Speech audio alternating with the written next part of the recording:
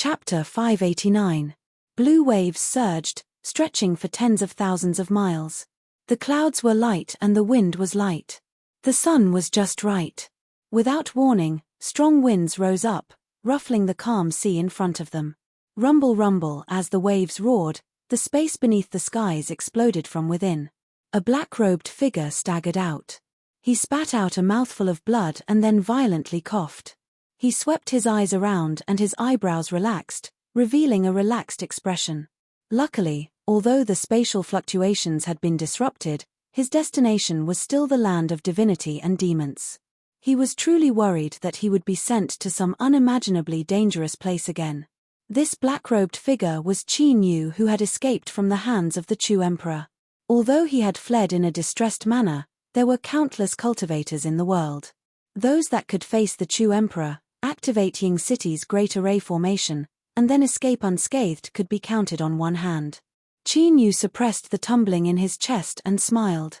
Although his injuries weren't heavy, it was always better to be cautious. He had just achieved large success in his divine art, so he didn't want to fail miserably.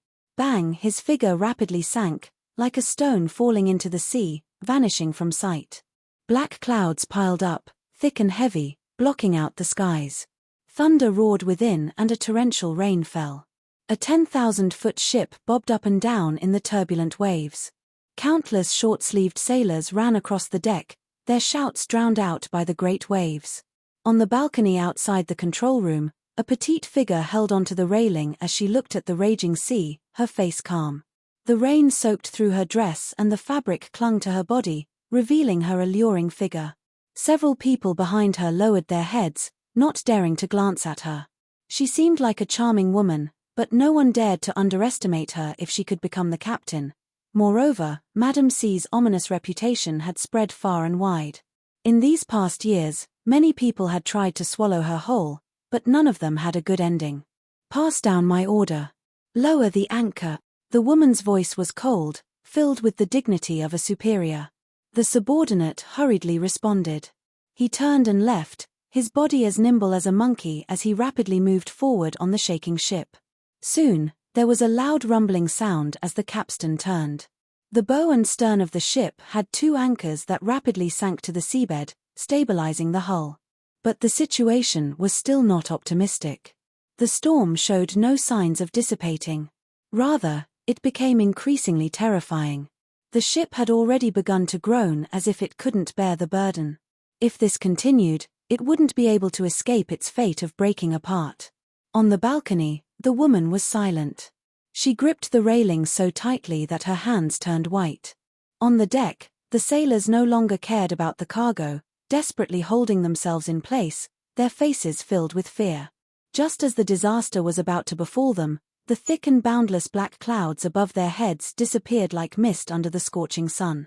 The wind dissipated, and the waves calmed down. The sea that had been as cruel as a tyrant a moment ago was now as docile as a sheep. A group of cultivators appeared in mid-air with cold expressions. They were like gods looking down at the people on the ship with faces filled with shock. Several days ago, a huge fireball fell from the sky. Part of it landed in this sea. "Did any of you witness it?" A cultivator spoke. His voice was activated by his powerful cultivation base, and it blasted into everyone's ears, causing their hearts to tremble incessantly. The sailors with weaker cultivations screamed miserably as blood flowed out of their ears and they fainted. Madame Hai's face was pale. She suppressed her fear and bowed. "I greet the exalted immortals. About 5 days ago, there was indeed a fireball that fell from the sky and headed towards the southeast.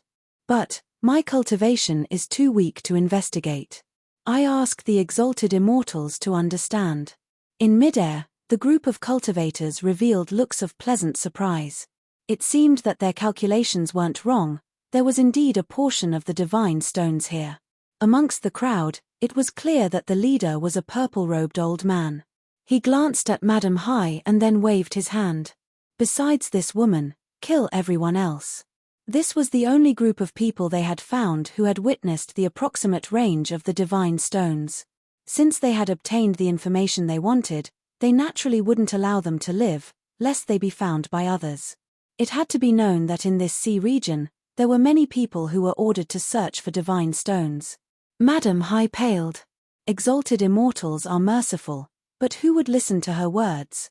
An invisible strength descended, imprisoning her. In the next moment, sword light erupted. It swept across the ship like a brilliant lotus. Wherever it passed, heads shot into the sky and the stench of blood filled the air. Put her down. An icy cold voice sounded out from behind. The purple-robed old man's complexion changed.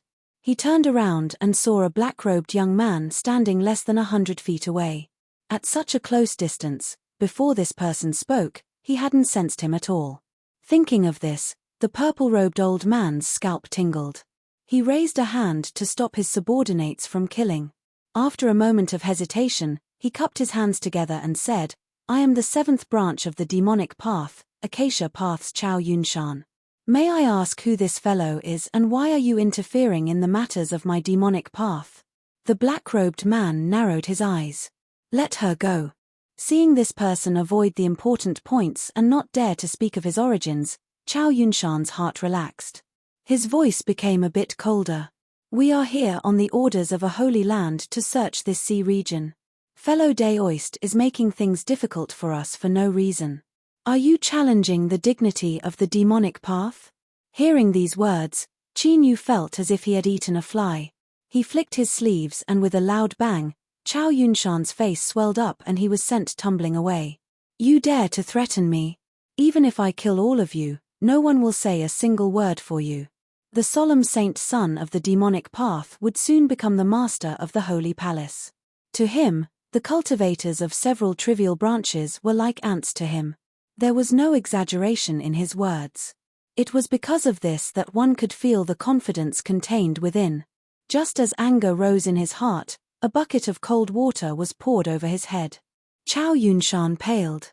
His intuition told him that this mysterious cultivator in front of him wasn't joking. Just who was this person? His face burned with pain. His lips twitched and he squeezed out a smile. "Senior, please don't be angry. No matter how much courage I have, I still wouldn't dare to offend you. This is a misunderstanding, a misunderstanding." He turned and scolded, "You disgraceful thing, hurry up and release this madam." But his heart was dripping blood. He hadn't seen wrongly. Although this woman's cultivation wasn't anything special, she was a natural furnace. Right now, she was only cultivating some mediocre harvesting techniques. If she could be taught by him, she would surely become top quality in the future and it would be greatly beneficial to her cultivation.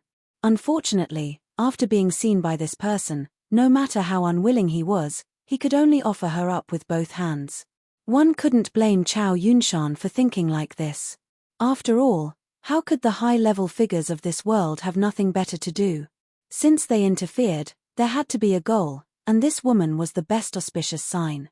Madam High glanced at Qin Yu, a dazed look in her eyes. But soon, she lowered her head and flew back, a look of panic on her face. To her, this was the same as escaping the wolf's lair and then entering the tiger's mouth. She didn't even dare to imagine what the result would be. As for running away, that was no different from suicide. Chao Yunshan and the others had the strength to scatter the storm and casually kill them, much less this person in front of them who was clearly even more terrifying. Chao Yunshan dryly laughed several times. "If Senior has no other instructions, then we will bid our farewells first." Qin Yu had no expression. "Wait a moment." Chao Yunshan's smile stiffened. He cautiously asked, "What instructions does Senior have?" Qin Yu said, "You traveled tens of millions of miles to come here. What are you looking for?" Chao Yunshan's complexion changed. His fake respectful expression revealed a cruel and ruthless light. "Senior's cultivation is profound, so we don't dare to offend you. But what you are asking about involves the secrets of the demonic path. If we reveal anything, it will be difficult for us to escape cruel punishment. If Senior wants us to die, then we juniors will have no choice but to resist with our lives on the line." Qin Yu coldly snorted. His thoughts stirred and a suit of armor appeared around him. The aura of the demon body shot into the skies. The complexions of Chao Yunshan and the others changed. Their bodies shook and they bowed in the void. We greet the Lord of the Holy Land. Whether it was the demon armor or the demon body, it was absolutely impossible to fake. The group of people paled and sweat dripped down their foreheads. Who would have thought that slaughtering a group of native cultivators would actually draw out a great figure of the Holy Land? And, the most important point was that they had never seen this person before, and in addition to the previous questioning, this person seemed to know nothing at all. Although he couldn't figure out what was going on, with Qinyu's precious status, there was absolutely no way he would be mistaken. As he thought of the previous offense, Chao Yunshan's body shook like a sieve. Luckily, this lord had only given them a warning. Otherwise, if he really killed them, they would have died in vain. Speak. Chao Yunshan didn't dare to hesitate at all. Without any hesitation, he spilled everything he knew. Qinyu asked several questions. Although his expression didn't change, he was actually thinking in his heart. It seemed that the reason he was able to escape from the Sea of Purgatory was thanks to this divine stone that fell from the heavens.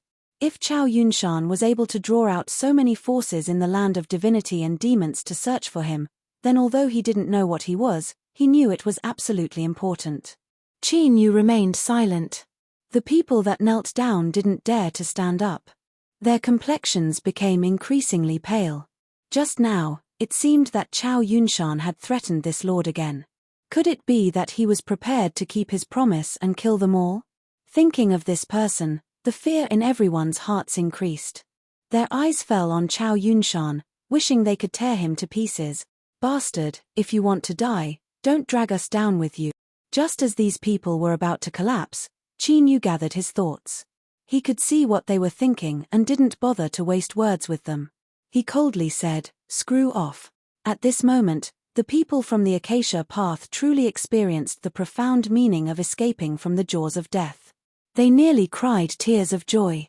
Chao Yunshan kowtowed again and again. Seeing Qinyu's impatient expression, he quickly climbed up and led the group of cultivators away, soon vanishing from sight. Qinyu shook his head, no longer bothering with these bastards. He put away his armor and restrained his aura. Then, he turned and looked at Madame Hai.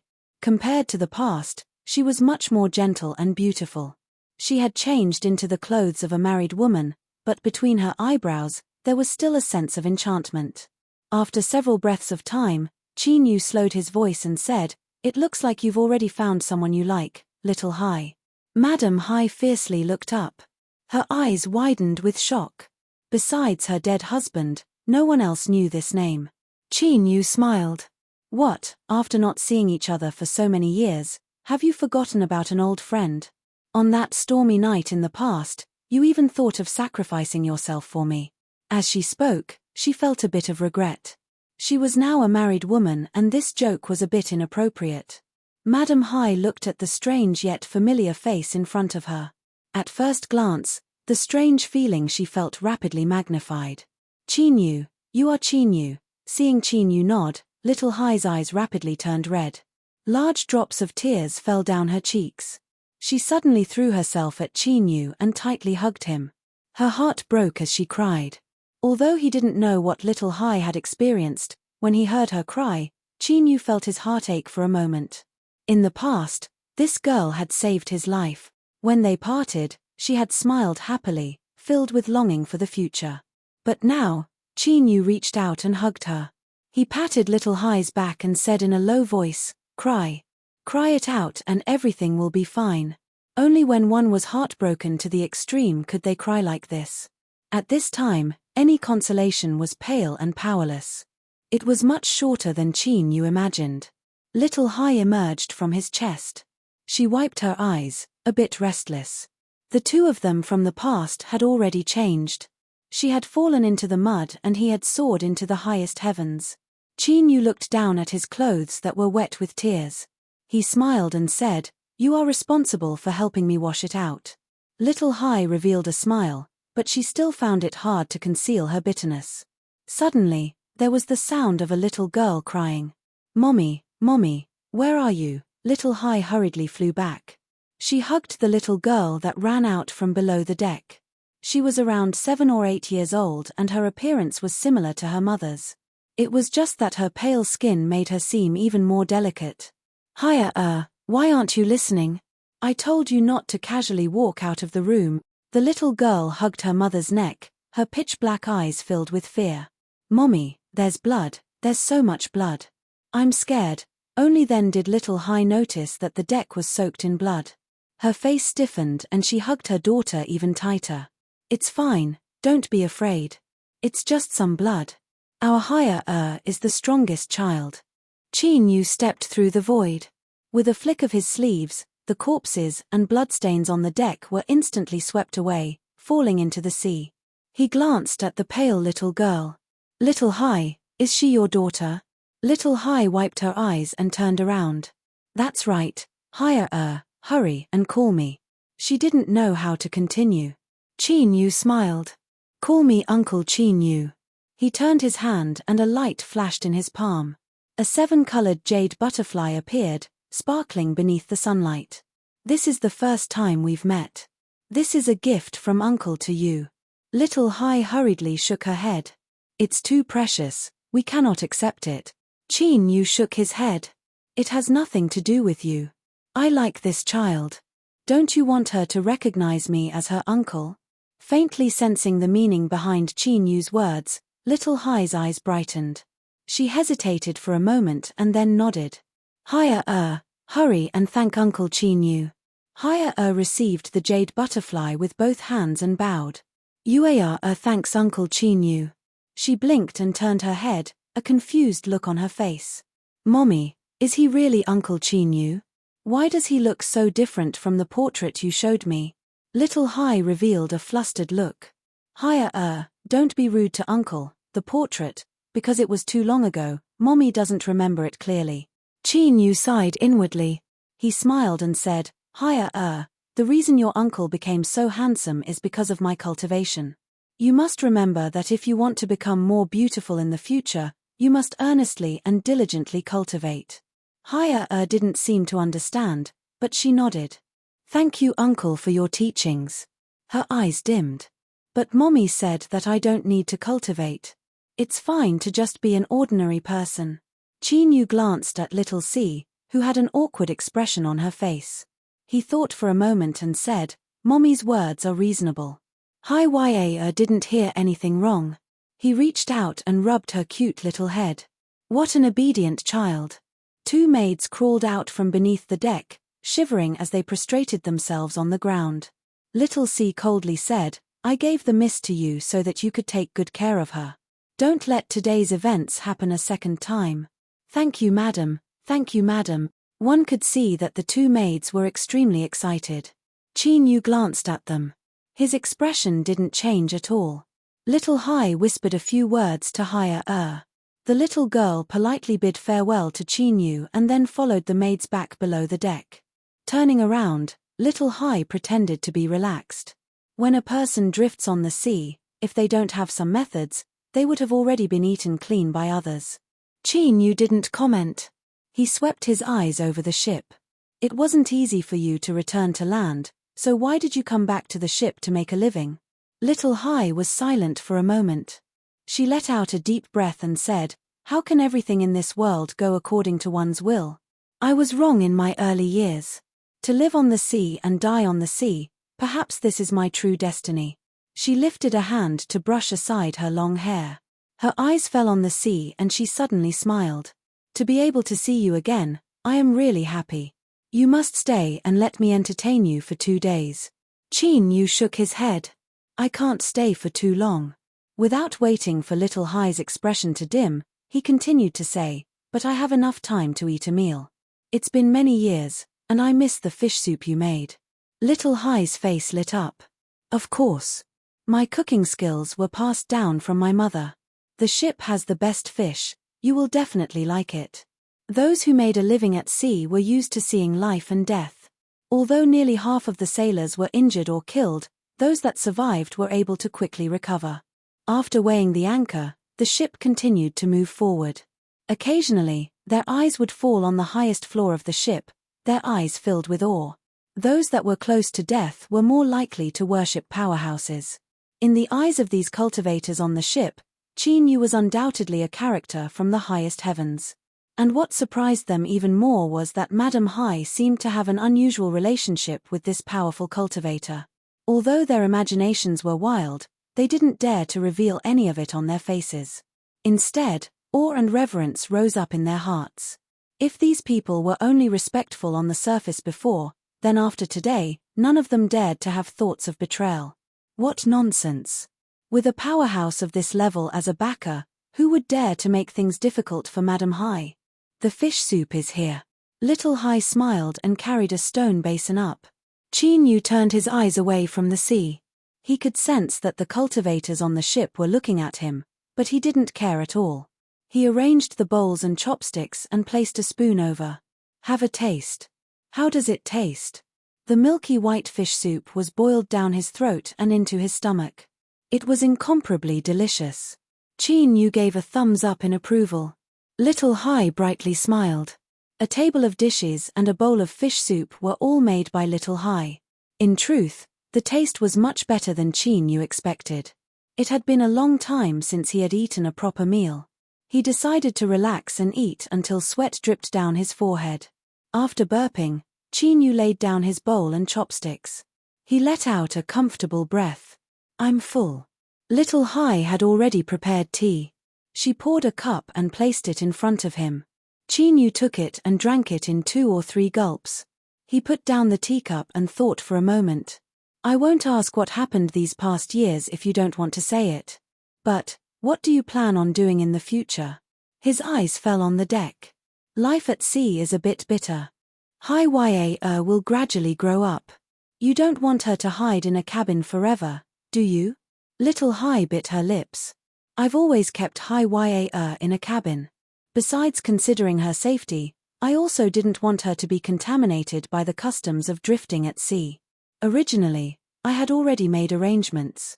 When High Ya grew a bit older, I would send her ashore. She looked over and respectfully bowed. Today, it is all thanks to you that we mother and daughter were saved. I shouldn't have asked for anything more, but for High Ya, I can only thicken my skin and say this. Qin Yu, I hope that you can leave with High Ya. You don't need to take care of her too much. I only hope that she can live a peaceful life. Qin Yu let out a breath. Stand up and talk. You are making me uncomfortable. Seeing that Little High had no intention of standing up, Qin Yu frowned. Little High, what are you doing? Since I agreed, as High Ya's uncle, I will definitely take care of her. As for you, why do you want to separate from your daughter? I can't bear to see her living alone in this world. Little High's eyes turned red. She didn't say a single word. Qin Yu lightly said, if you want to leave, then stay with High Ya. I will make arrangements for you. Otherwise, as your daughter, I will have her suffer with you. Little High looked up, tears falling down her cheeks like rain. I am not worthy to be High Ya's mother. With me by her side, she will never be able to raise her head, Qin Yu coldly sneered. Just because you cultivate the art of charm and walk the path of plucking? Little High's crying stopped and her face paled. She originally wanted to hide it, but she never imagined that Qin Yu would already see through it. Shame swelled up in her. Her body swayed and she forced herself not to fall down. So you already knew, then why did you still eat, Humph? Why did I still eat the food you cooked? Little High, remember this. In this world, the most sinister thing is the human heart. Some people appear bright on the surface but are filthy on the inside. Some people, even if they are covered in scars, can still maintain their original intentions. No matter what others do, in my eyes, you are still the Little High of the past. You are my friend, and this will never change. Little High cried out in pain. She wanted to vent all the sorrow and grievances in her heart. Qin Yu didn't stop her. He watched as Little High cried herself hoarse and finally fainted. He picked her up, feeling as light as a feather, as if a gust of wind could blow her away. Looking at her pale face and her red and swollen eyes, Qin Yu suddenly overturned his previous decision. He wanted to investigate just what Little High had experienced and whether or not there were man-made reasons behind it. Chapter 590. Although Little C was cautious enough, with so many people around her, they would inevitably know some things about her past. Qin Yu didn't need to spend too much effort to find out what she had experienced these past years. It wasn't too complicated. She had chosen a cruel and heartless husband and lived a difficult life. Finally, she couldn't bear it any longer and fled back to the sea with her daughter. As for the family that mistreated them, they had already died before little C left. She was born at the sea. No matter what she looked like on the surface, there was an unerasable viciousness in her bones. Qin Yu let out a long breath and set this matter aside. He only wanted to make sure that there weren't any plots. He had no intention of digging into little C's sad past. Although little C's method of ending this matter was a bit ruthless, if she didn't hate them to the extreme, why would she do such a thing? Qin Yu wasn't a saint, so he naturally considered things from little C's perspective. He could understand this. Since their grudges were settled, all that was left was to find a place for this mother and daughter pair. Little C originally didn't want to stay too long, but after 2 days of delay, she changed her mind and left with Qin Yu with her daughter. She didn't choose to return to the mainland. Thinking about it, that place had become a sad place for little C. Qin Yu was currently bringing them to the sea race capital city. It turned out that when little C told the Acacia sect and the others, there were some things that she had concealed. Not only did she see the divine stone that fell from the heavens, but she also found where it fell into the sea. Qin Yu summoned the sea map and compared it to the position little C gave him. He couldn't help but frown. After determining that little C didn't want to return to the mainland, he immediately set out. Although his experiences in the sea race's capital city hadn't been very pleasant, there were still some people who held some weight in his heart. For instance, Sang Yeye. She was a little girl from the past, but now she should be an adult. For instance, Leon. Up until now, he had only one disciple who had a life full of misfortunes. And there was also the Wolf Rider commander Shuizheng, who he owed a favor to. The direction where the divine stone fell was where the capital city was. Now that the various forces of the land of divinity and demons had taken action, it was unknown what methods they would use to obtain the divine stone. The sea races were indeed strong, but that was only relatively speaking.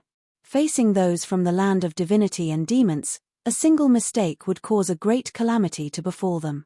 Qin Yu wasn't in the mood to be the savior of the world. But he didn't have the heart to see these people suffer the same fate. Little C looked up at the man in front of her, at his broad, straight back. Her heart was at peace.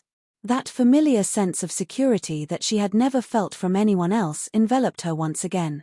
Back then, if she had less scruples and unbridledly pursued him, would she have had to endure all these years of suffering?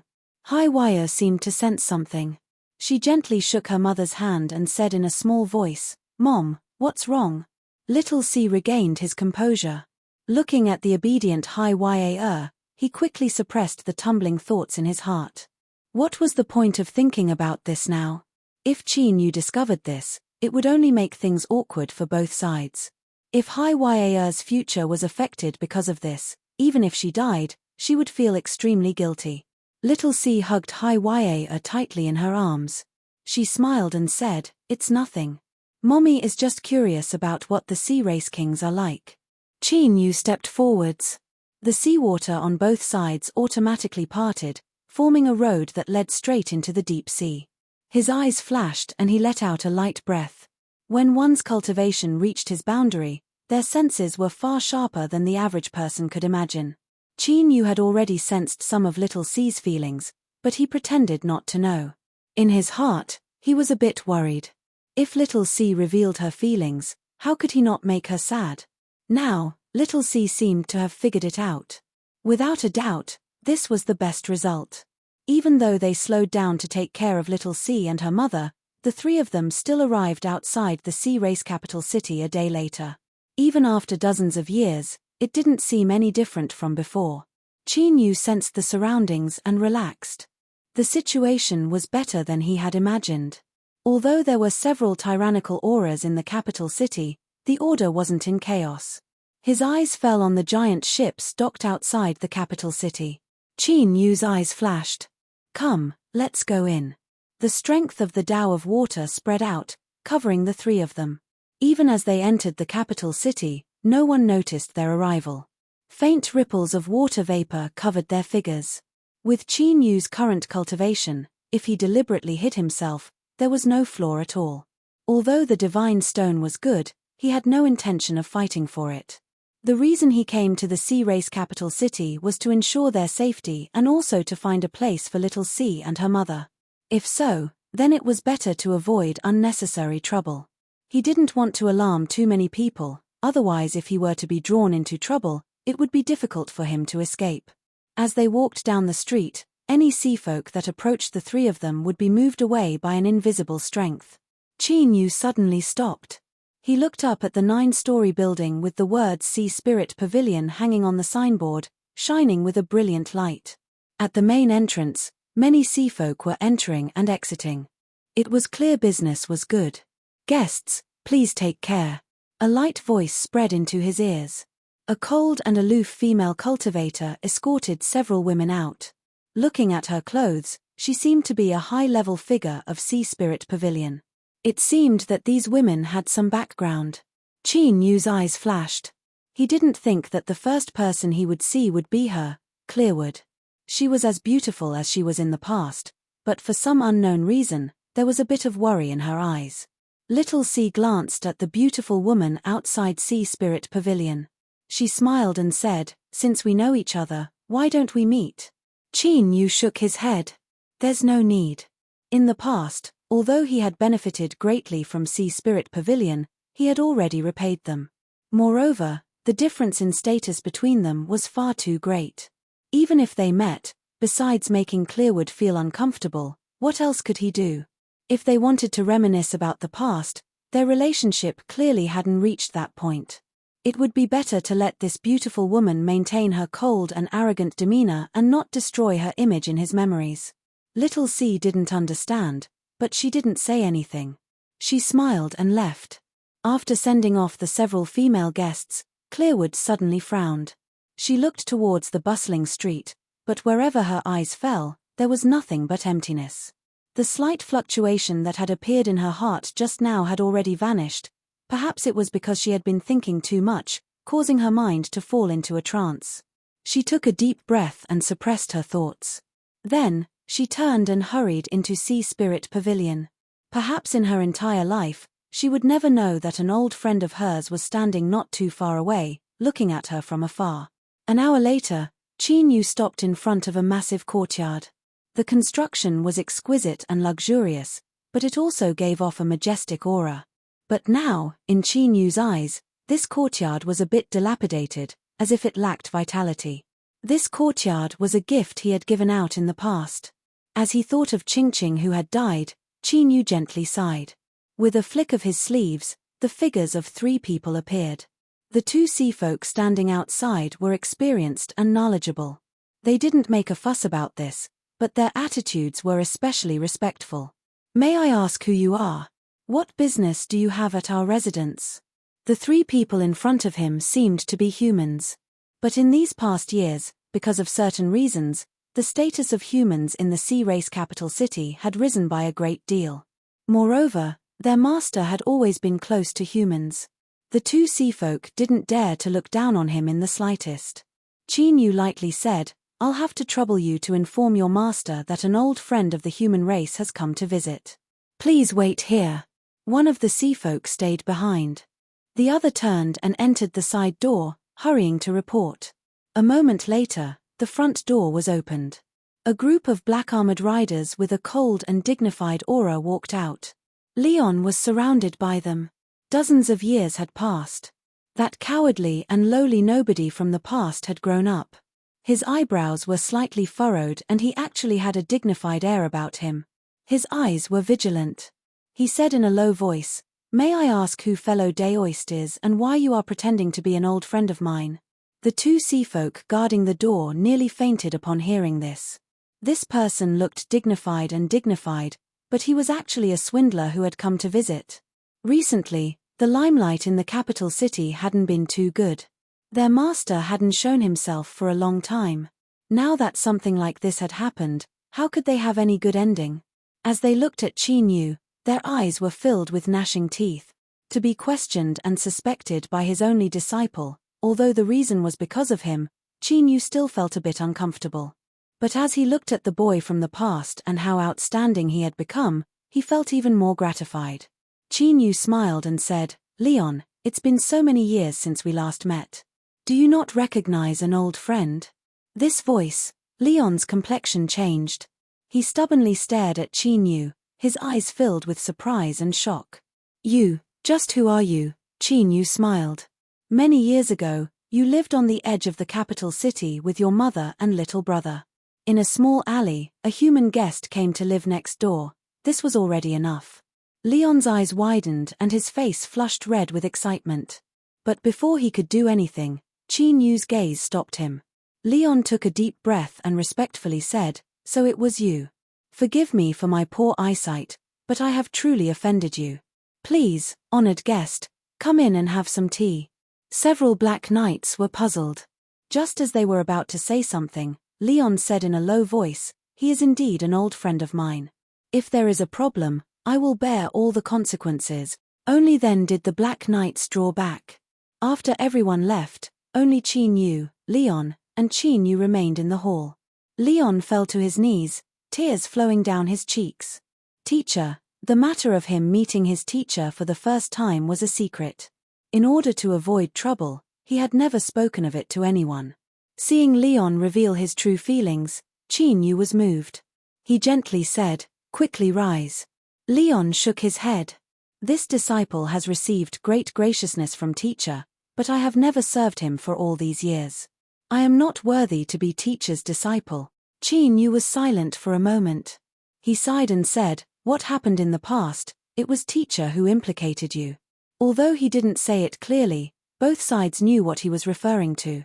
Leon hurriedly shook his head. "Teacher, please don't say that. If it weren't for you, Qingqing and I would never have been able to walk together. In the end, it was this disciple who didn't have the luck to protect her for the rest of her life." Qin Yu glanced at the few strands of white hair sticking out from his temples. He couldn't bear it any longer. "Qingqing has been gone for all these years. Have you not found another person?" Leon said, "In my life, I will only love Qingqing alone. I will not allow another woman to live in this courtyard." As he spoke to her, he bitterly smiled. In the past, although Qingqing didn't thank teacher, she truly liked this courtyard you gave us. You said that there were many places she planned to decorate it. Qin Yu sighed. He stood up and pulled Leon up. "That's enough. Let's not talk about these sad matters. How have you been these past years?" Leon respectfully said, "Because of teacher, Miss Yeye holds me in high regard. Now that I am in charge of the Wolf Riders, no one dares to slight me in the least." "Wolf Riders?" Qin Yu frowned. "Shuizheng is no longer the commander of the Wolf Riders?" Leon nodded. Around 20 years ago, Commander Shuizheng received orders to leave the capital city to patrol. During this time, an accident occurred and his whereabouts have been unknown ever since. He knew that his teacher had some friendship with Shuizheng. He thought for a moment and said, "Afterwards, His Majesty sent out many people to search for him, but they didn't find anything. For 20 years without a trace, it wasn't likely that he was still alive." Qin Yu was silent for several breaths of time. He sighed inwardly. This was life. No one knew what the future would be like. Thinking of the favor he owed Shuizheng in the past, Qin Yu asked, "Does Shuizheng have any descendants or relatives?" Leon guessed his teacher's meaning. His eyes became even more respectful, but there was a hint of regret in his voice. "No one knows where Commander Shuizheng came from. In these years he has been in charge of the Wolf Riders, but he hasn't cared about personal matters. Thus, he doesn't have any relatives or descendants." Qin Yu bitterly smiled. This Shuizheng, did he want him to owe him a favor from the past for the rest of his life? Leon saw him remain silent. His eyes fell on Little C and Hai Ya. He hesitantly asked, "Teacher, these two are?" He didn't sense too much intimacy from the three of them, so he didn't think too much about it. But, he knew that his teacher didn't like to meddle in other people's business, so he was a bit surprised that Qin Yu had brought a mother and daughter with him. Qin Yu put down his thoughts. "Little C is a friend of mine for many years. This is her daughter, Hai Ya."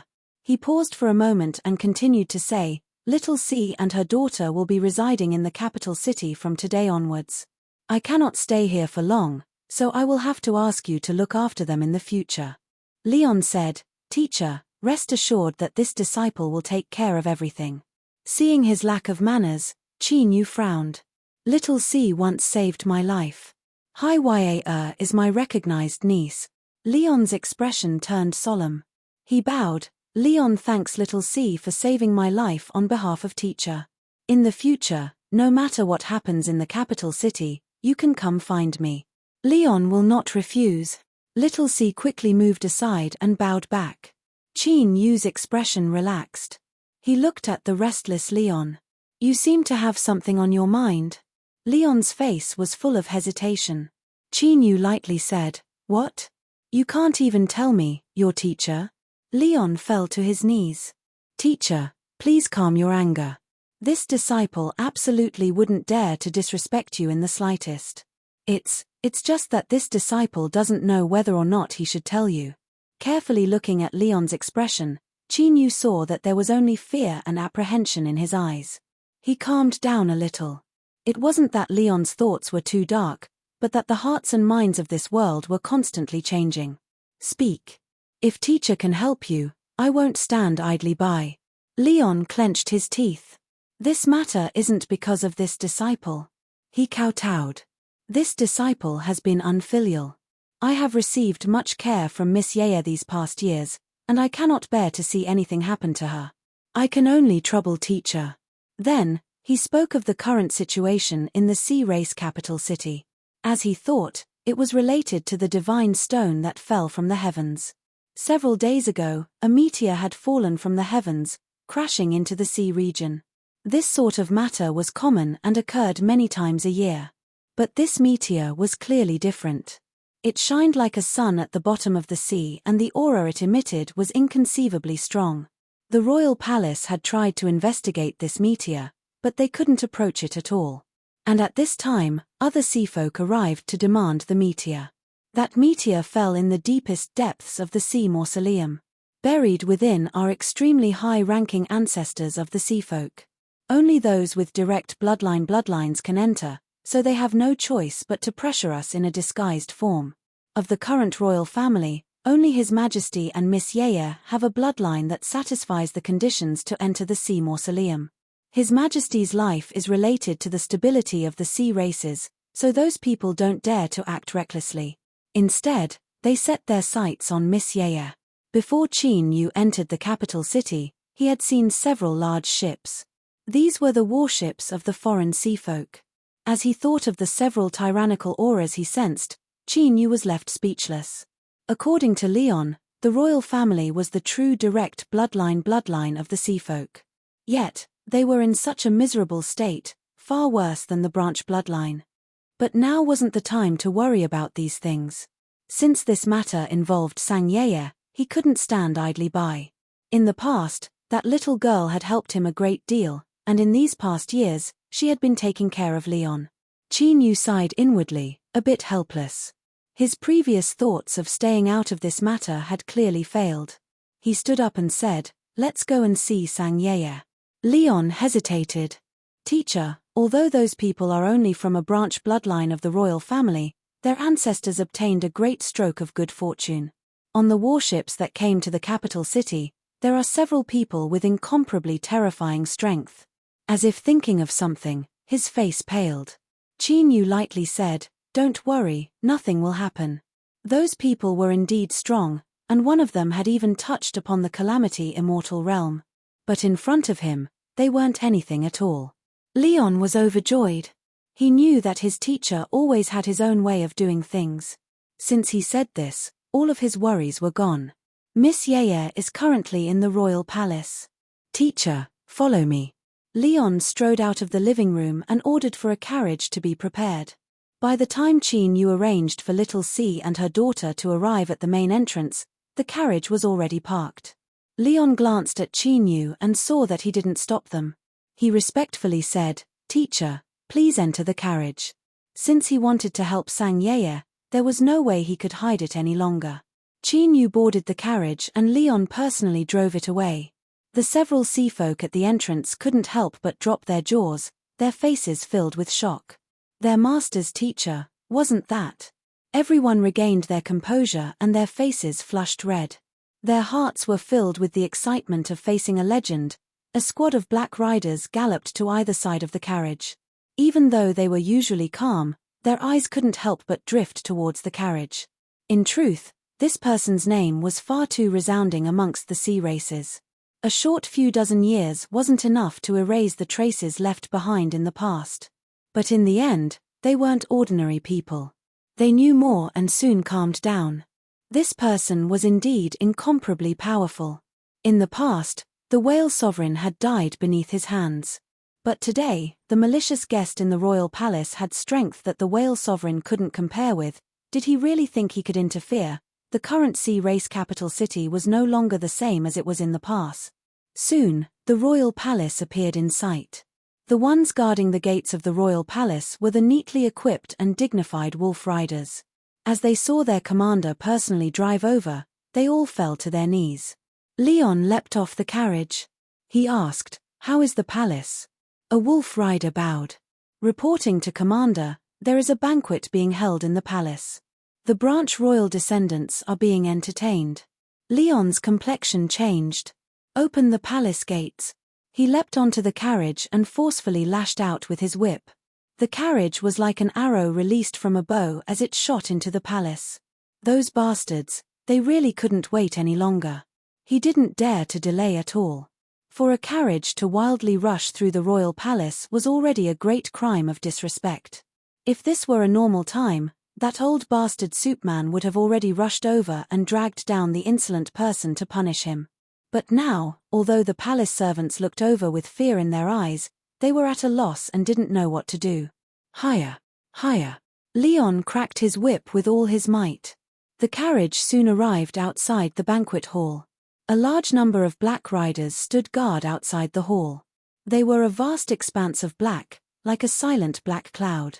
As they sensed the carriage madly rushing towards them, they shouted out loud. The black riders raised their spears, their slaughter intent soaring into the heavens. In the grand hall, the sea sovereign sat high on his throne. To his left, several sea folk had cold and arrogant expressions. Across from him were great figures of the capital city. They came from Noble Court Avenue and were originally peak nobles. But now, they could only stiffly smile. There was movement outside the hall. A sea folk on the left put down his wine cup and said, "What is it? Does His Majesty plan on attacking us?" With a sneer, powerful fluctuations of cultivation erupted, instantly sweeping through the hall and covering everyone within. The sea sovereign's fingertips turned white and the wine cup in his hand deformed. He coldly said, "What is going on?" Soon, a palace servant reported, "Your Majesty, the leader of the wolf riders, Leon, requests an audience." The sea sovereign frowned. "Tell him that there is a banquet in the palace. He can come another day to request an audience." "Hold on." The first person on the left slowly said, "I heard that this Commander Leon only has his current status because of Miss Sangye's care.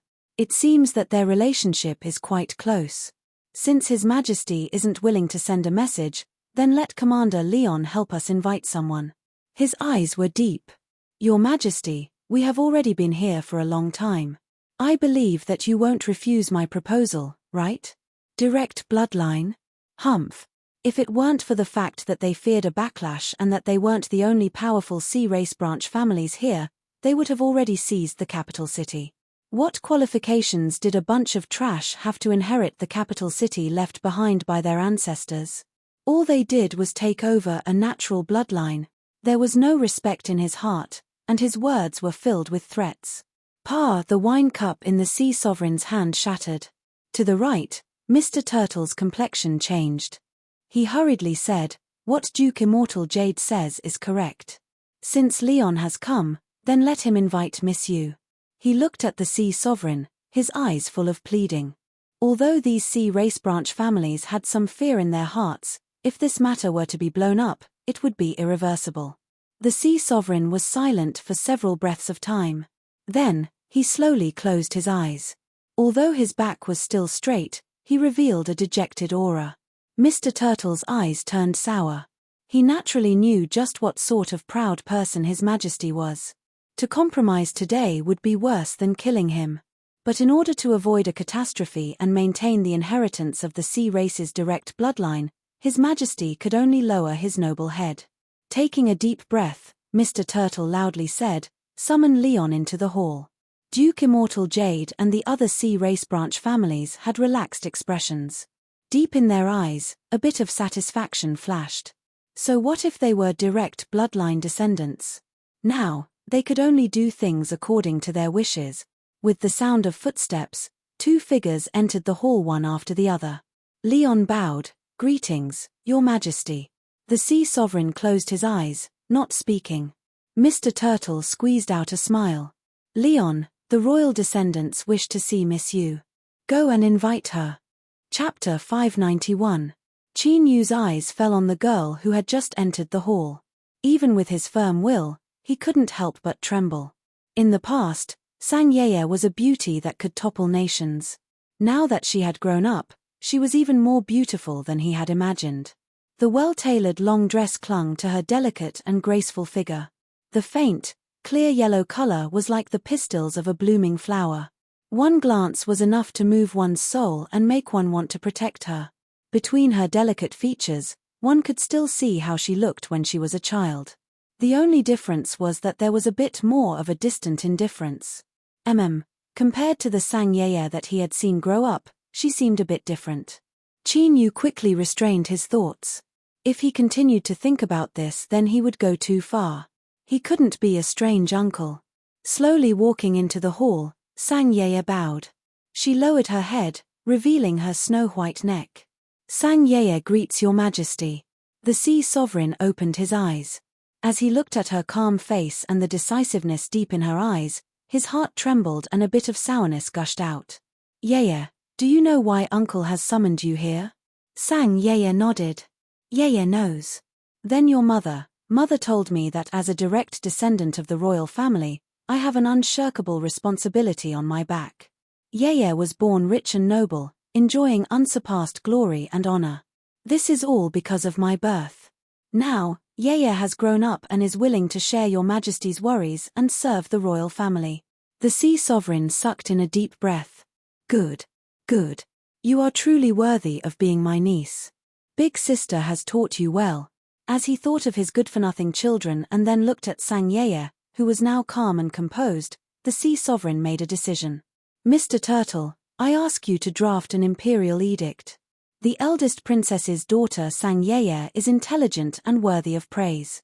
She has a sacred heart, and from this day forward, she will be conferred the title of Crown Princess.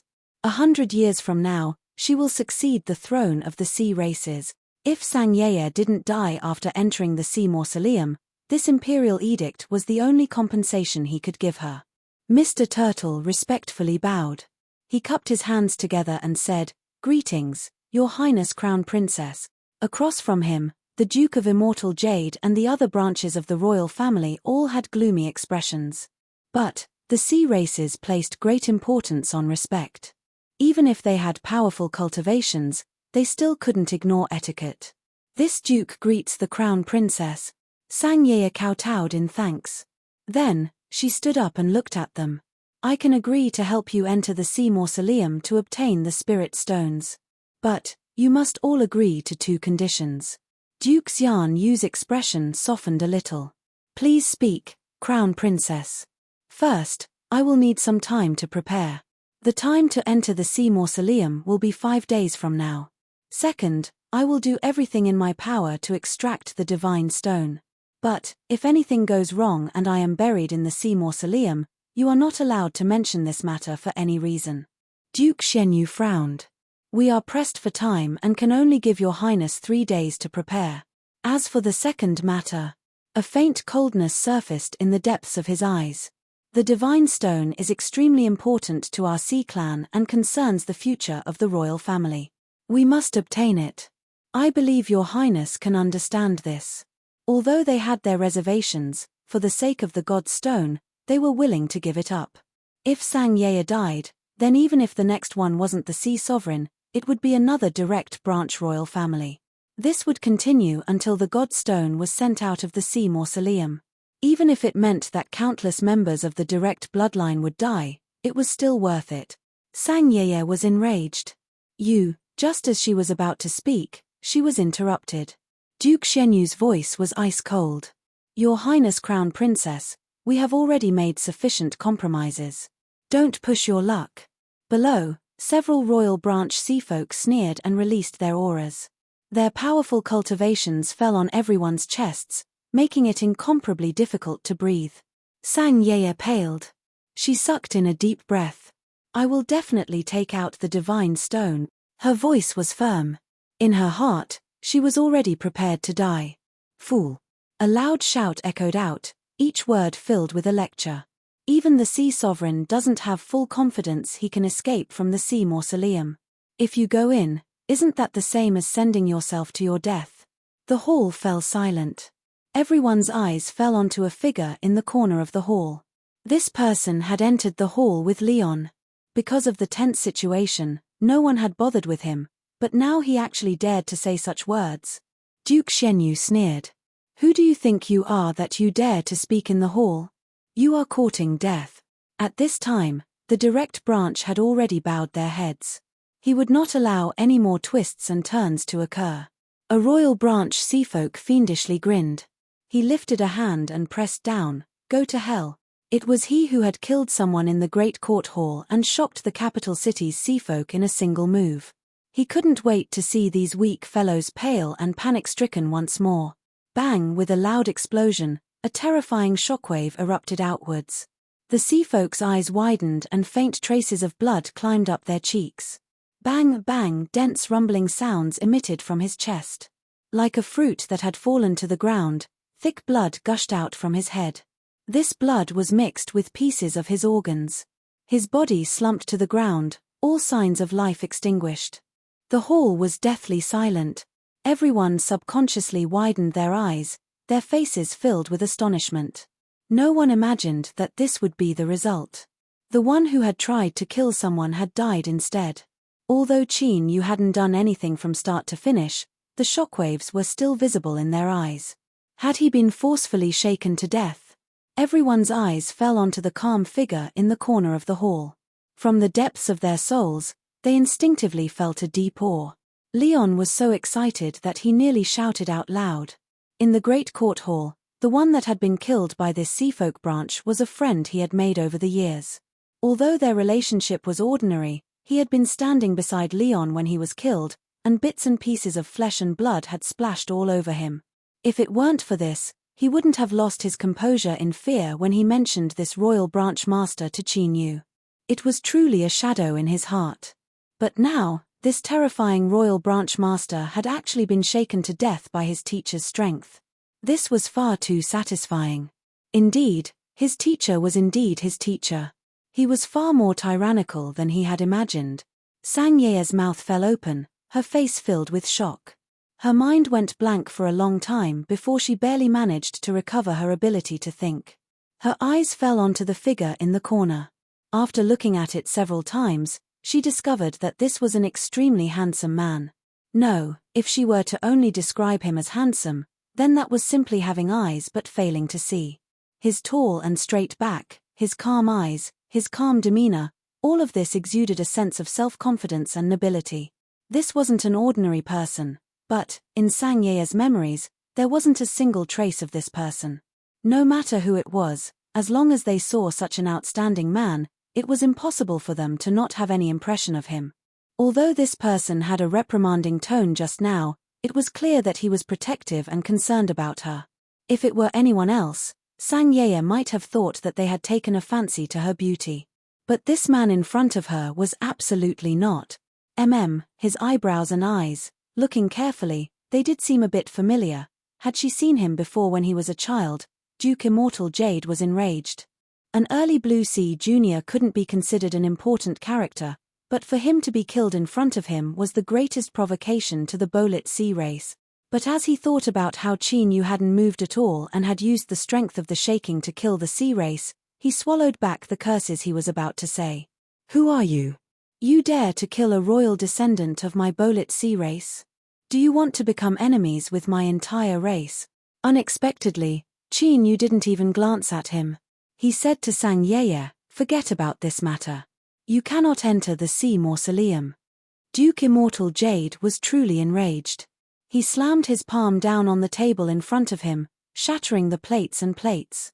He roared, human cultivator, no matter who you are, you do not have the qualifications to meddle in the matters of the sea race's royal family. Qin Yu had no expression. I have already interfered. What do you want? You are courting death. Duke Immortal Jade shouted out loud. His powerful cultivation erupted and the ground beneath him instantly shattered. Cracks rapidly spread out like a spider web towards Qin Yu. Suddenly, a loud shout rang out, stop. Dong, the ground shook and the entire hall trembled. The rapidly spreading cracks were forcefully broken apart. Duke Immortal Jade's complexion paled. He coughed and spat out a mouthful of blood. But he didn't dare to reveal any anger on his face. Instead, there was panic. Royal brother, why did you stop me? A white-robed seafolk appeared in the hall. Between his eyebrows were speckled with scales that rippled with a brilliant halo of light. His eyes widened as he heard Qin Yu's words. He cupped his hands together and said, fellow Daoist, my young clan brother has eyes but failed to recognize Mount Tai. If he has offended you, I ask that you forgive him. I apologize on his behalf. Qin Yu looked at him, remaining silent. The white-robed seafolk's pupils shrank. He turned and thrust out his palm. Duke Immortal Jade cried out pitifully as he was sent flying backwards, blood spraying from his nose and mouth. He turned and bowed. Fellow Daoist, is this punishment enough? It seemed that if Qin Yu didn't respond, he could continue attacking. This time, everyone was truly frightened. The white-robed seafolk had been given the title of King of the Nanyuan. Although this was a title given to him by the Bowl Branch, one could still see that he had an exalted status and was the strongest person in his group. Now, was he apologizing to this stranger? Even Leon felt as if his brain was lacking oxygen and he felt dizzy. He knew that his teacher was strong, but he never imagined that his teacher would be strong to the point where he could subdue an enemy without even fighting. From the very start, his teacher hadn't done anything. He had only stood there, and yet the king-level powerhouse of the Bowl Branch had lowered his head and apologized. What sort of might was this? Leon suddenly thought back to the words that the miss had said in the past. Death is not the end. In these past years, he had thought about this countless times. Finally, he had arrived at a possibility that even he found hard to believe. But even if there was only a 1 in 10,000 chance, Leon wouldn't give up. He would do everything in his power to grasp it. A throbbing feeling rose from the depths of his heart. Leon couldn't help but shiver. Qin Yu lightly said, take your people and leave the capital city. I won't pursue this any further. The Nanyuan king decisively said, all right. He turned and left. Several Bowl Branch clansmen helped up the fainted Duke Immortal Jade and hurriedly followed behind. No one here was a fool. How could they not see that this person in front of them was absolutely terrifying to the extreme? Not even the Nanyuan king could afford to provoke him. The sea sovereign stood up. He quickly stepped down from his throne and bowed. Thank you, Senior, for helping me. This solitude is deeply grateful. Qin Yu had a faint expression. I didn't help because of His Majesty. These words didn't leave any face behind. The sea sovereign's face stiffened. Luckily, the awkward atmosphere in the hall didn't last for too long. Qin Yu looked at Sang Yeye and furrowed his eyebrows. I've already said many things and you've also looked at me for a long time. Do you still not recognize who I am? Leon knew his teacher's temperament and how highly he regarded Sang Yeye. Otherwise, he wouldn't have changed his original intentions and interfered in this matter. He cupped his hands together and bowed. Your Highness, look carefully. The one standing in front of you is my teacher. Ah! Sang Yeye cried out in alarm. She stared at Qin Yu. You are big brother Qin Yu. She hesitated.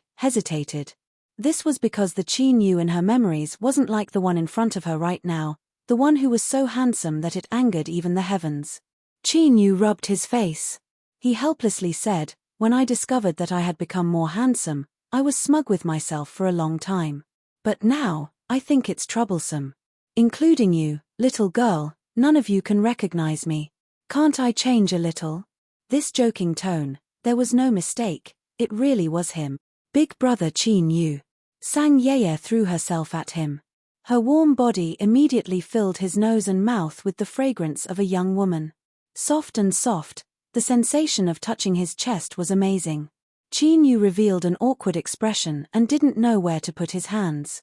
He coughed and said, Yeye, you are already a young lady, so why aren't you a bit more reserved? Hurry up and come out.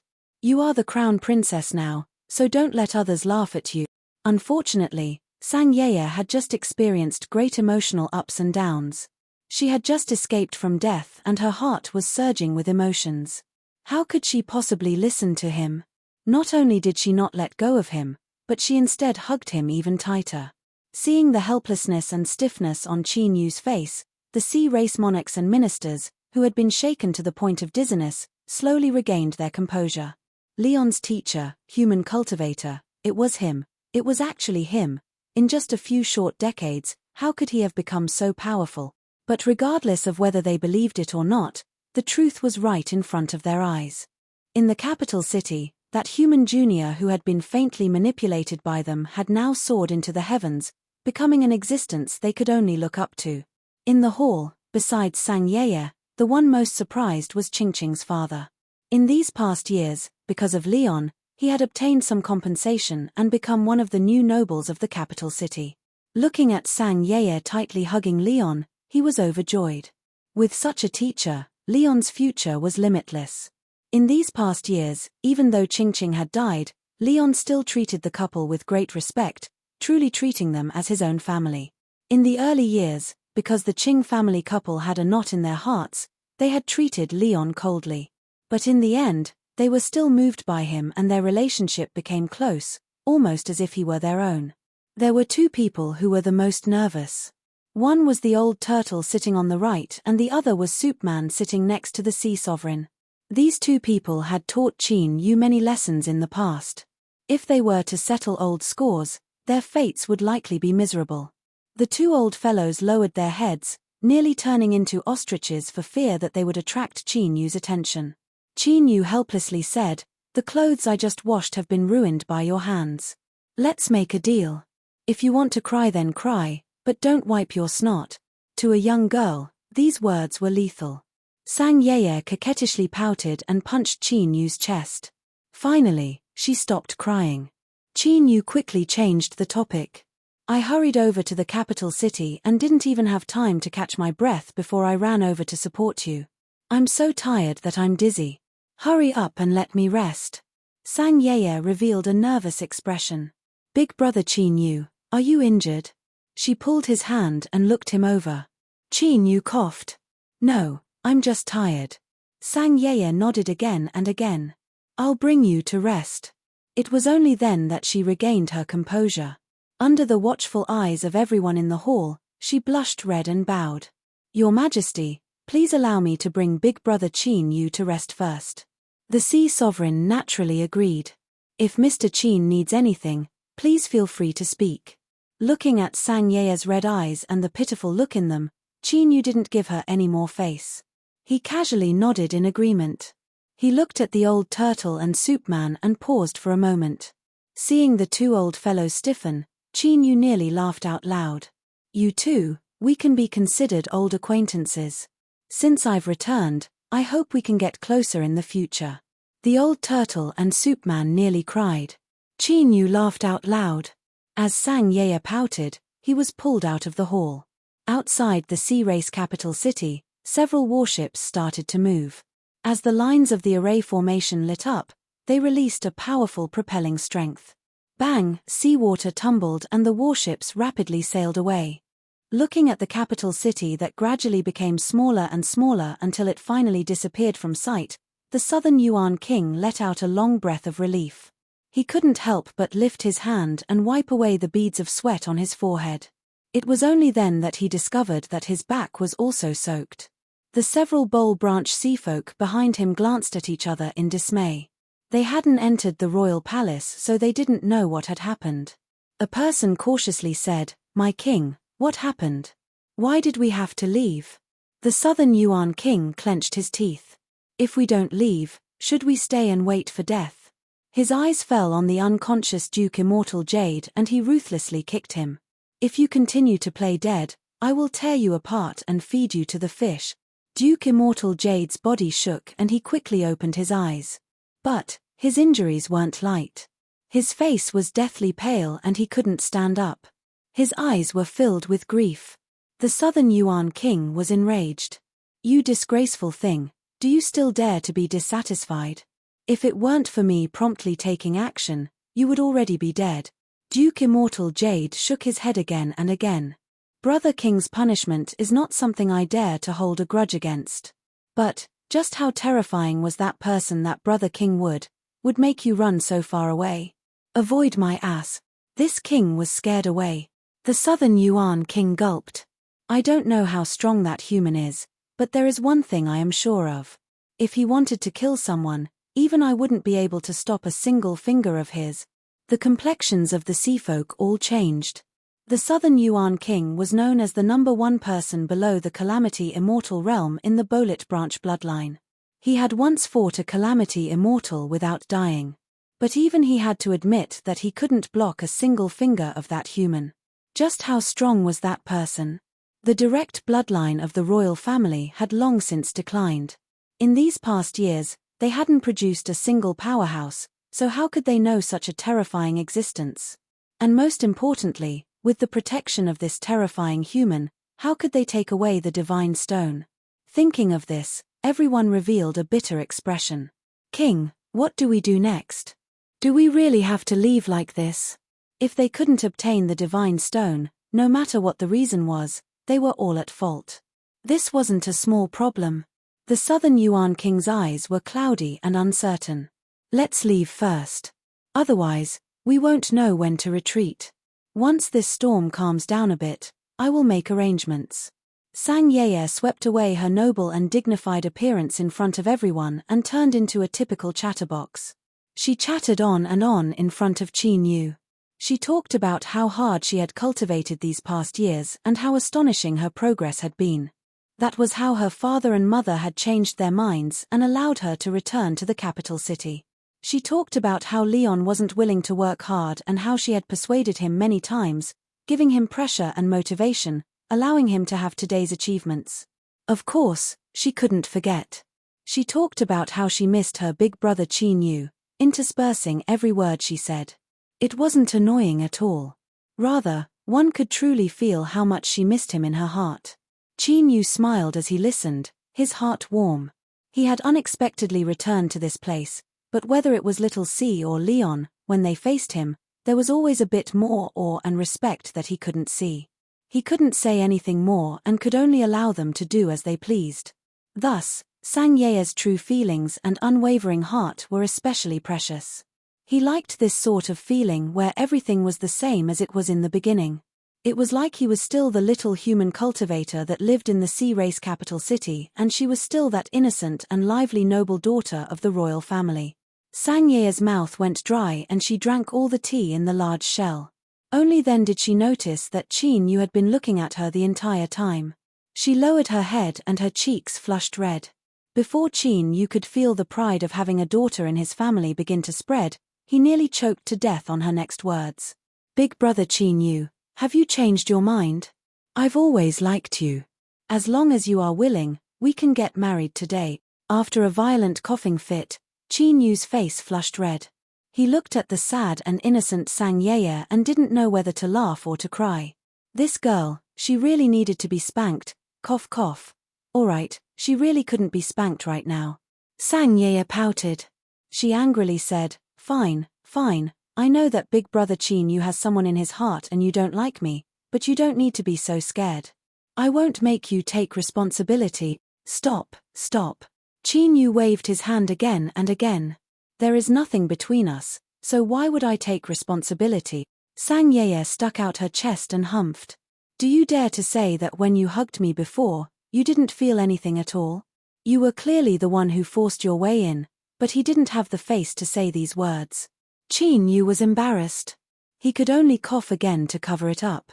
I won't scare Big Brother Qin Yu anymore. After all these years, have you found the person you've always loved? Sang Yeye asked curiously. Qin Yu nodded and then shook his head. Black lines covered Sang Yeye's face. What do you mean? Qin Yu's expression was calm. I found her, but I lost her. But I believe that the day of our reunion isn't too far off. This time, I will not let anyone, no matter what, take her away from my side. His words were calm, but they were heavy. Sang Yeye nodded. I believe in you. Big Brother Qin Yu, you will definitely be able to do it. Qin Yu smiled. I'll work hard. He yawned. But I really am tired right now. Sang Yeye stood up.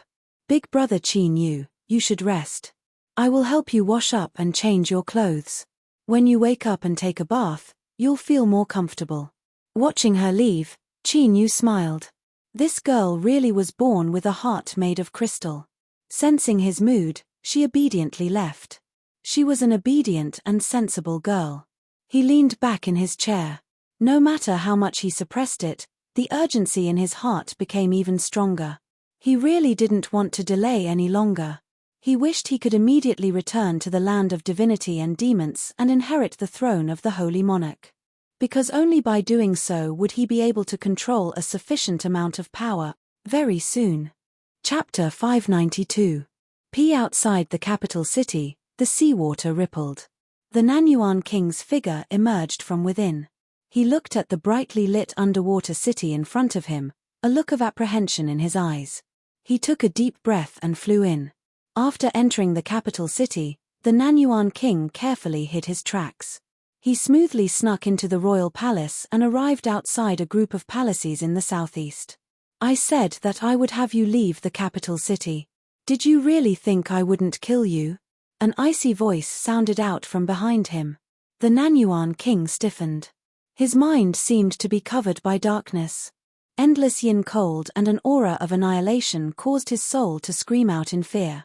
He didn't doubt that if he couldn't immediately give a reasonable explanation, what awaited him would be a thunderous strike that left no room for negotiation. Senior, please spare me. I came here without the least bit of malice. I ask Senior to investigate this. As the Nanyuan king begged for mercy, he didn't move at all. It wasn't that he didn't want to, but that he didn't dare to. His aura had already been locked down. If he moved even the slightest bit, he would draw in a storm of attacks. Qin Yu's eyes flashed.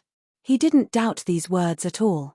If the Nanyuan king knew that he was guarding the royal palace and still dared to have any devious thoughts, then that was no different from suicide.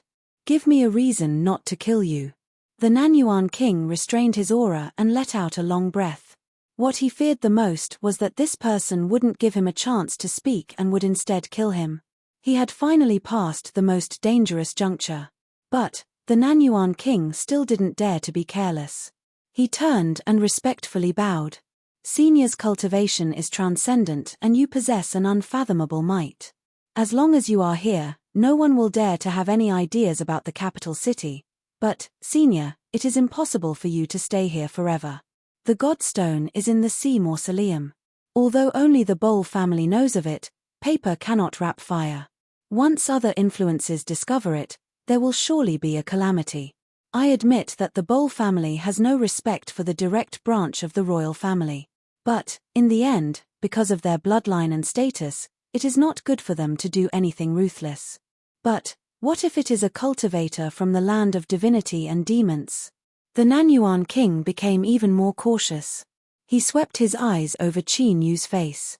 If the Godstone is left in the sea mausoleum, then that is the source of calamity. If Senior wishes to take the Godstone, then I will not dare to compete with you and will immediately leave the capital city. But if Senior has no intention of interfering, it's best that you find a way to get the Godstone out. My Bolit family will be eternally grateful. Please help us, Senior. That's right, his plan was that Qin Yu had no intention of fighting for the Divine Stone. Although he didn't have direct evidence, when they first crossed swords in the royal palace, if Qin Yu really wanted the Divine Stone, he wouldn't have needed to go through so much trouble. He only needed to reveal his cultivation and that would have been enough to scare away the Bowl clan. Of course, things were not absolute, so the Nanyuan king added another sentence to express his respect and humility. Qin Yu was expressionless. But he knew that what the old man said wasn't wrong. No matter what great lucky chance was hidden within this divine stone, it wasn't something that the capital city's seafolk had the qualifications to possess. But now that the divine stone had fallen deep into the sea mausoleum, he also knew the inside story. Only direct descendants of the royal family with a sufficiently powerful bloodline could enter. Only the sea sovereign and Sang Yeye fulfilled the conditions. How could they take the divine stone?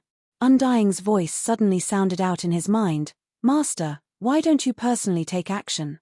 Even if the sea mausoleum produces a formidable spectre, it still won't be your match." Qin Yu's eyes brightened. He glanced at the cautious Nanyuan king.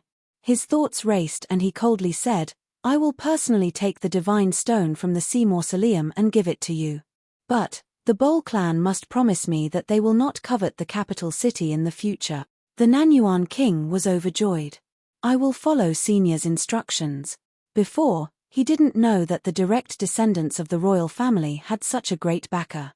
But now that he knew, who would dare to have any other thoughts? Qin Yu lightly said, "I hope that the Bol clan can remember their promise. At the latest tomorrow at sunset, I will give you the divine stone." The Nanyuan king's smile stiffened. From these light words, he could sense a cruel and bloody flavor. His face paled a bit. He nodded again and again, bowed, and left. "What? Big brother Qin Yu, you want to go to the sea mausoleum?" No, you are not a sea folk. If you go you will anger the souls of all our slumbering ancestors. That is far too dangerous." Sang Yeye exploded with anger as she heard this. She shook her head like a rattle drum. Qin Yu's heart warmed. "Now you know how dangerous it is and yet you still dared to agree.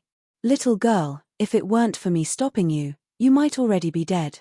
Sang Yeye stuck out her tongue. "I am a direct descendant of the royal family. Perhaps the ancestors of my clan will be lenient, don't change the subject. In short, I absolutely will not agree to this." Qin Yu smiled. "Don't worry, I am living well. I haven't reached the point where I want to commit suicide. Since I dared to enter the sea mausoleum, that means I have absolute confidence in myself." His lips curved up in a faint smile. "As for those ancestors of yours who have been dead for countless years and still refuse to fade away, they had best pray that they don't provoke me. Otherwise, I fear their fates will be miserable." Undying's strange laughter spread into his mind. He knew that his little scheme couldn't be hidden from his master's eyes.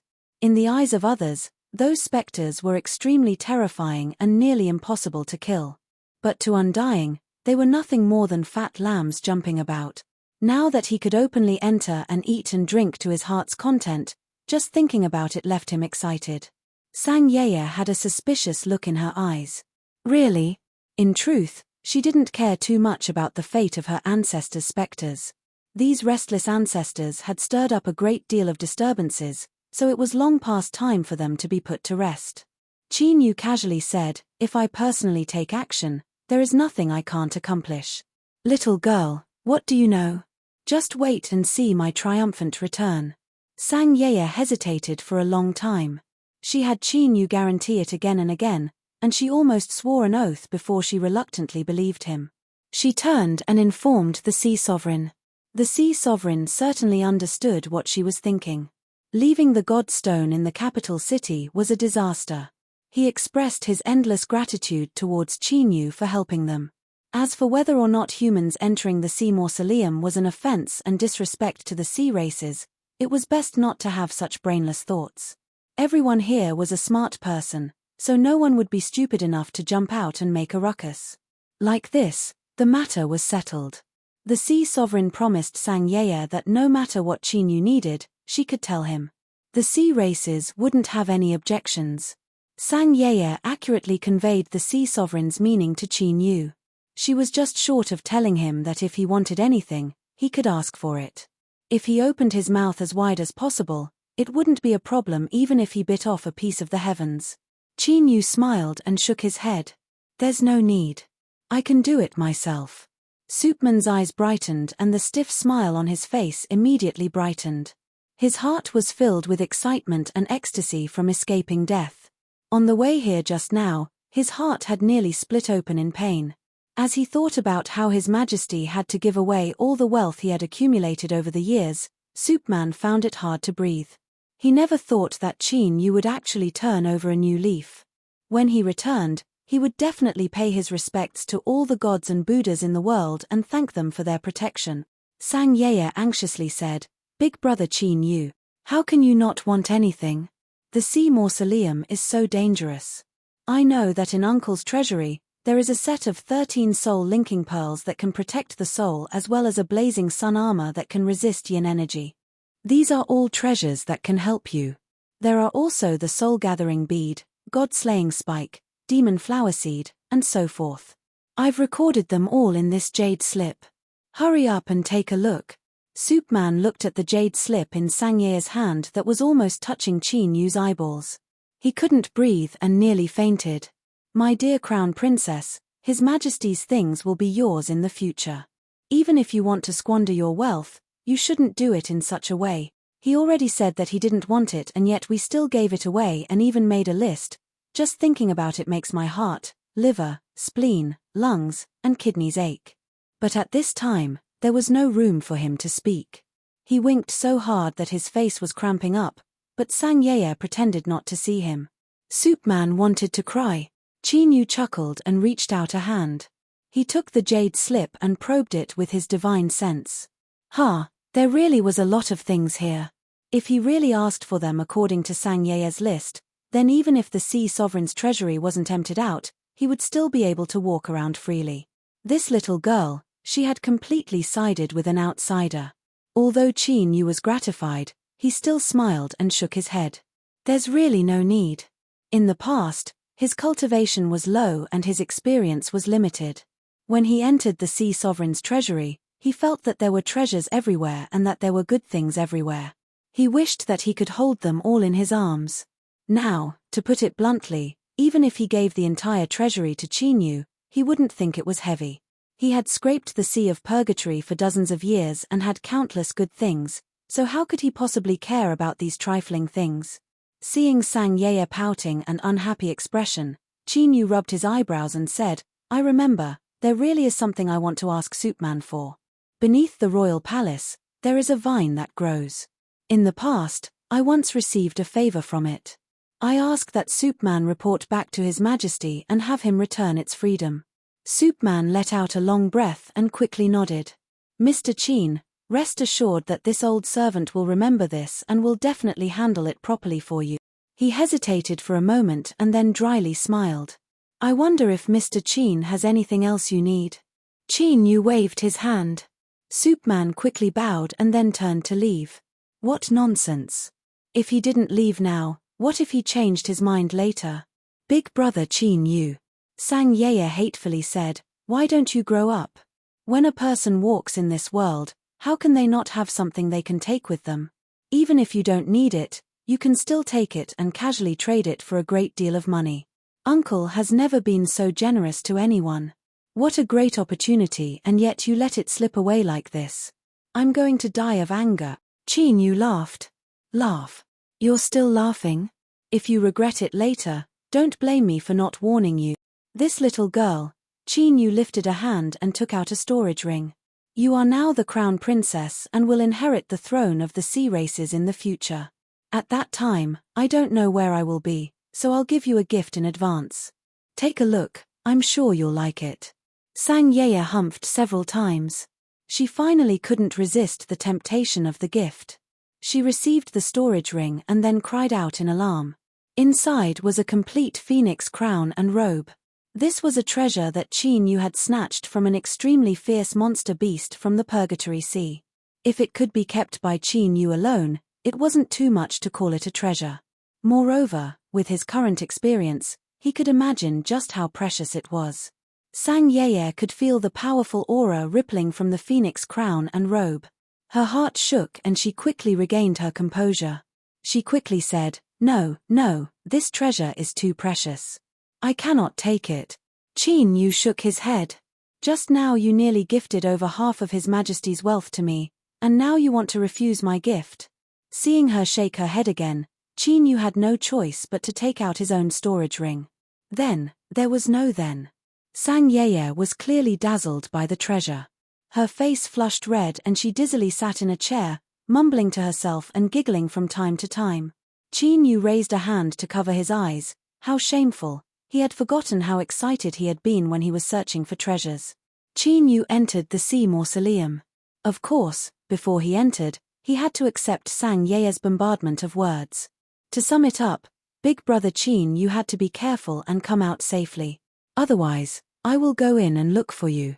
If you don't want me to die, then you should live well. Her endless chatter disturbed his heart. Qin Yu felt his face stiffen. He quickly shook her off and flew in. The surroundings immediately quieted down. The sky was dark and gloomy. Vast tracts of fog floated in the air, tumbling about like living creatures. Qin Yu had long suspected that the sea mausoleum was an independent space. Otherwise, no matter how powerful the array formation was, it would be impossible to imprison so many powerful specters. Now, it seemed that his guess was correct. His thoughts stirred and his divine sense erupted, howling deep into the sea mausoleum. Even if he was confident in his own strength, it wasn't a bad thing to be a bit more cautious. Soon, Qin Yu's complexion became dignified. His eyes were deep, like a bottomless abyss. The space that the sea mausoleum was in was much larger than he had imagined. In particular, there were many powerful auras in the depths. When Qin Yu's divine sense arrived, these powerful auras instantly responded. Before he even probed to the end, he knew that this sea mausoleum was far more terrifying than he had imagined. If that girl Sang Yeye came in, she wouldn't even be enough to fill the gaps between his teeth.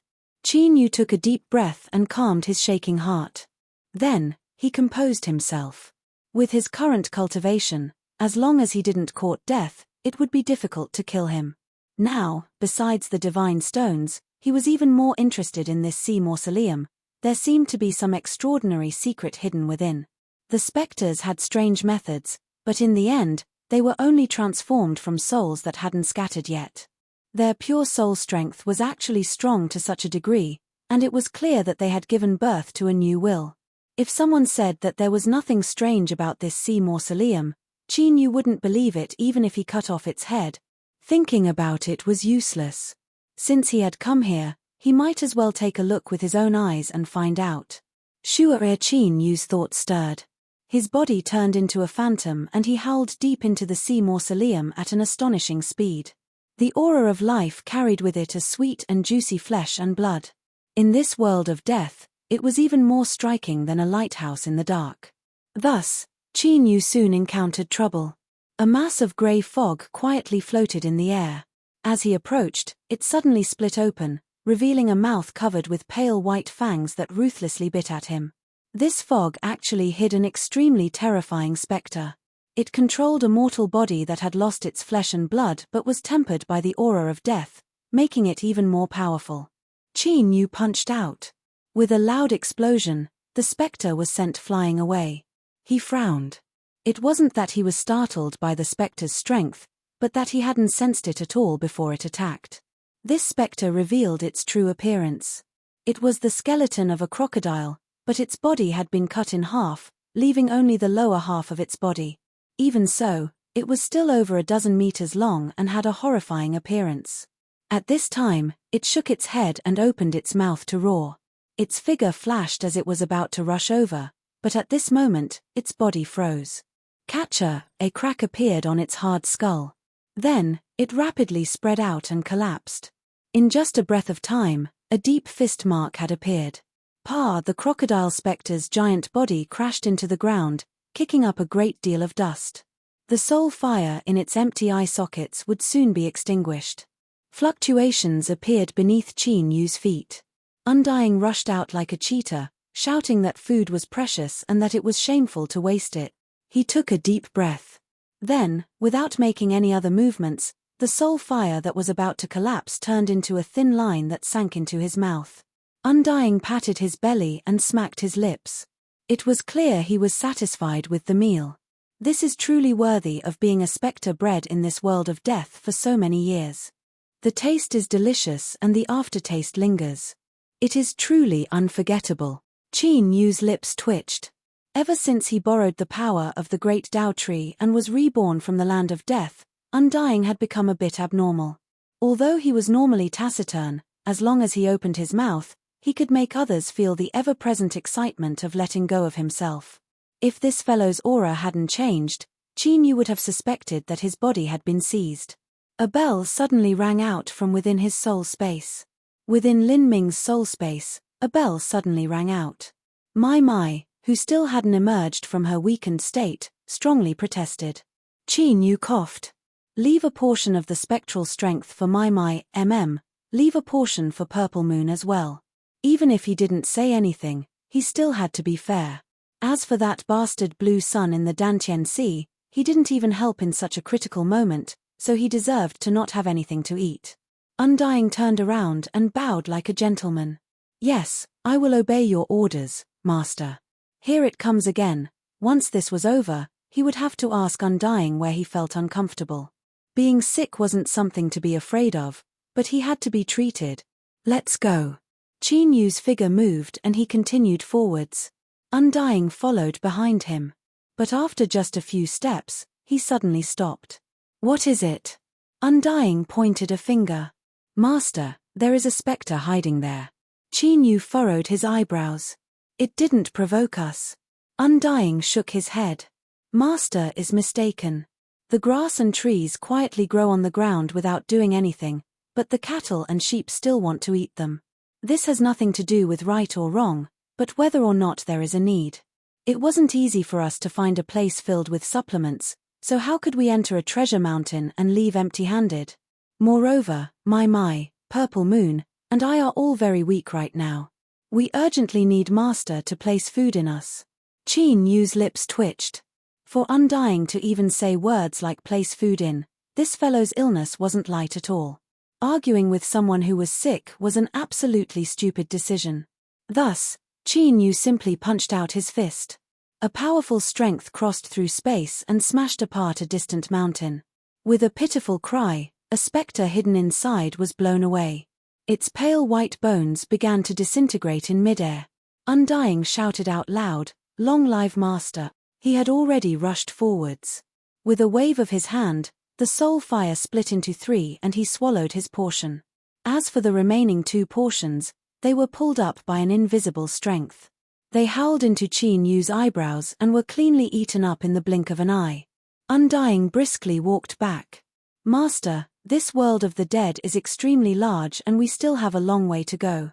Let's hurry along. A foreboding premonition rose in Qin Yu's heart. As he thought, the following journey directly turned into a blissful journey for 3 gluttons. Master, please wait. There's one here. Master, there's one more. Master, there's a great discovery. There are 2 of them hiding in one nest. Master, Qin Yu was already numb to this. As long as there were spectres, they couldn't escape Undying's senses. He thought about refusing, but before Undying could say anything, the 2 in his soul space had already rebelled. The always cold and aloof Purple Moon sent him a cold thought. If he didn't provide the strength of spectres, then he could forget about her helping him in the future. Qin Yu could only compromise. Thus, he decided to hurry up and go to hell. He didn't take a straight path at all. Instead, he took a winding path. Undying's slogan was loud and clear, "Food is precious. Wasting it is shameful." Occasionally he would turn his head and look at the brighter skies behind him. Qin Yu couldn't help but feel a bit guilty. He had entered the sea mausoleum to take the god stones, causing the sea sovereign and the others to be deeply grateful to him. But if they knew that the fellow they let in had swept away all the spectres of their ancestors, wouldn't they turn hostile? But there was nothing he could do about it. There are difficulties everywhere in life, so I hope that everyone can understand each other. Cough cough. Regarding the matter of the godstones, he had to be swift and decisive, otherwise he really wouldn't have any face left. Because he had underestimated Undying, my, and Purple Moon's appetites, his journey had been greatly affected. Qin Yu's original plan to settle this matter in a single day naturally turned into a bubble. Outside the sea mausoleum, Sangye's eyes were red.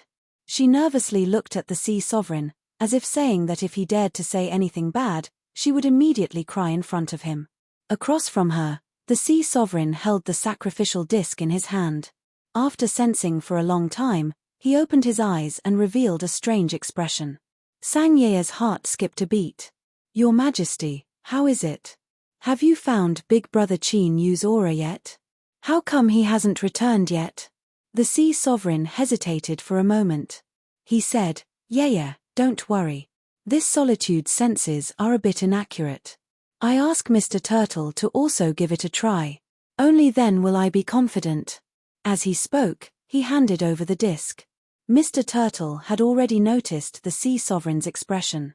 He uneasily received it. No matter how worried Sang Yea was, she could only forcefully endure it and maintain her silence. After a long period of silence, Mr. Turtle opened his eyes. His expression was exactly the same as the sea sovereign's. The two glanced at each other. Ruler and minister had been together for so many years that they could understand each other's thoughts with a single glance. They didn't know how to express themselves. Was it anger or joy? However, there was one thing that was beyond doubt. This matter absolutely could not be leaked out, otherwise how could they continue living in the world? "Grandpa Turtle, what is it? Say something." The old turtle coughed. "Crown Princess, there is no need to worry. Mr. Qin, he is fine. It's just that it's difficult to travel through the sea mausoleum, so his journey has been delayed." Sang Yeye relaxed. She looked at the sea sovereign and saw her uncle nod. Only then did she truly feel relieved. "Big Brother Qin Yu, what kind of big words are you talking about? He clearly can't rush back in a day." She thought of something else. She hurriedly asked, "Grandpa Turtle, when will Big Brother Qin Yu return?" The old turtle's face stiffened. He quickly coughed to cover it up. The sea sovereign was left speechless. He thought that he would have to ask Qin Yu just how much he was planning to plunder the solemn sea mausoleum. In a single day, the aura of specters within the sea mausoleum had actually fallen by nearly 10%. This rate was far too horrifying. Seeing His Majesty look up at the skies, clearly unwilling to speak, the old turtle squeezed out a smile. "Ah, Crown Princess, rest assured that Mr. Qin's aura is like a rainbow and his vitality is boundless. He hasn't suffered any damage at all, cough cough, he will return in at most several days." With great difficulty, he managed to fool Sang Yeye. As the ruler and minister left the sea mausoleum, their smiles immediately vanished. When they entered the grand hall and sat across from each other, they couldn't help but reveal wonderful expressions. The sea sovereign bit his cheeks and said, "Mr. Qin, what do you think this solitude should do?" In these past years, the sea mausoleum had stirred up many events and was gradually becoming a hidden danger to the capital city. But after all, generations of the royal family's ancestors were buried within, as well as all sorts of great meritorious officials. It was a sacred land of the sea races. If it was only killing a small number of specters and taking away the divine stones to erase the hidden dangers, then that would be acceptable. But what Qin Yu was doing now was simply a carpet sweep, an indiscriminate sweep. The two of them could clearly sense that wherever he went, there wasn't even the slightest specter aura left behind. It was so clean that it made one want to cry. Mr. Turtle earnestly said, "Your Majesty, you must endure. We offended Qin Yu in the past, but it was all thanks to Her Highness the Crown Princess being close to him that he had some scruples and didn't pursue this matter. You cannot give him any chance to take advantage of this situation to cause trouble, otherwise the capital city will be in danger." The sea sovereign was silent for a long time. Could this solitude only be able to stare blankly on? This was no different from someone digging up their ancestral graves. Mr. Turtle was incomparably embarrassed. He thought for a moment and said, "Your Majesty, you can only think of this as a condition for Qin Yu to take action. I believe that the heroic spirits of our ancestors are also aware of this and are willing to sacrifice their souls in exchange for the stability of the capital city and the inheritance of our bloodline." His expression was solemn and respectful. He said, "In order to protect us, our ancestors have paid such a heavy price. We must remember this in our hearts. I sincerely ask Your Majesty to hold a grand ceremony after the matter of the divine stones is concluded to repay the great graciousness of our ancestor." The sea sovereign sucked in a deep breath. Mr. Turtle is right. This solitude will gather the entire sea races to pray and pray for our deceased ancestors. The ruler and minister both blushed red with shame. But for better or worse, they had found a way out of this awkward situation.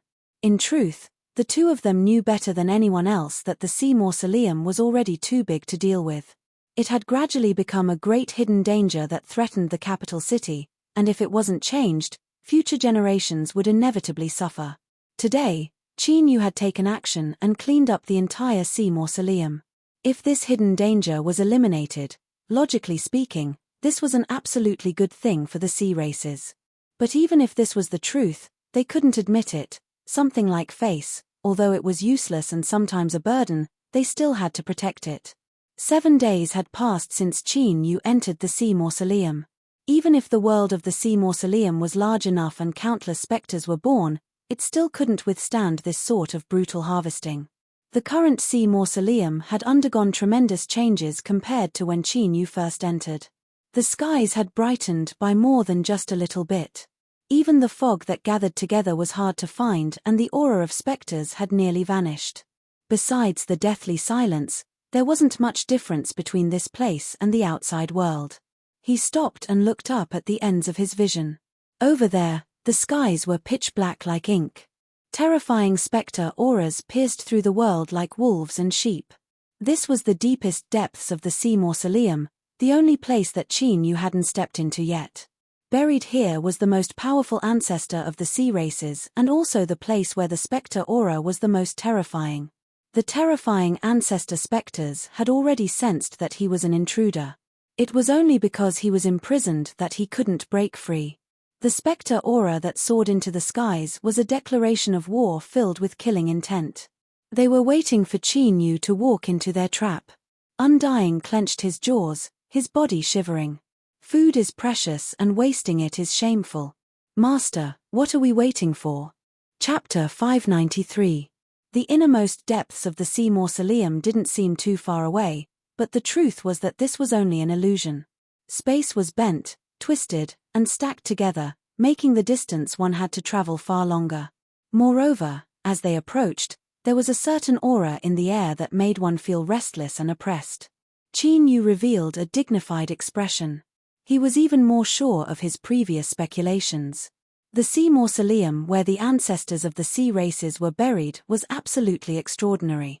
Through this sea mausoleum, he could faintly guess how powerful the capital city's sea races were in the distant past.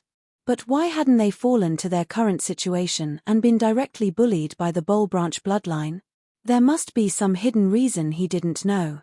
Perhaps he could find the answer he wanted in the deepest depths of the sea mausoleum.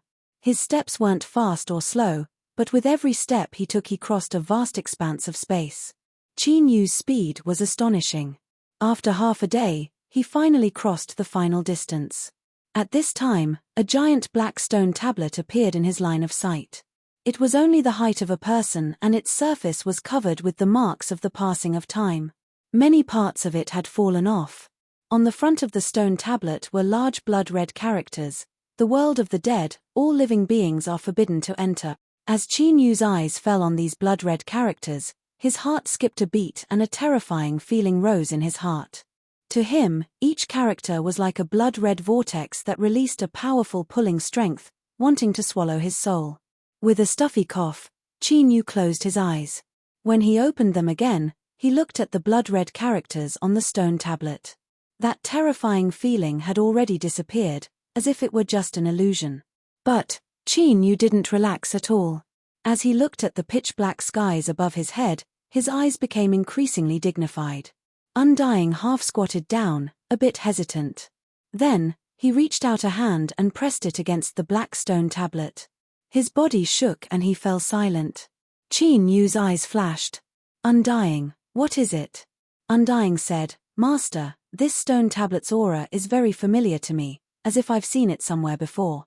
Qin Yu asked, "What do you think?" Undying shook his head. "No, I just feel that it's familiar." He hesitated for a moment. "But my intuition tells me that there is danger ahead. Master must be careful." Qin Yu took a deep breath. "Let's go." I want to see just what secrets this sea mausoleum is hiding. His tone was firm, but his heart was even more cautious.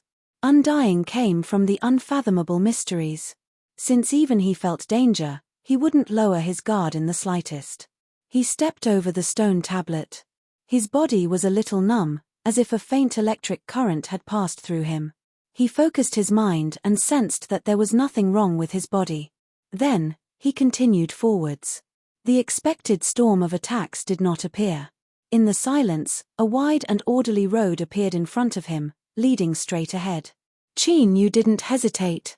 He continued walking along the road. A moment later, a towering city appeared in his line of sight. The city gates were wide open, and there were armored guards standing guard.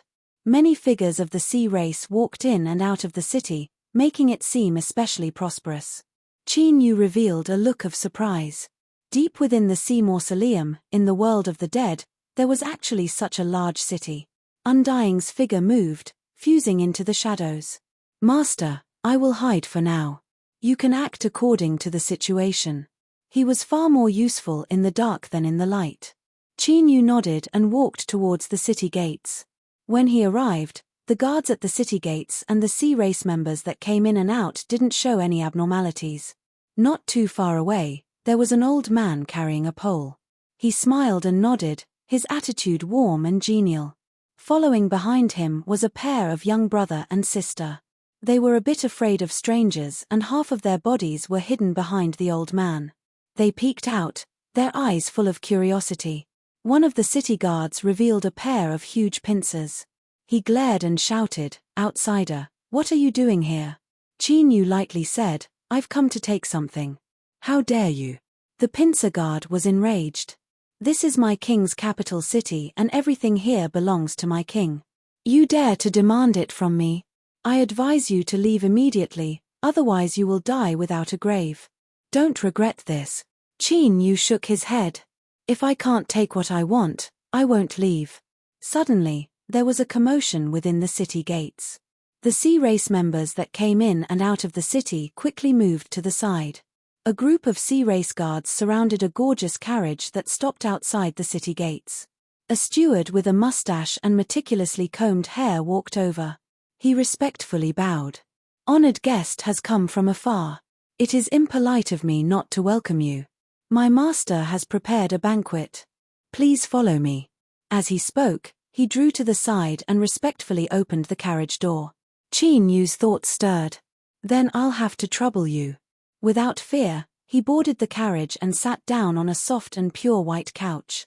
The carriage turned and passed through the city gates, heading straight towards the center of the city. The curtains of the carriage windows were lifted by the wind. One could see that on both sides of the street, there were countless shops and countless seafolk coming and going. It was a lively and bustling scene. The city was large, but the deeper one went, the fewer seafolk there were. The courtyards gradually became larger and more luxurious and dignified. Finally, the carriage stopped in front of a giant courtyard. The main doors were already open and a group of beautiful maids were respectfully waiting outside with lanterns in their hands. The carriage stopped. The steward opened the door and knelt on the ground on his own initiative, acting as a stepping stone for Qin Yu to leave. Qin Yu had a calm expression. He stepped on the steward's back and landed on the ground. His eyes swept over the towering gates in front of him. Although he didn't speak, he was indifferent and composed. A noble and untouchable aura naturally exuded from him. It left one in awe and awe. "We've been waiting for honored guest for a long time. The banquet has already begun. Honored guest, please follow us." A group of maids stepped forwards and bowed. Then, they turned and led the way. 2 rows of gorgeous lanterns were carried in their hands. They emitted a warm yellow light, exuding a warm and comfortable aura. These maids were all incomparably beautiful. Their bodies were soft and curvaceous. As they walked, they were like swaying willow branches, causing one's heart to heat up. But, Qin Yu only glanced at them and then followed behind. He walked up the stairs to the main entrance and stepped in. Hiss, that faint numbing feeling, like a faint electric current sweeping over him, appeared once more. Qin Yu paused for a moment before calming down. The courtyard was deep and unfathomably deep. The beautiful scenery was shrouded in mist, adding to the tranquil beauty. The sound of stringed instruments spread out from the front. It was soft and elegant like a spring breeze, raising one's spirits. After turning a long corridor and passing through a screen wall, a grand hall appeared in front of him. After passing through 13 open doors, he could see that a lively banquet was being held within. There were many guests drinking wine and chatting merrily. Maids in beautiful dresses shuttled back and forth like butterflies fluttering through the crowd. The performers were 13 skimpily dressed seafolk. They had some sort of translucent wings growing out of their backs that softly wrapped around their bodies. As they danced, they would open and close, occasionally revealing the beauty of spring, leaving one with an endless aftertaste. At the highest point of the grand hall sat a dignified middle-aged seafolk. He clapped his hands and laughed. "Our honored guest has arrived." The singing and dancing stopped. The beautiful seafolk women turned and drew to the side. All the maids knelt on the ground, their heads lowered to reveal their snow-white necks. Countless eyes gathered on Chinyu from all directions. Some were curious, some were surprised, and some were appreciative. Of course, most of them were icy cold indifference. Chinyu treated all of this as air. He stepped into the grand hall and cupped his hands together. "Uninvited guest, I have disturbed your banquet. I apologize for my lack of manners." The middle-aged seafolk laughed. "Honored guest, there is no need to be like this. This banquet was specially held to welcome you." He reached out a hand and pointed to an empty seat on the lower left. "Honored guest, please enter," Chinyu said, "then I shall accept." His attitude was calm. Beneath the countless eyes, he walked deep into the grand hall and sat down in an empty seat. The middle-aged seafolk's laughter became even louder. He picked up a cup of wine in front of him and said, "Everyone, let us raise our cups and welcome our honored guest." In the grand hall, countless arms were raised. However, no one spoke, making this scene seem strange.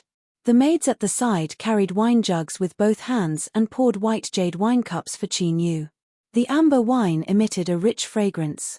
Chinyu picked up the jade cup. "Thank you for your hospitality." He looked up and drank. "Great." In the grand hall, the middle-aged seafolk's laughter echoed out. "Let's drink together." The singing and dancing continued. The dancing beauty's eyes were like little hooks that constantly fluttered towards Chinyu. "Honored guest, although my group of dancers doesn't have much of a background, they have been spoiled by me for all these years and their horizons have been astonishingly high. You are the first person to have moved the hearts of my 13 dancers. For this, you should drink several more cups." The middle-aged seafolk's voice was bright and hearty. Chinyu lightly said, "Your Majesty is too kind. I don't dare." "Humph. What do you mean you don't dare? Your Majesty's words are not wrong at all." Several tables away, a thin seafolk sneered. He lifted a cup of wine and said, "I will drink a cup with the honored guest." "Honored guest, you won't sweep away my face, right?" Chinyu glanced at the maids beside him. "Fill it up." He raised his cup and drained it. "Good. Honored guest, you're straightforward. Come, let me offer another cup to the honored guest. Good things come in pairs. Drinking wine requires two, how can you only drink a single cup?" For a time, there were countless people urging him to drink. Chinyu didn't refuse any of them and soon drank the entire pot of wine. Perhaps it was because he kept pouring wine, but the maid beside him that was holding the pot blushed red and beads of sweat began to drip down her forehead. The banquet was bustling with noise and excitement. Only when Chinyu drank the entire pot of wine did the number of toasts gradually decrease. However, from beginning to end, Chinyu didn't even touch a single mouthful of the exquisite and tempting dishes that were placed on the table. As he placed down the wine cup, there was a light smacking sound. Although it was weak, it instantly drowned out the sounds of singing and dancing, causing the graceful and alluring dancers to stiffen. Then, Chinyu's calm voice sounded out. "I have already accepted everyone's good intentions. Now, it is time for the banquet to come to an end and get to the main topic." The hall suddenly quieted down. The seafolk that had been laughing just a moment ago had now restrained their expressions, as if they were wooden statues. The lively banquet hall suddenly became a bit more gloomy. In the main seat, a middle-aged seafolk smiled and broke the silence. The host follows the guest. Since honored guest does not wish to delay any longer, then please speak. Qin Yu calmly said, I have come to take away the god stone that fell into the sea mausoleum not too long ago. Insolence! A seafolk roared. The god stone contains great good fortune, it is a gift from the heavens to my king, yet you dare to covet it. Another seafolk gnashed his teeth. I already guessed that a human like you had ill intentions. The god stone is a supreme treasure bestowed by the heavens. In this world, only my king has the qualifications to hold it. You lowly character, what right do you have to ask for it? Qin Yu was expressionless. Just now, I will drink all of your toasts. He stretched out a hand and spread open his fingers. Drops of black liquid fell to the ground, each drop filled with countless ghostly faces that howled and tumbled about. Is this enough? Every cup of wine was an invisible killing tool. It could wither away one's soul and annihilate it. The complexions of the seafolk changed, revealing a look of dread. But soon, someone sneered, to us, this wine is a rare saint-grade tonic. You didn't have the fortune to enjoy it, so do you want to blame us? Qin Yu drew back his hand. He looked around the hall and lightly said, it looks like you are all prepared to be unreasonable. Then, there is no need for us to continue speaking. In the main seat, the silent middle-aged seafolk suddenly said, honored guest, there is no need to be angry. In truth, this is only a test for us. If honored guest is fine after drinking, then you have the qualifications to exchange with us. Chapter 594. Qin Yu turned around. Your Majesty, what request do you have? Please speak. The middle-aged seafolk smiled. To honored guest, this matter is as simple as lifting a finger. In the corners of this residence, there are 9 stone pillars. As long as honored guest makes a move, any one of them can be moved away. Qin Yu was silent for a long time. He frowned. Your Majesty's request is a bit difficult. The 9 stone pillars are connected to each other, so how could they be moved so easily? The middle-aged seafolk's smile widened. Honored guest, please rest assured that I have detailed records of the 9 stone pillars. The contents are all in a jade slip. As long as honored guest follows the steps, you can easily accomplish it. Qin Yu didn't sense anything wrong. He took the jade slip and probed it with his divine sense. A moment later, he opened his eyes. The middle-aged seafolk said, how is it? Honored guest should know by now that what you want to do isn't too difficult. As long as you agree, I can make an oath right now and give the god stone to honored guest. Qin Yu said, Your Majesty, since you have such a clear understanding of the 9 stone pillars, why would you need an outsider like me to do it? You could just order someone to move them away. The middle-aged seafolk's face stiffened and his smile faded. This isn't something that honored guest should be concerned about. Now, I ask honored guest to make a choice. Will you agree to my conditions, or will you stay here forever and accompany me? Qin Yu looked at him for a long time. Then, he suddenly said, why? The one who built these stone pillars in the past should have been Your Majesty. I believe that you should have already predicted what would happen later. The middle-aged seafolk had no expression.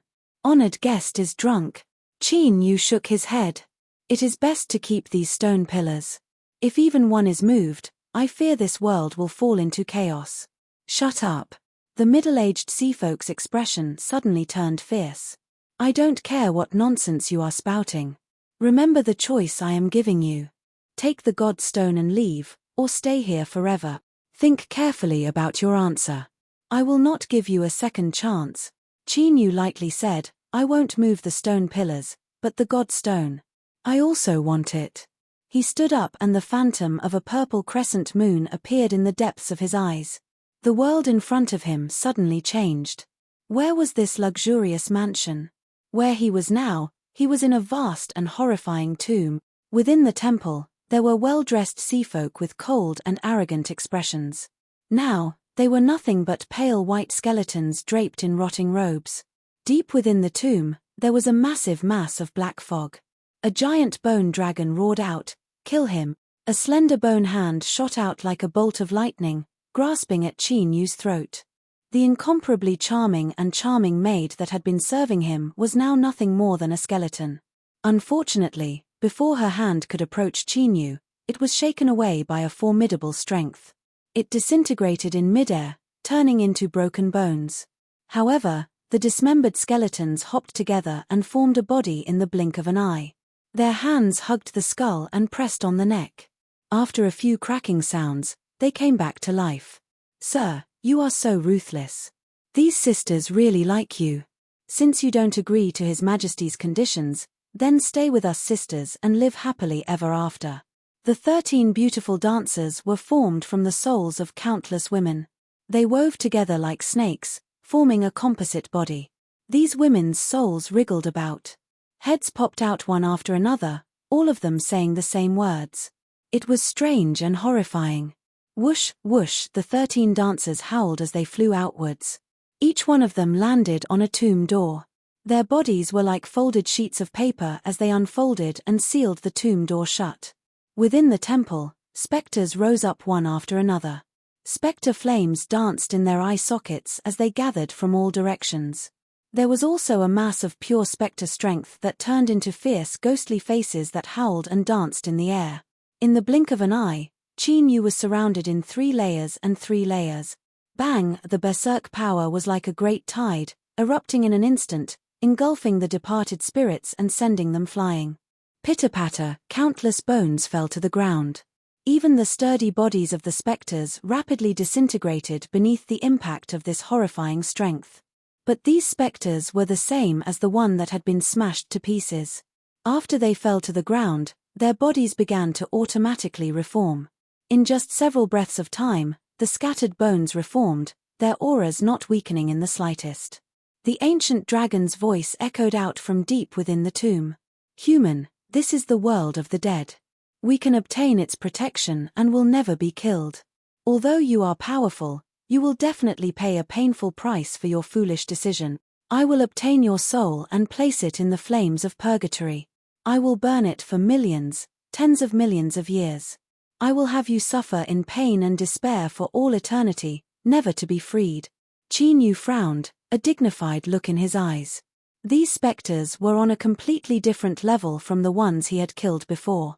He noticed that even if he increased the intensity of his strength and crushed the bodies of the specters, even the crushed bones would instantly reform. Although there were countless cracks on the surface of the bones, their hardness didn't decrease in the least. Humph! With a cold snort, Qin Yu stepped forwards. A shockwave visible to the naked eye stirred up a cloud of dust that swept out in all directions, sending the specters flying away. His feet exerted strength and the ground began to crack. In the blink of an eye, countless cracks spread out like a giant spider web. A formidable strength pushed Qin Yu's body. Like a boulder falling from a mountain peak, he howled towards the entrance of the tomb. He lifted a hand and punched out. A wild strength surged out like a flood dragon, smashing into the tomb door formed from the souls of these women. The terrifying impact caused their souls to wildly bulge outwards, stretching them like rubber bands.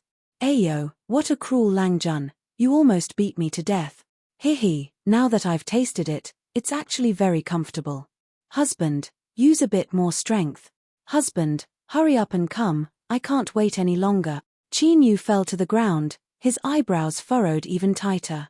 He had no idea what sort of mutation these women's souls had undergone, but they actually possessed such astonishing toughness. It was impossible to break them. The ancient dragon's voice sounded out once more. "You cannot escape. You are destined to stay here and accompany us forever. Stay here forever. Accompany us in suffering. Even after 10 million years, we still cannot free ourselves. Accompany us." The specters laughed and roared as they wildly rushed forwards. Qin Yu coldly sneered. "Sorry, but I have no interest in a bunch of bones and specters. If you want someone to accompany you, then go find someone else." He lifted a hand and the space in his palm gently trembled. A bell appeared from within. Its surface was a bit damaged, but it was still as bright as new. With a flick of his wrist, the clear ringing of the bell fell into Qin Yu's ears.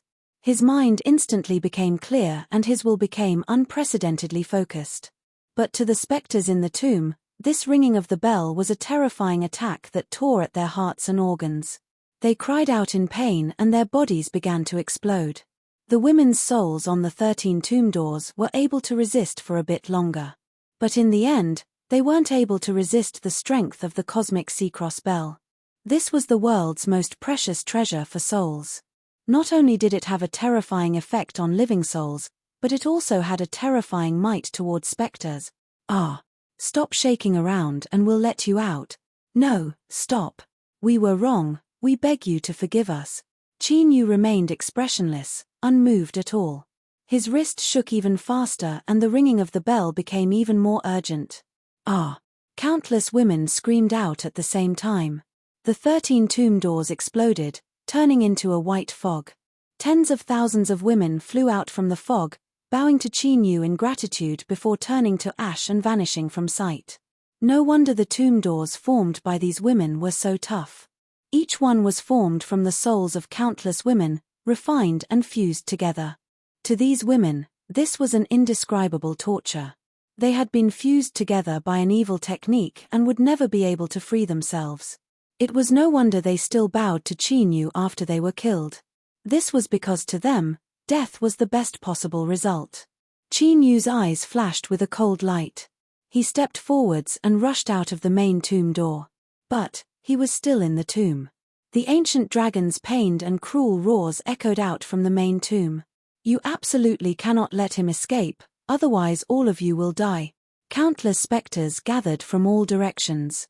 In just several breaths of time, Qin Yu's line of sight was completely occupied by them. There were so many that it left one's scalp tingling. Qin Yu closed his eyes and opened them again. The purple moon phantom in the depths of his pupils shined even brighter. His vision pierced through the thick fog and he found the exit to the tomb. He stepped forwards and his figure burst out like a bolt of lightning.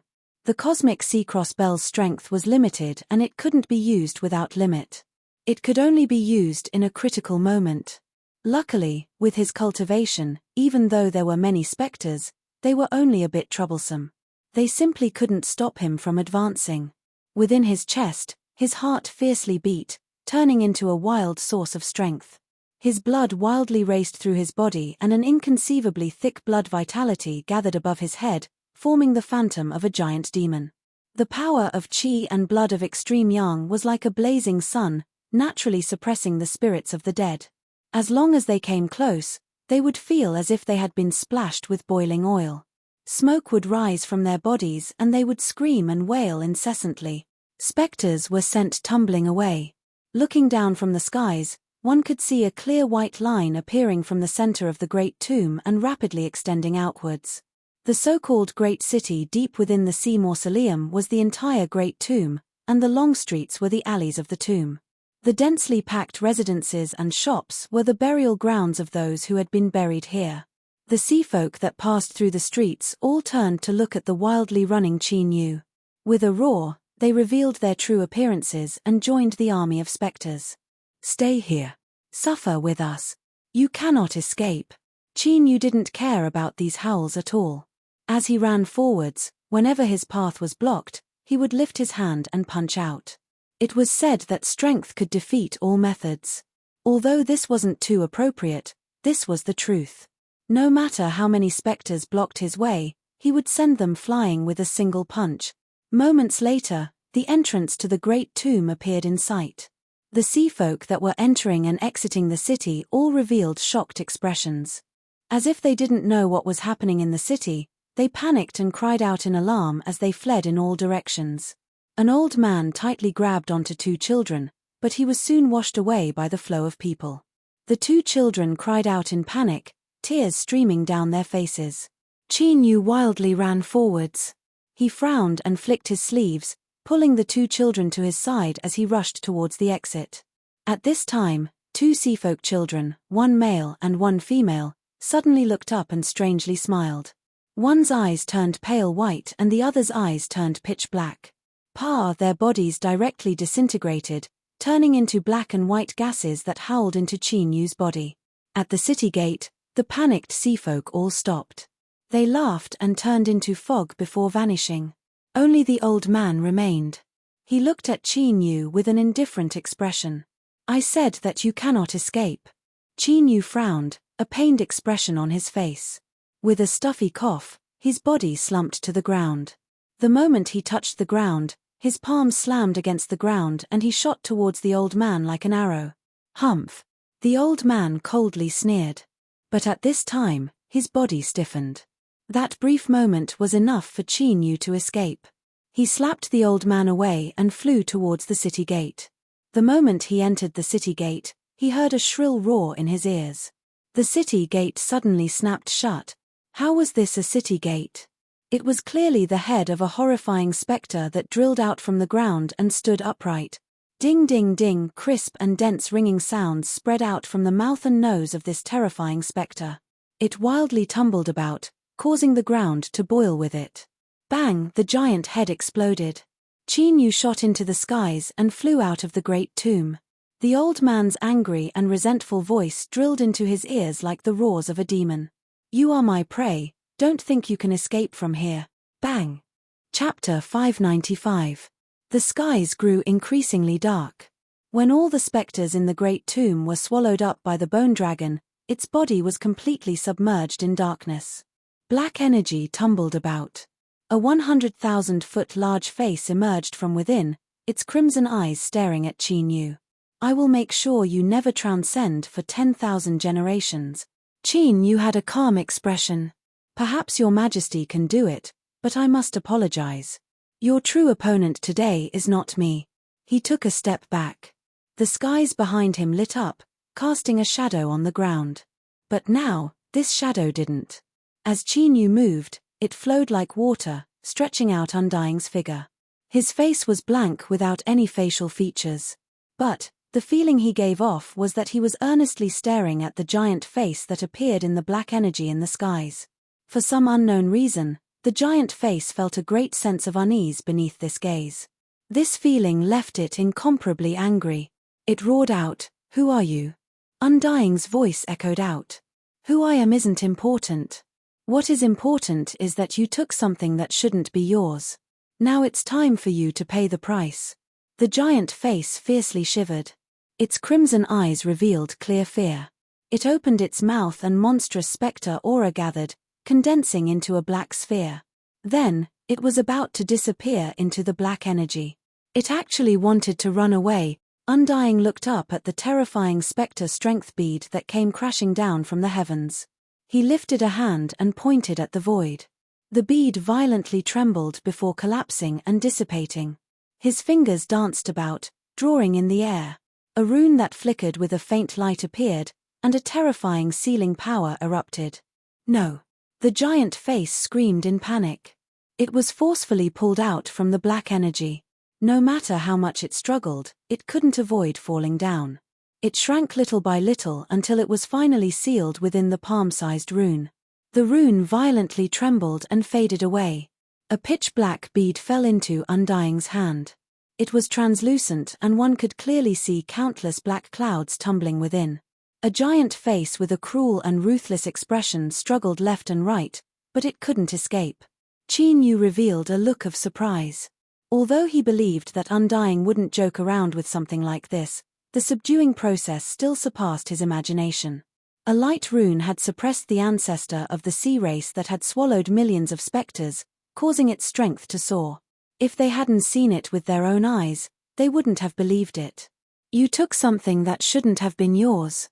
After thinking about it carefully, this sentence seemed to contain countless pieces of information, causing one's thoughts to run wild. He looked up at the great necropolis, and saw that it was completely clean. Not a single spectre of the dead could be seen, and the black clouds in the sky were dispersing. Undying lifted a hand and pressed the pitch-black bead between his eyebrows. It directly fused into it. He turned to face Qin Yu, hesitated for a moment, and then said, "Master, I have indeed thought of something, but it is only an incomplete fragment. Once I understand everything, I will tell you." Qin Yu nodded. "There's no need to think too much about it. We've experienced many life and death situations together. If I didn't believe in you, I wouldn't have lived until now." He smiled. "Let's go. Once we find the divine stone, This matter will be concluded. He walked towards the great tomb first. Undying stood behind him, watching his back. After several breaths of time, he followed. All the spectres were sealed away and the great tomb revealed its original appearance. Qin Yu soon found the traces left behind by the falling divine stone. Following several broken tombs, Qin Yu arrived at the edge of the main tomb, underneath a giant stone pillar. He found the divine stone that fell from the heavens. The edges were sharp and there were clear cracks on them. Its surface was crystalline, as if it were some sort of jade formed after being burned at a high temperature. What was even more mysterious was that there were strange fluctuations of strength within this divine stone. It constantly released and restrained a strange purple light as if it were breathing. But what Qin Yu paid more attention to now wasn't this divine stone, but the stone pillar that had been smashed by it and cracked. The surface of the stone pillar was engraved with countless runes.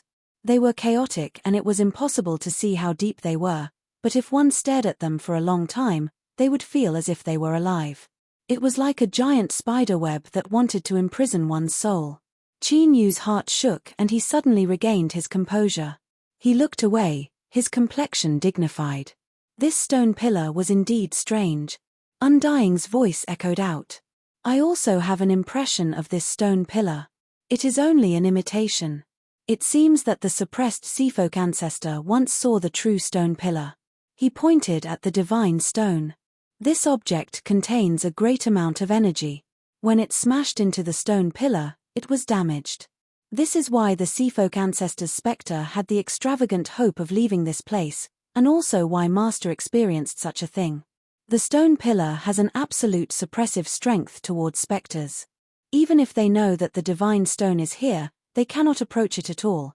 No matter how good the divine stone is, they can only look at it. His words were filled with ridicule.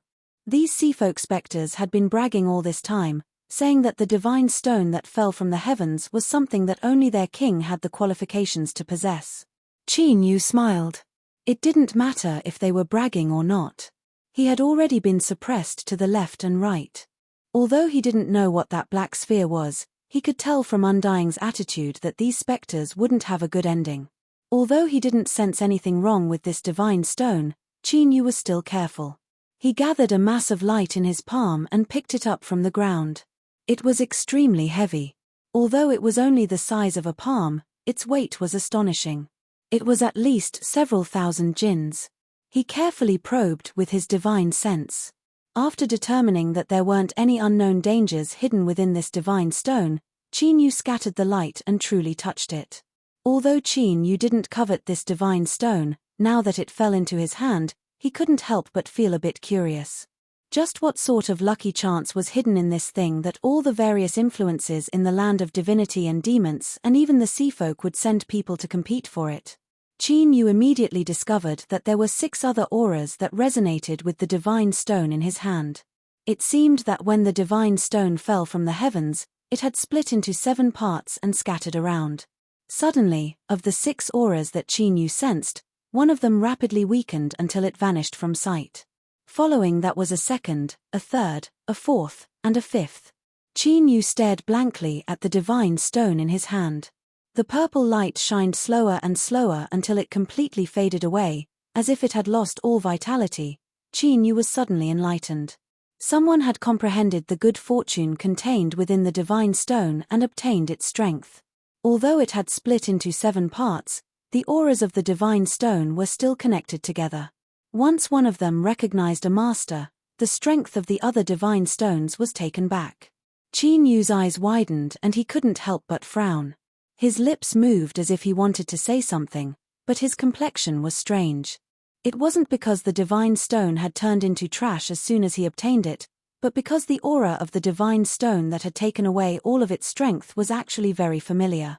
It wasn't an illusion. Qin Yu carefully thought about it and his complexion became increasingly strange. He compared it to the approximate position of the last divine stone and finally couldn't help but laugh. The divine stone that fell from the heavens actually chose this bastard. Was it blind? Undying tilted his head, puzzled. Qin Yu weighed the divine stone in his hand. The good fortune contained within this thing has already been taken away. Unfortunately, that fellow and I have known each other for many years. He shook his head, a helpless look on his face. He wanted to return to the land of divinity and demons as soon as possible, but now it seemed there would be more complications. Qin Yu sighed. He wasn't prepared to say anything more. He turned and walked away. Let's go. We might really be stirring up trouble after this. From the start, he had no choice but to help the sea folk. Now, he feared he would have to directly interfere. Things didn't turn out as he wished. Undying didn't leave. Master, the things buried here are very rich. Qin Yu stiffened. This isn't too good. After all, these are things buried with their ancestors. Undying's voice didn't rise or fall. We've already cleared out the entire sea spirit. Qin Yu was enraged. Isn't this all for you? Whatever, since you all ate to your heart's content, I can't come here for nothing. The ancestral specters had all been taken away, so what else did he have to worry about? He could do whatever he wanted. After putting down the burden in his heart, Qin Yu was immediately in high spirits. The sea sovereign's treasury was indeed beneath his eyes, but there were many good things buried here. Chapter 596. Above the inn, the Nanyuan king, who was pretending to be a powerful tribal guest, had long since lost his cheerful demeanor. His face was so gloomy that it seemed as if water could be squeezed out of it. He paced back and forth like a cat on a hot tin roof. It was already the 8th day and there was still no news. Even though everything was normal in the royal palace, he couldn't hold himself back any longer. Just what accident had occurred? Was the sea mausoleum really so terrifying that even that incomparably powerful human cultivator had died inside? If so, then he should give up any thoughts of stealing the divine stone as soon as possible. What nonsense! If things were really as he thought, then even if he forced all the seafolk in the capital city to death and then stuffed in the entirety of the Bowl Sea race, it still wouldn't be enough to fill the gaps between the sea mausoleum's teeth. He couldn't wait any longer. He had to figure out just what the current situation was. This was because besides that human cultivator having an accident, there was another terrifying possibility. He had already succeeded and left with the divine stone. Thinking of this, the Nanyuan king's forehead was covered with a cold sweat. These past days, he had been repeatedly questioned by his clansmen and had no choice but to tell them the truth about the situation in the capital city. If the divine stone was really taken away, then he would become a fool that was played around with. At that time, he would become the scapegoat for losing the divine stone. The Nanyuan king suddenly stopped and walked towards the door. But just as his hands touched the door, a light voice sounded out from behind him. "Where do you want to go?" The Nanyuan king stiffened. His eyes widened and he turned, wild with joy. "Senior, you've returned." This joy wasn't fake at all. Qin Yu's appearance meant that the terrifying situation he imagined wouldn't appear. In the corner of the room, there was a beautiful coral-potted plant. A crystal lamp sprinkled down light, forming a small shadow. Qin Yu stepped out from this shadow. He flipped his hand and took out the divine stone. "The thing you wanted is here." The Nanyuan king was overjoyed. But this happiness only lasted for a short period of time. Senior, the divine stone, it's too," he stammered, a cautious expression on his face. Qin Yu lightly said, "It seems you've seen the other divine stone fragments before. When I first obtained them, they emitted a strange purple light as if they were breathing. But after several breaths of time, the light was extinguished." The Nanyuan king lost his voice. How is that possible? His complexion was extremely ugly.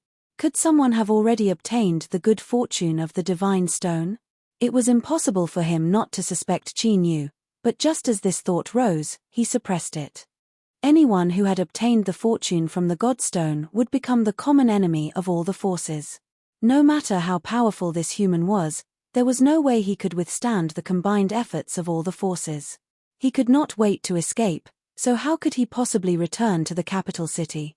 After thinking this through, the southern courtyard king hesitated for a moment before respectfully saying, "Senior, the divine stones are able to sense one another. Since you have obtained a divine stone, you should know which one it is. In the end, you obtained its acknowledgement. Senior, please tell us the location. The Bolit tribe will be eternally grateful." Qin Yu frowned for a moment before composing himself. I wasn't able to bring back the complete divine stone, so consider this information as compensation. Remember your promise to me. After saying that, he raised his hand and pointed behind him. He laid down the divine stone and turned to leave. He stepped into the shadows and vanished from sight. In the room, the Nanyuan king's expression changed drastically. His eyes were filled with horror. Not daring to delay, he hurriedly used a secret channel to send the news back to the clan, and then hurriedly left the capital. The Bolit family's warship that had come to the capital city was anchored in some underwater canyon. After the Nanyuan king returned, everyone hurried over to greet him. Every seafolk could feel his terrible mood. Brother Wang, what happened? Duke Shenyu asked in a low voice. The Nanyuan king regained his composure. After a moment of silence, he told everyone the news that Qin Yu brought back. Duke Xian Yu almost jumped up. The God Stone recognized its master. Brother Wang, how could things be so coincidental? It's very likely that the human is deceiving you. Nanyuan king glared at him. Shut up. If he really did get the God Stone to recognize him as its master, why would he waste his breath on me? What's more, 70% of the God Stone will react to it recognizing its master, so it can't be faked. At this moment, his expression changed slightly, and he took out a golden conch with a flip of his palm. He sucked in a breath of air and brought it to his ear. Although no one knew what the message said, everyone could see that the Nanyuan king's face suddenly turned pale. Brother Wang, what happened? The Nanyuan king muttered, the news is true. Duke Shenyu's face flushed red. He hurriedly said, since the news is true, then what are we waiting for?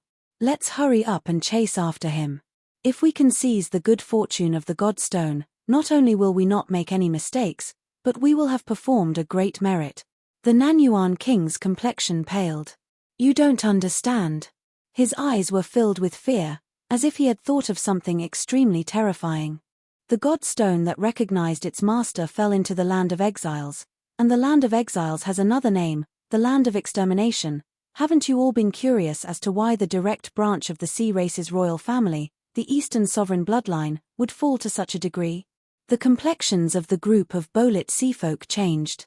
A chill rose from the depths of their hearts, making them shiver. Perhaps the greatest reason why the Eastern sovereign bloodline has fallen to such a state is because of the location of the capital city. The Nanyuan king's mouth was dry and his voice bitter. I don't know much, but there is one thing you must remember. The land of exiles is not as simple as it seems on the surface. It might even be the most dangerous place in the world. Currently, Qin Yu was hurrying towards the most dangerous place in the world that the Nanyuan king had mentioned. Blue waves rippled beneath his feet and blazing sunlight shined down on his body, making him feel warm and comfortable. In the distance, the black coastline was like a twisting dragon lying in the sea. Qin Yu took a deep breath. He couldn't help but feel a bit of excitement rise in his heart. The land of exiles, this was the place where he was born, where he grew up, where he struggled, and where he lived. After dozens of years, he had finally returned. But as his excitement gradually subsided, Qin Yu gasped. He couldn't help but furrow his eyebrows. At this moment, the coastline that was as long and majestic as a dragon seemed to emit an aura of pain. That's right, it was pain. It was like a great dragon that had fallen from the highest heavens and was nailed to the surface of the sea. It writhed in pain without end. Qin Yu's heart quivered. But when he looked again, that horrifying feeling from just now had already disappeared. As if it had just been an illusion, but was it really an illusion? Qin Yu revealed a dignified expression. As he looked at this land that he was incomparably familiar with, he felt as if there was a bit more fog around it, making everything blurry and indistinct. He closed his eyes and erupted with his divine sense. After a long time, he let out a long breath. He hadn't harvested anything at all. Qin Yu thought for a long time and suppressed his tumbling thoughts. But in the end, there was still a bit of restlessness in his heart. He took a step forwards. Space fluctuated and his figure submerged within.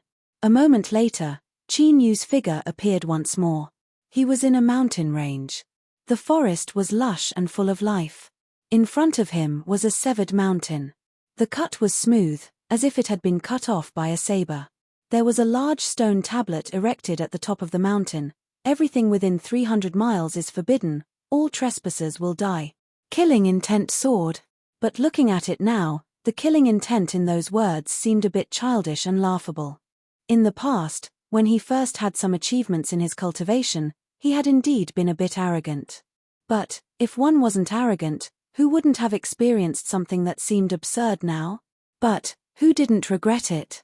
This was Severed Spirit Mountain, the place where Qin Yu had gone into seclusion in his early years. The stone tablet was also a warning sign that he had erected in order to avoid being disturbed by the cultivators gathered on the mountain. Shaking his head, Qin Yu stepped forwards again. He passed through space and appeared in the mountain valley.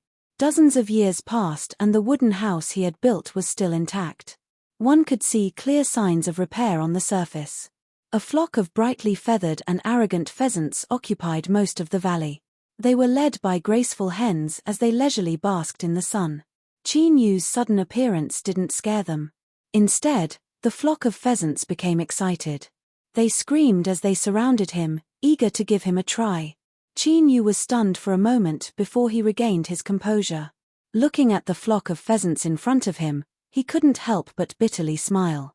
Indeed, dogs couldn't change their habits and chickens couldn't change their lustful nature. These pheasants all had that fellow's aura on them. They were clearly its descendants. With a flick of his sleeves, strength gushed out from thin air and sent the flock of pheasants flying away. This frightened them all. The normally lawless second and third generation pheasants all began to cry out. But as they discovered that there was no father pheasant jumping out to support them, they immediately scattered. Qin Yu was disinclined to bother with such trivial matters. He strode into the wooden house and carefully probed with his divine sense. That fellow's aura had become extremely weak. It had clearly been gone for a long time. This wasn't unexpected. It had always had a timid personality. Since it knew it was in trouble, how could it not run away? Qin Yu was confident in its ability to preserve its life. Since it wanted to hide, it wouldn't be easy for others to find it. Like this, he wasn't in a hurry to find it. Now that the land of exiles had gathered attention from all sides, he had to make some arrangements as soon as possible to avoid any accidents. Just as he was about to leave, there was a sudden clamor above him. Qin Yu listened for a moment and couldn't help but furrow his eyebrows. He lifted a hand and swiped at the skies. The fog that filled the skies instantly vanished with this swipe. The fleeing pheasants suddenly froze in place. Along with them, the group of cultivators on the cliffs of the mountain valley also froze. The thin and pale supremacy sage Zhong Wei's eyes fell on Qin Yu in the mountain valley. After a moment of shock, he shouted out in pleasant surprise, "My supremacy sect's master, the 100-mile ruler with profound magic power, has left seclusion. You will not be able to escape today's calamity." Behind him, several shivering and panic-stricken supremacy sect disciples suddenly felt their spirits rise. But when they looked back, they revealed unnatural expressions. They had seen the portrait of the 100-mile ruler and it wasn't this person at all. As this expression fell into the eyes of the pursuing cultivators, their panicked hearts calmed down. But when the fog scattered just now, they didn't dare to be too insolent. After a moment of hesitation, one of them stepped forwards and cupped his hands across his chest. "Fellow Daoist, the supremacy sect is normally tyrannical and overbearing. Today, we have come for revenge. If this has nothing to do with you, I ask that you do not interfere." His words were neither servile nor overbearing, and there was quite a bit of bearing to them. Unfortunately, Qin Yu didn't even glance at him. He lightly said, "This is my cave dwelling. Don't cause trouble and leave." The pursuing cultivators all revealed gloomy expressions. The one who spoke frowned and coldly said, "This is clearly the cave dwelling of the 100-mile ruler. It seems that fellow Daoist wants to deliberately make things difficult for us. I'm not afraid to tell fellow Daoist that a divine stone fell into this mountain range from the heavens, and we were ordered to investigate it. If fellow Daoist interferes, I fear you will provoke disaster upon yourself. Let me advise you, if this matter doesn't concern you, then don't do anything. Otherwise, there is no medicine for regret in this world." How noisy. Qin Yu flicked his sleeves and strong winds rose up, sweeping up the group of cultivators. As they cried out, they vanished without a trace, as if they had been tossed somewhere. The supremacy sect disciples were left dumbfounded. With their experience, they had never seen such supernatural powers before. Their eyes widened in shock. Zhong Wei's face paled. There was no such thing as a free lunch in this world. This person in front of him looked young, but who knew how many years this old monster had lived for? There was no way he would help them for no reason. The 100-mile ruler's 2 spirit beasts had disappeared. Perhaps they had fallen into this person's evil hands. Was he also someone who was looking for divine stones, and was he keeping them here to interrogate them? If they fell into the hands of such a powerhouse, how could they have a good ending? If he wasn't satisfied with them, they would suffer a fate worse than death. If they knew something, that would be fine. If they said something, they might be able to keep their lives. But the crux of the problem was that the supremacy sect disciples were completely confused from the start. If they told this powerhouse in front of them that they only saw a fireball fall from the heavens and then it disappeared, that was simply seeking death. The more he thought about it, the more afraid he became. His face turned pale and he knelt down with a putong sound. Tears and snot flowed down his face. "Senior, please spare our lives. We were forced to use your name. We have no intention of offending you." As he cried, his thoughts raced as he tried to think of a way to escape. The several supremacy sect disciples around him were so frightened that they slumped to the ground, kowtowing again and again. Qin Yu lightly said, "Stop crying. Has the supremacy sect been guarding this place all these years?" His voice was loud, but it was clearly transmitted into everyone's ears, carrying with it a powerful will that couldn't be questioned. Zhong Wei's heart shook an endless awe rose in his heart. He quickly stopped crying and turned his eyes. Reporting to Senior, the supremacy sect is a subordinate of the 100-mile ruler. We have been ordered to guard this place these past years, so we didn't dare to slack off in the least. Qin Yu could see that this supremacy sect disciple was smooth and slick. But what Zhong Wei said shouldn't be false, otherwise he wouldn't have come here to ask for help when he was being hunted down. The supremacy sect has been implicated in today's disaster. This blue cloud sword can be considered compensation for you. There is no need for you to guard this place in the future. With a flick of his sleeves, a radiant sword light flashed, submerging into the earth. With just a single glance, the supremacy sect disciples felt a stabbing pain in their eyes. Tears flowed down their cheeks and they quickly closed their eyes. When they opened their eyes once more, Qin Yu's figure had already disappeared. A long sword was stabbed into the earth. Layers of blue light flowed across the surface of the sword, as if it were floating clouds. Zhong Wei's body trembled with excitement.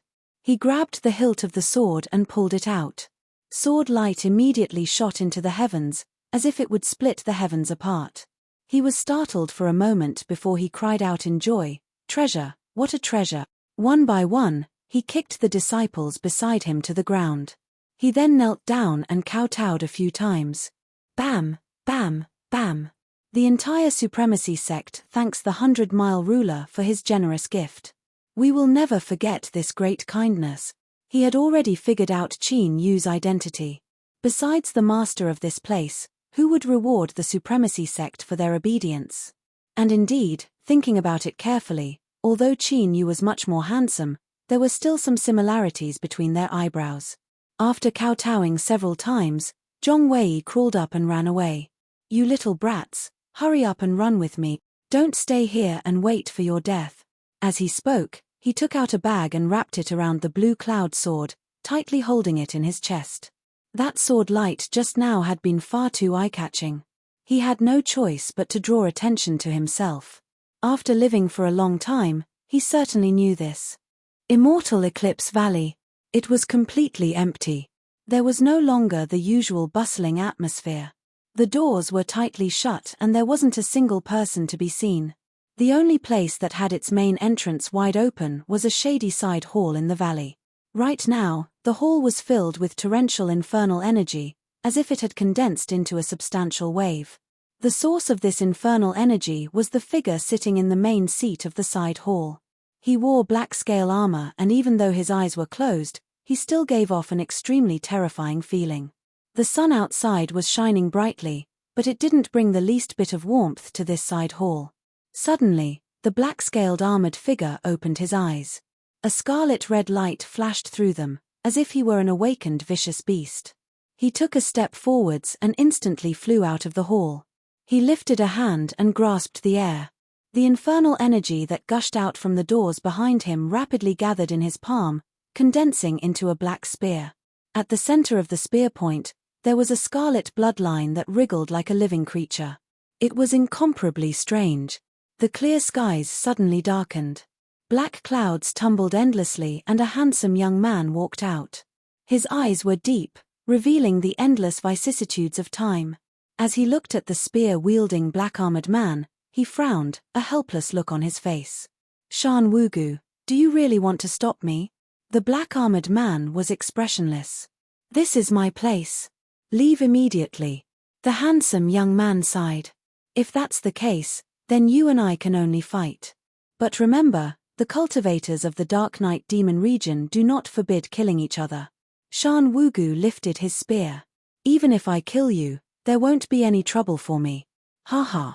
I have lived in this world for countless years. The number of people that want to kill me could fill up the entire Immortal Eclipse Valley. But now, I am still alive, and I will continue to live on. As for those people, they have all become skeletons beneath the ground. After today, I fear that the number of skeletons will increase by one." The handsome young man lifted a hand and pressed downwards. With a deep rumbling sound, a giant black hand appeared. The flesh and blood on its surface were rotten and emitted a nauseating stench. Shan Wugu remained silent. He thrust out his spear. The bloodline on the spear point erupted with a blinding light, turning into dreadful spear shadows. The rotten hand collided with the spear shadows. There was a loud explosion like a thunderclap. A wild strength swept out, raising the entire hall to the ground. Luckily, this place was remote to begin with and had been cleaned up ahead of time, so there weren't any additional casualties. Deep within Immortal Eclipse Valley, in an underground palace that was covered by an array formation, several female disciples in a room paled as they felt the earth shake and a faint and terrifying aura spread out. "Junior apprentice Aunt Gu, that person has come again. Will we be all right?" a female disciple said with a trembling voice. Across from her, Jiu Linger patted her shoulder and comforted her. "Don't worry, we are safe."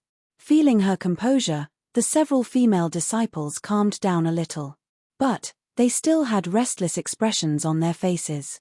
"That demon, why does he have to target our Immortal Eclipse Valley? He is too hateful."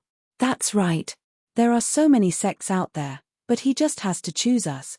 I really have no idea when these days of fear and anxiety will end." Nagging complaints entered Jiu Ling-er's ears. She stiffened and guilt appeared in her eyes. Her big brother's enemy was naturally her enemy. It was natural for him to seek her out for revenge. But in the end, she had implicated these innocent disciples of Immortal Eclipse Valley. If she couldn't resist, she would walk out and have that demon kill her so that more people wouldn't be implicated. Chapter 597. Terrifying fluctuations of strength surged out from Immortal Eclipse Valley. Their auras soared into the heavens. Black yin infernal energy that nearly condensed into essence collided with the pitch-black demonic energy, causing the skies to darken as if a great sun were about to fall. Shan Wugu grasped his blood-red spear. The spear point danced like a dragon, each strike erupting with an incomparably terrifying piercing strength that shattered the demonic energy that came at him from all directions. On the surface it seemed as if the handsome youth had the upper hand, but the truth was that the two sides were evenly matched. "Shan Wugu, after leaving Myriad Demon Caves I never imagined that you would possess such formidable strength. It seems I have underestimated you." The handsome youth revealed a look of praise. Then, he strangely smiled. "But do you think you can stop me like this? You are far too naive." Bang! Outside of Immortal Eclipse Valley, space suddenly shattered and a 2-meter-tall man walked out. His clothes were pushed up by his bulging muscles. He grinned. "I control more than one mortal body." The man took several steps forwards and flew into Immortal Eclipse Valley. He knelt on the ground and punched out with his fists. Billowing strength was like a stone falling into water. Ripples spread out from the ground. After several breaths of time, the man looked up, a sharp light flashing in his eyes. "I've found you." Shan Wugu thrust out his spear. Countless spear shadows instantly split apart, piercing through the surrounding demonic energy. A terrifying wound appeared on the handsome youth's face, starting from the point between his eyebrows until it disappeared from his jaw. Just a hair's breadth difference had nearly cut off his head. "Heaven-seek old demon, if you dare to harm them, then I swear I will kill you." He stepped forwards, wanting to stop the strong man. The blood-stained youth angrily roared out, "Shan Wugu, this is my favorite body. You really deserve to die." The demonic energy became even richer. It surged out from all directions, twisting towards him. The strong man walked deep into Immortal Eclipse Valley. Every step he took left a deep footprint in the ground, a wild strength rumbling into the earth. "In the past, Qin, you nearly put me to death. Now that I don't know where he is, I can only start with those close to him. Shan Wugu, today I will kill everyone here in front of you. If you want to take revenge, then I will welcome you at any time." As his last word fell, the strong man appeared deep within Immortal Eclipse Valley. He stared at the ground and licked his lips. "Right here." Bang ere bang, a series of loud explosions rang out, and the entire underground palace trembled. It was as if the underground palace was being battered by the waves of the ocean. The sound grew louder and louder. The impact on the underground palace grew stronger and stronger. The Immortal Eclipse Valley cultivators hiding here all had faces filled with fear. All of a sudden, the loud noise disappeared, and the impact that the underground palace had withstood disappeared as well. Is it over? Just as this thought rose in his mind, the earth trembled violently. A violent power surged like a raging river, exploding into the depths of the earth. Runes rapidly lit up, counteracting the destructive strength of the outside world. But even so, the entire underground palace groaned as if it couldn't bear the burden. "Ah!" Horrified screams rang out. The faces of the people in the underground palace instantly turned pale. The burly man's momentum was like that of a crazed demon. His fists continuously bombarded the ground. His expression was fanatical, but his eyes were ice-cold. Strengthened by the formation, the ground was even harder than iron and stone. Under the ferocious attack, it quickly cracked. Giant cracks appeared one after another, rapidly spreading outwards like a giant spider web. At this rate, the array formation would collapse in just a moment. At that time, everyone in the underground palace would have to withstand his merciless slaughter. No one would come to help them. Their fate was already decided. "Senior apprentice Aunt Gu, are we going to die? I'm so scared. I don't want to die. Who can save us? Hoo, Senior apprentice Aunt Gu, I miss my father, my mother. I want to go home." The sound of crying filled the room.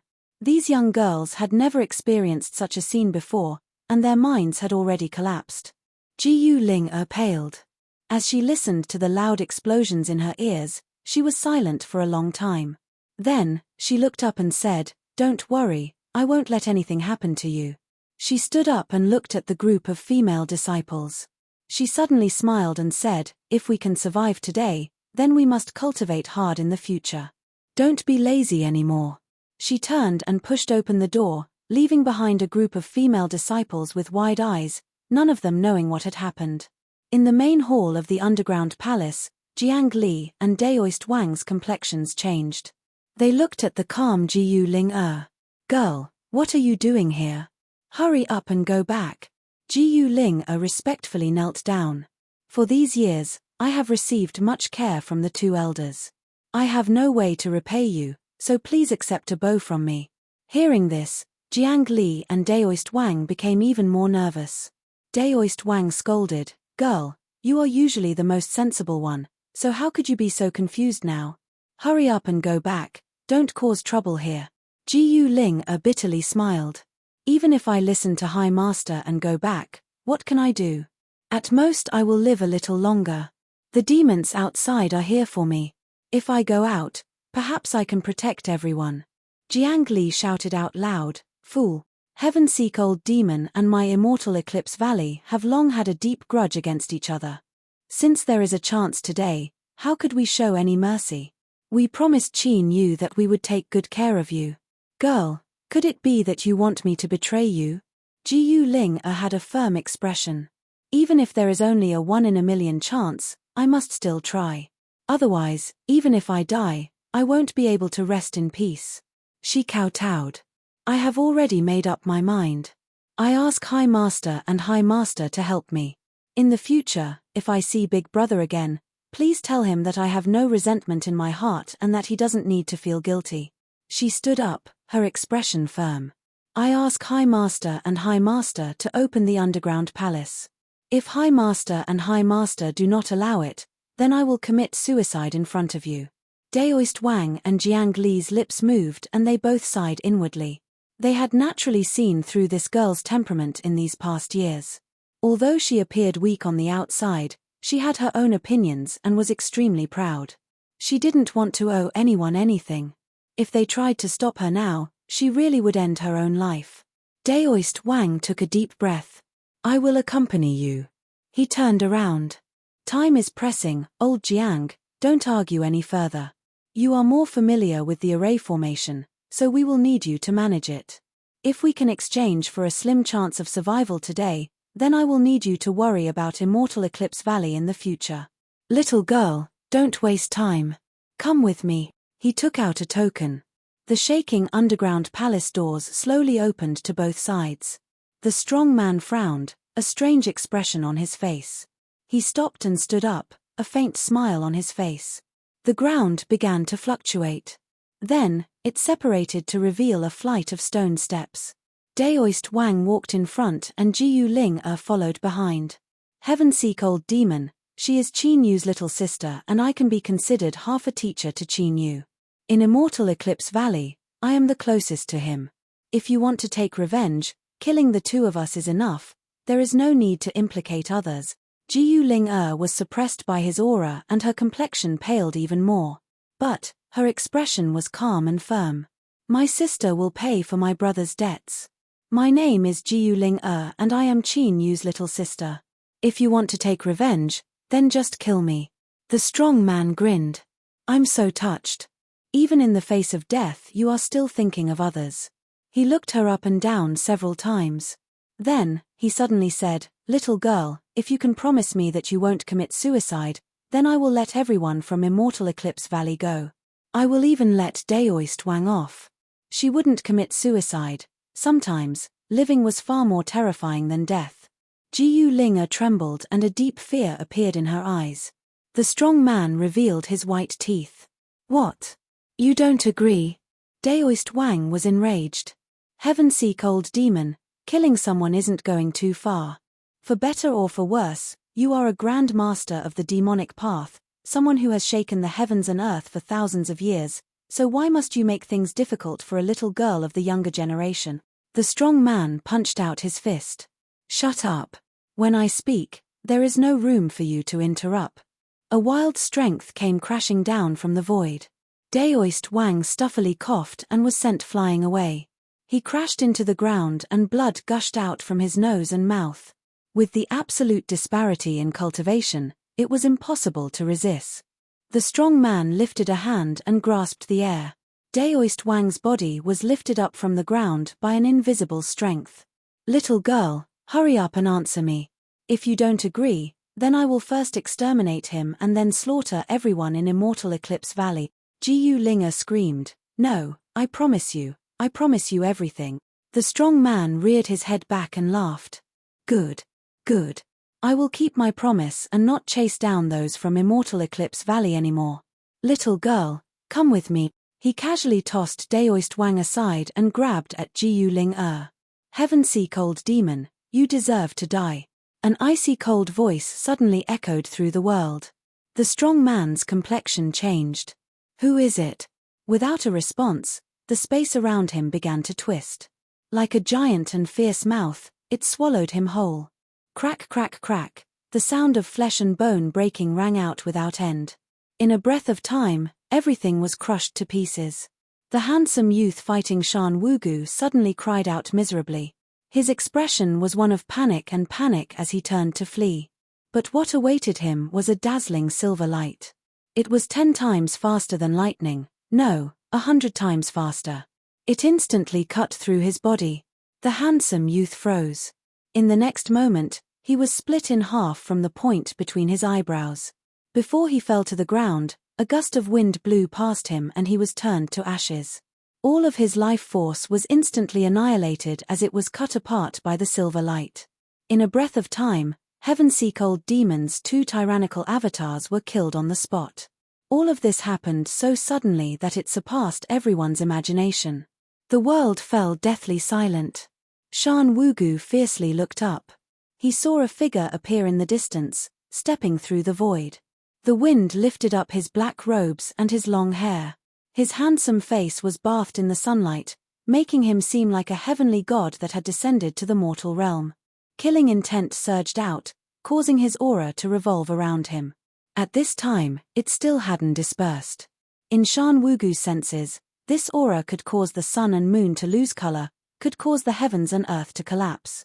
This person's cultivation was like a sea of stars, unfathomably deep. Shan Wugu revealed a dazed look. This figure gave him a strange feeling of familiarity, but it instantly vanished. Shan Wugu lowered his head and respectfully bowed. How could he possibly recognize such an incomparably powerful existence? Thinking about it, this person in front of him was another super powerhouse from the land of divinity and demons. But, why did he attack and kill heaven-seek-old demons' avatars? Qin Yu was about to speak when he suddenly frowned. He lifted a hand and thrust it towards the heavens. Bang! A heaven and earth spiritual strength began to seethe, crazily gathering from all directions. It condensed into a giant palm that shot upwards in defiance of the heavens. Rumble, rumble, rumble. With a heaven-shaking roar, the clouds were crushed apart by a wild strength, revealing an arrow that came from the highest heavens. At this time, the arrow trembled and began to collapse. A cold and callous voice echoed out, each word like a towering mountain pressing down. Who are you? How dare you interfere in the internal affairs of my Dark Night Demon region and kill my avatars? Shua, a figure appeared in the skies. He wore a wide and gorgeous black and gold robe that exuded a dignified aura. When his eyes opened and closed, a divine light flashed, like thunder roaring through the highest heavens. However, this person gave off the feeling that he could suppress the heavens. As he existed, even the sun in the skies became dim. This wasn't an illusion. Rather, all light that approached him would automatically extinguish. This was a phenomenon that occurred when one cultivated the great supernatural powers of the Dark Night Demon region. Qin Yu had a calm expression. The land of exiles, immortal Eclipse Valley, has some relationship with me. If your people want to kill them, then I can only kill them. They didn't harm the cultivators here. As long as you have the heart to kill, that is enough. Beneath the black and gold crown, a pair of thick eyebrows furrowed together. His deep voice echoed in the skies, I am the demonic path's Dark Night Demon region, subordinate of the highest divine throne. Fallen Wing, unfamiliar powerhouse, tell me your name. Qin Yu lightly said, I have no intention of becoming enemies with the demonic path. Today's matter ends here. Fallen Wing was a great figure in the Dark Night Demon region second only to the divine throne. He was equally famous as the Eternal Undying, and was an absolute peak character of the demonic path. Since the Dark Night Demon region had sent someone this time, and with such an existence like Fallen Wing, it was clear that they were determined to obtain the divine stone. If he reported his identity, then with the tense relationship between the Dark Night Demon region and the Holy Palace, there was bound to be a storm. And most importantly, once the Dark Night Demon region linked him to Shan Wugu, the latter would be in great danger. Qin Yu had made the decision to conceal his identity because of his worries. In Fallen Wing's eyes, this was an absolute contempt towards him. His breathing deepened and a cold light flashed in his eyes. Now, I can determine that you have become an enemy of the Dark Night Demon region. Above Fallen Wing's head, black energy condensed into a giant pair of wings that fell onto his back. His aura immediately rose. A wild and violent oppressive strength caused space to violently tremble. If nothing was stopped, the vibrations in space would be enough to erase everything around them. Qin Yu frowned. With a flick of his sleeves, another strength appeared.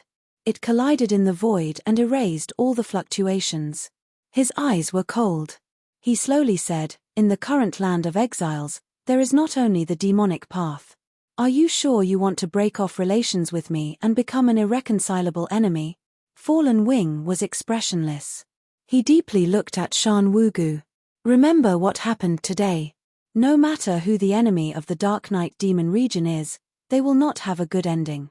With a step forward, space collapsed and his figure vanished. Shan Wugu respectfully bowed and left. Qin Yu looked at the place where Shan Wugu disappeared, an apologetic look in his eyes. They still couldn't recognize each other. Shan Wugu had actually become a member of the Dark Knight Demon region. This was beyond his expectations.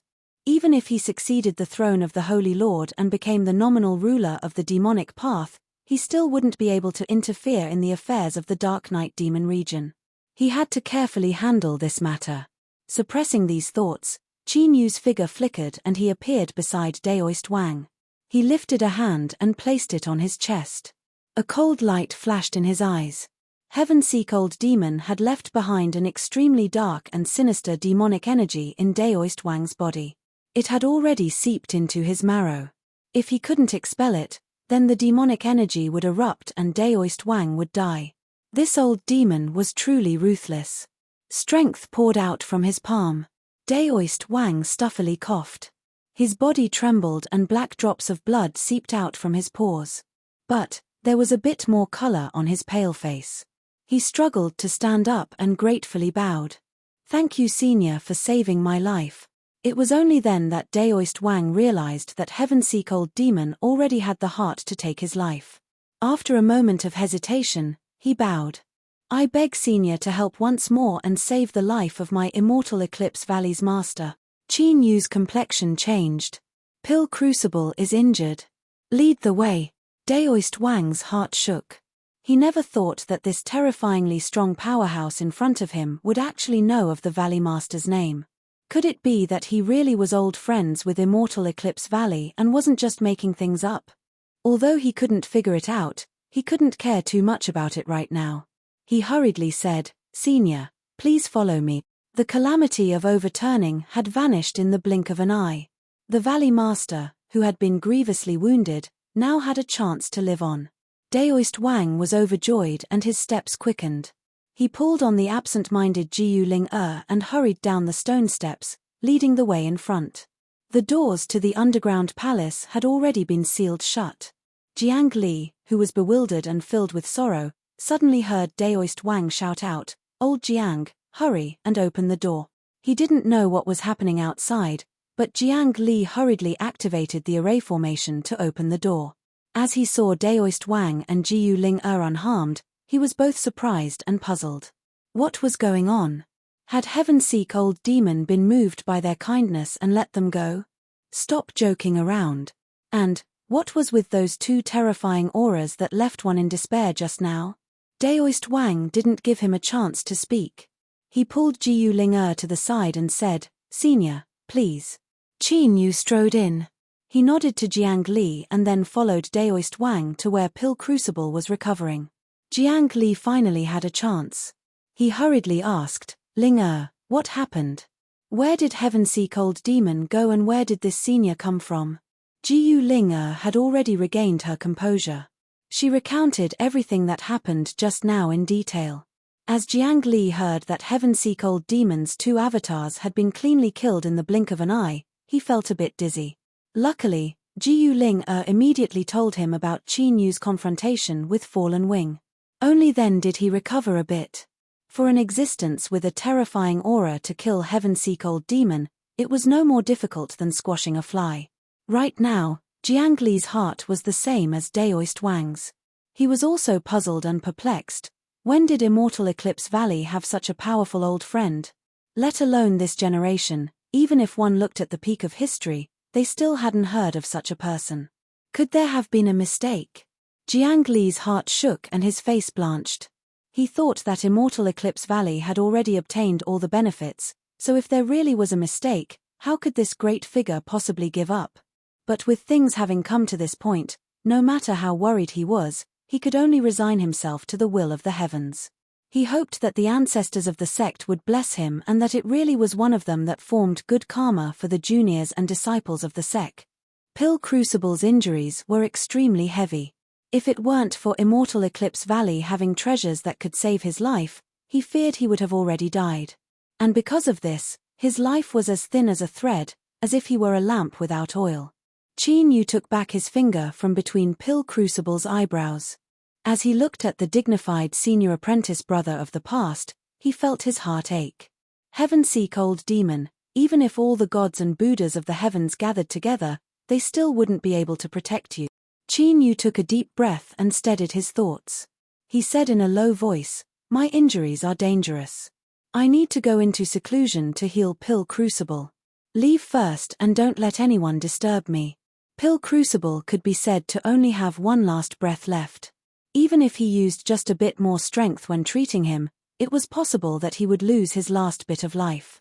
He had to be cautious and cautious. How could Qin Yu allow this cheap senior apprentice brother of his who had looked after him to die so miserably? Daoist Wang nodded again and again. After determining that Qin Yu didn't need help, he turned and left in a hurry. He paced back and forth outside the door, his expression incomparably tense. He never thought that even this tyrannical and powerful senior wouldn't be able to directly restore the Valley Master's life. From this, it could be seen just how serious his injuries were. When Jiang Li, Jiu Ling and the others arrived, they saw Daoist Wang's worried expression. Daoist Wang was a bit irritated. After a brief explanation, he began to drive everyone away. "Leave, don't stand around here. The Valley Master is fine." After a moment of hesitation, he continued to say, "Don't leave the underground palace yet. Wait until the Valley Master's injuries stabilize before we speak again." In truth, he was worried that if Qin Yu wasn't here, some accident would occur again. In truth, he was worrying too much. With Fallen Wing's status, since he had acknowledged this grudge, he wouldn't vent his anger on them. Jiang Li nodded in understanding. He led everyone away. Although Pill Crucible hadn't escaped danger yet, they all had relaxed expressions. The crisis of Immortal Eclipse Valley's survival had been resolved. To them, this was undoubtedly the best news. No one wanted to live in a precarious situation. In the blink of an eye, 7 days passed. Pill Crucible's injuries finally stabilized. Although he hadn't woken up yet, his condition had improved. Qin Yu walked out from his room with a tired expression. These past days had been incomparably dangerous. Even though he had been careful, Pill Crucible had nearly lost his life several times. The Immortal Eclipse Valley disciples guarding outside hurriedly bowed as they saw Qin Yu come out. One of them ran off to report, and then Daoist Wang and Jiang Li hurried over.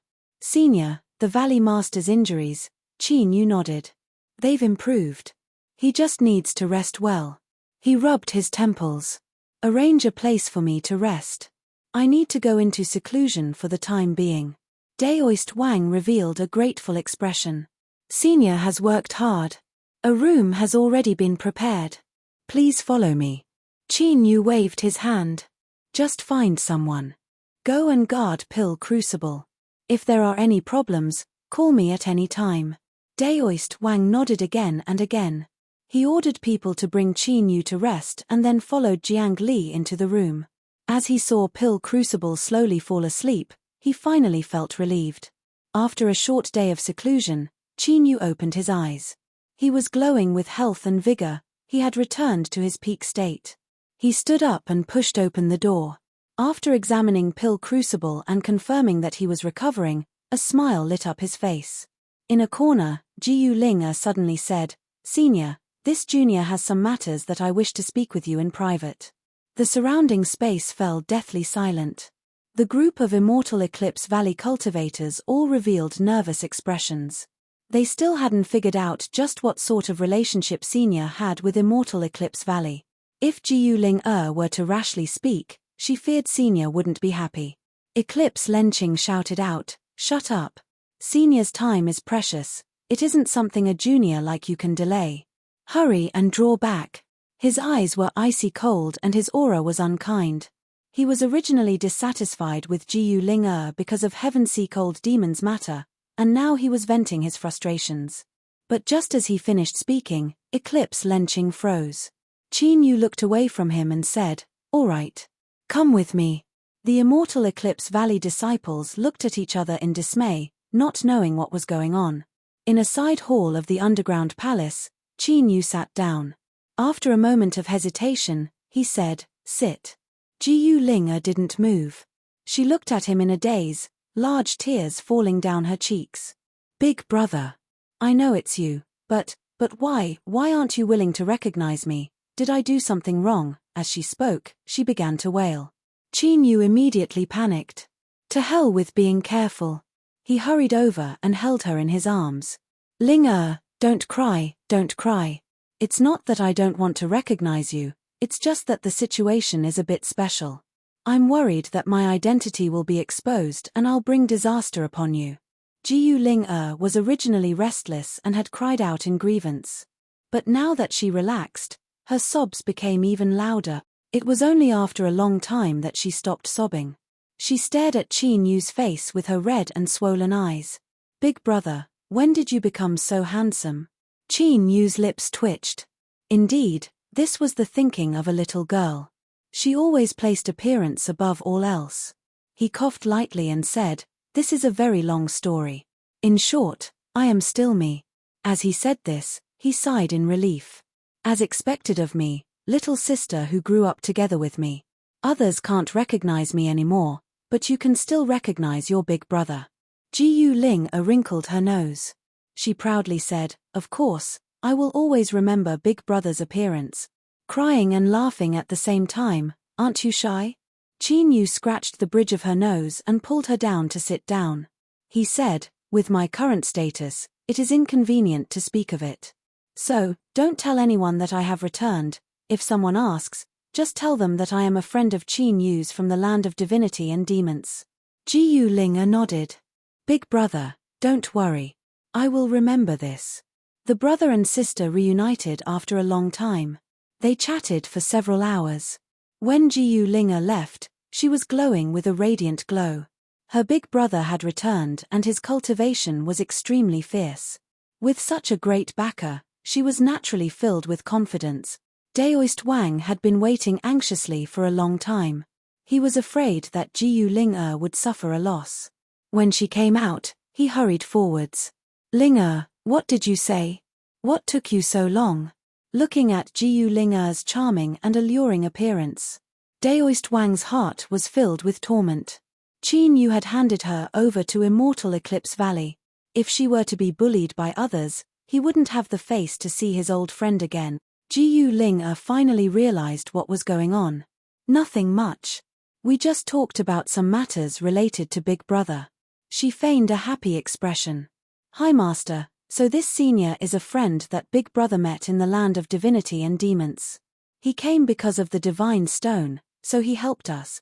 She stuck out her chest, her face full of pride. Senior said that Big Brother has already become a great figure in the land of divinity and demons and is incredibly fierce. In the future, he will bring us to the land of divinity and demons. Her face was filled with longing and longing. Daoist Wang revealed an awkward expression. He was secretly glad that he had spoken in a vague manner, otherwise he would have lost a great deal of face. No wonder the sect couldn't find any information about this senior even after searching through all the ancient texts. So it turned out that he was that boy Qin Yu's friend. That couldn't be right, just how many years had passed. Even if that boy progressed at a godly pace, he still didn't have the qualifications to be friends with such a character, right? Perhaps it was his sect senior, and to say they were friends, it was likely that little girl Linga was trying to flatter Qin Yu. That was it. Thinking he had found the reason, Daoist Wang's heart relaxed. These past days, everyone in Immortal Eclipse Valley had been afraid that Jiang Li's worries would come true. Chapter 598. At the former site of the land of sealed demons, in an extremely deep underground cave, a drop of water turned to ice and the temperature was terrifyingly low. Giant pillars of ice stood in sight. In the deepest part of the cave, there was a frozen lake formed from water droplets. The surface of the ice was sparkling and translucent. One could clearly see the black stone at the bottom of the lake as well as the skeleton wrapped in stone. Suddenly, 2 balls of soul fire appeared in the skeleton's eye sockets. An enraged roar echoed through the entire cave. "Who is it? Who are you? You dare to kill my avatar and destroy my divine sense. I will kill you. I will definitely kill you." The black stone trembled. With loud cracking sounds, countless cracks appeared on the surface of the frozen lake. The giant icicles shattered into pieces and rolled to the ground with a rumbling sound. The entire cave shook. It took a long time for everything to calm down.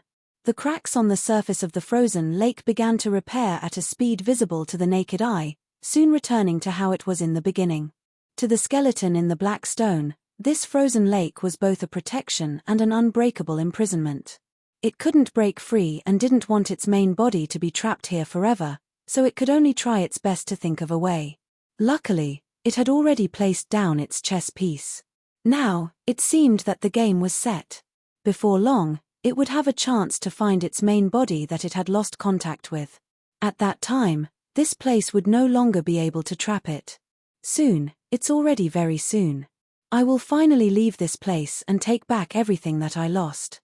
After a low whisper, there was a heart-chilling laugh.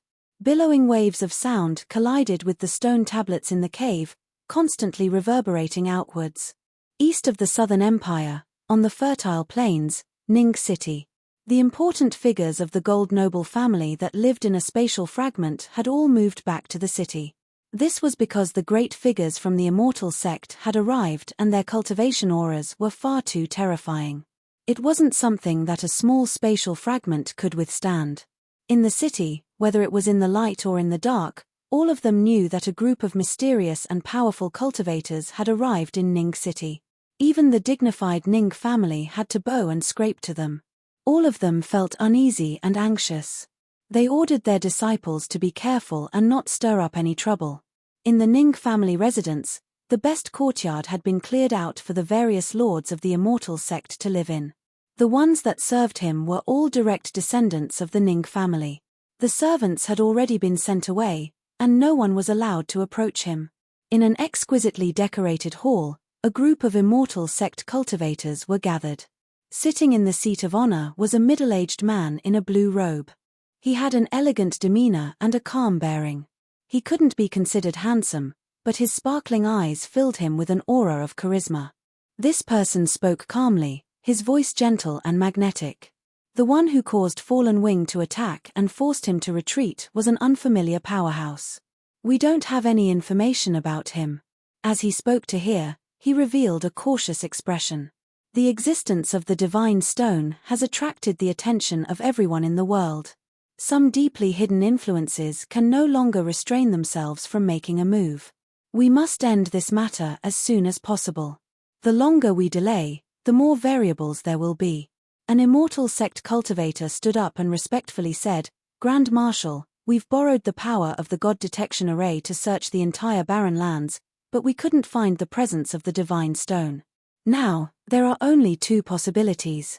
The first is that the person that obtained the approval of the divine stone has left this place, and the second is that this person is hiding in a place that the God Detection Array cannot reach." Another immortal sect cultivator said, "When the divine stone's aura gathered, we were ordered to arrive at the barren lands and activated the God Detection Array. The person that obtained the approval of the divine stone absolutely hasn't left this place."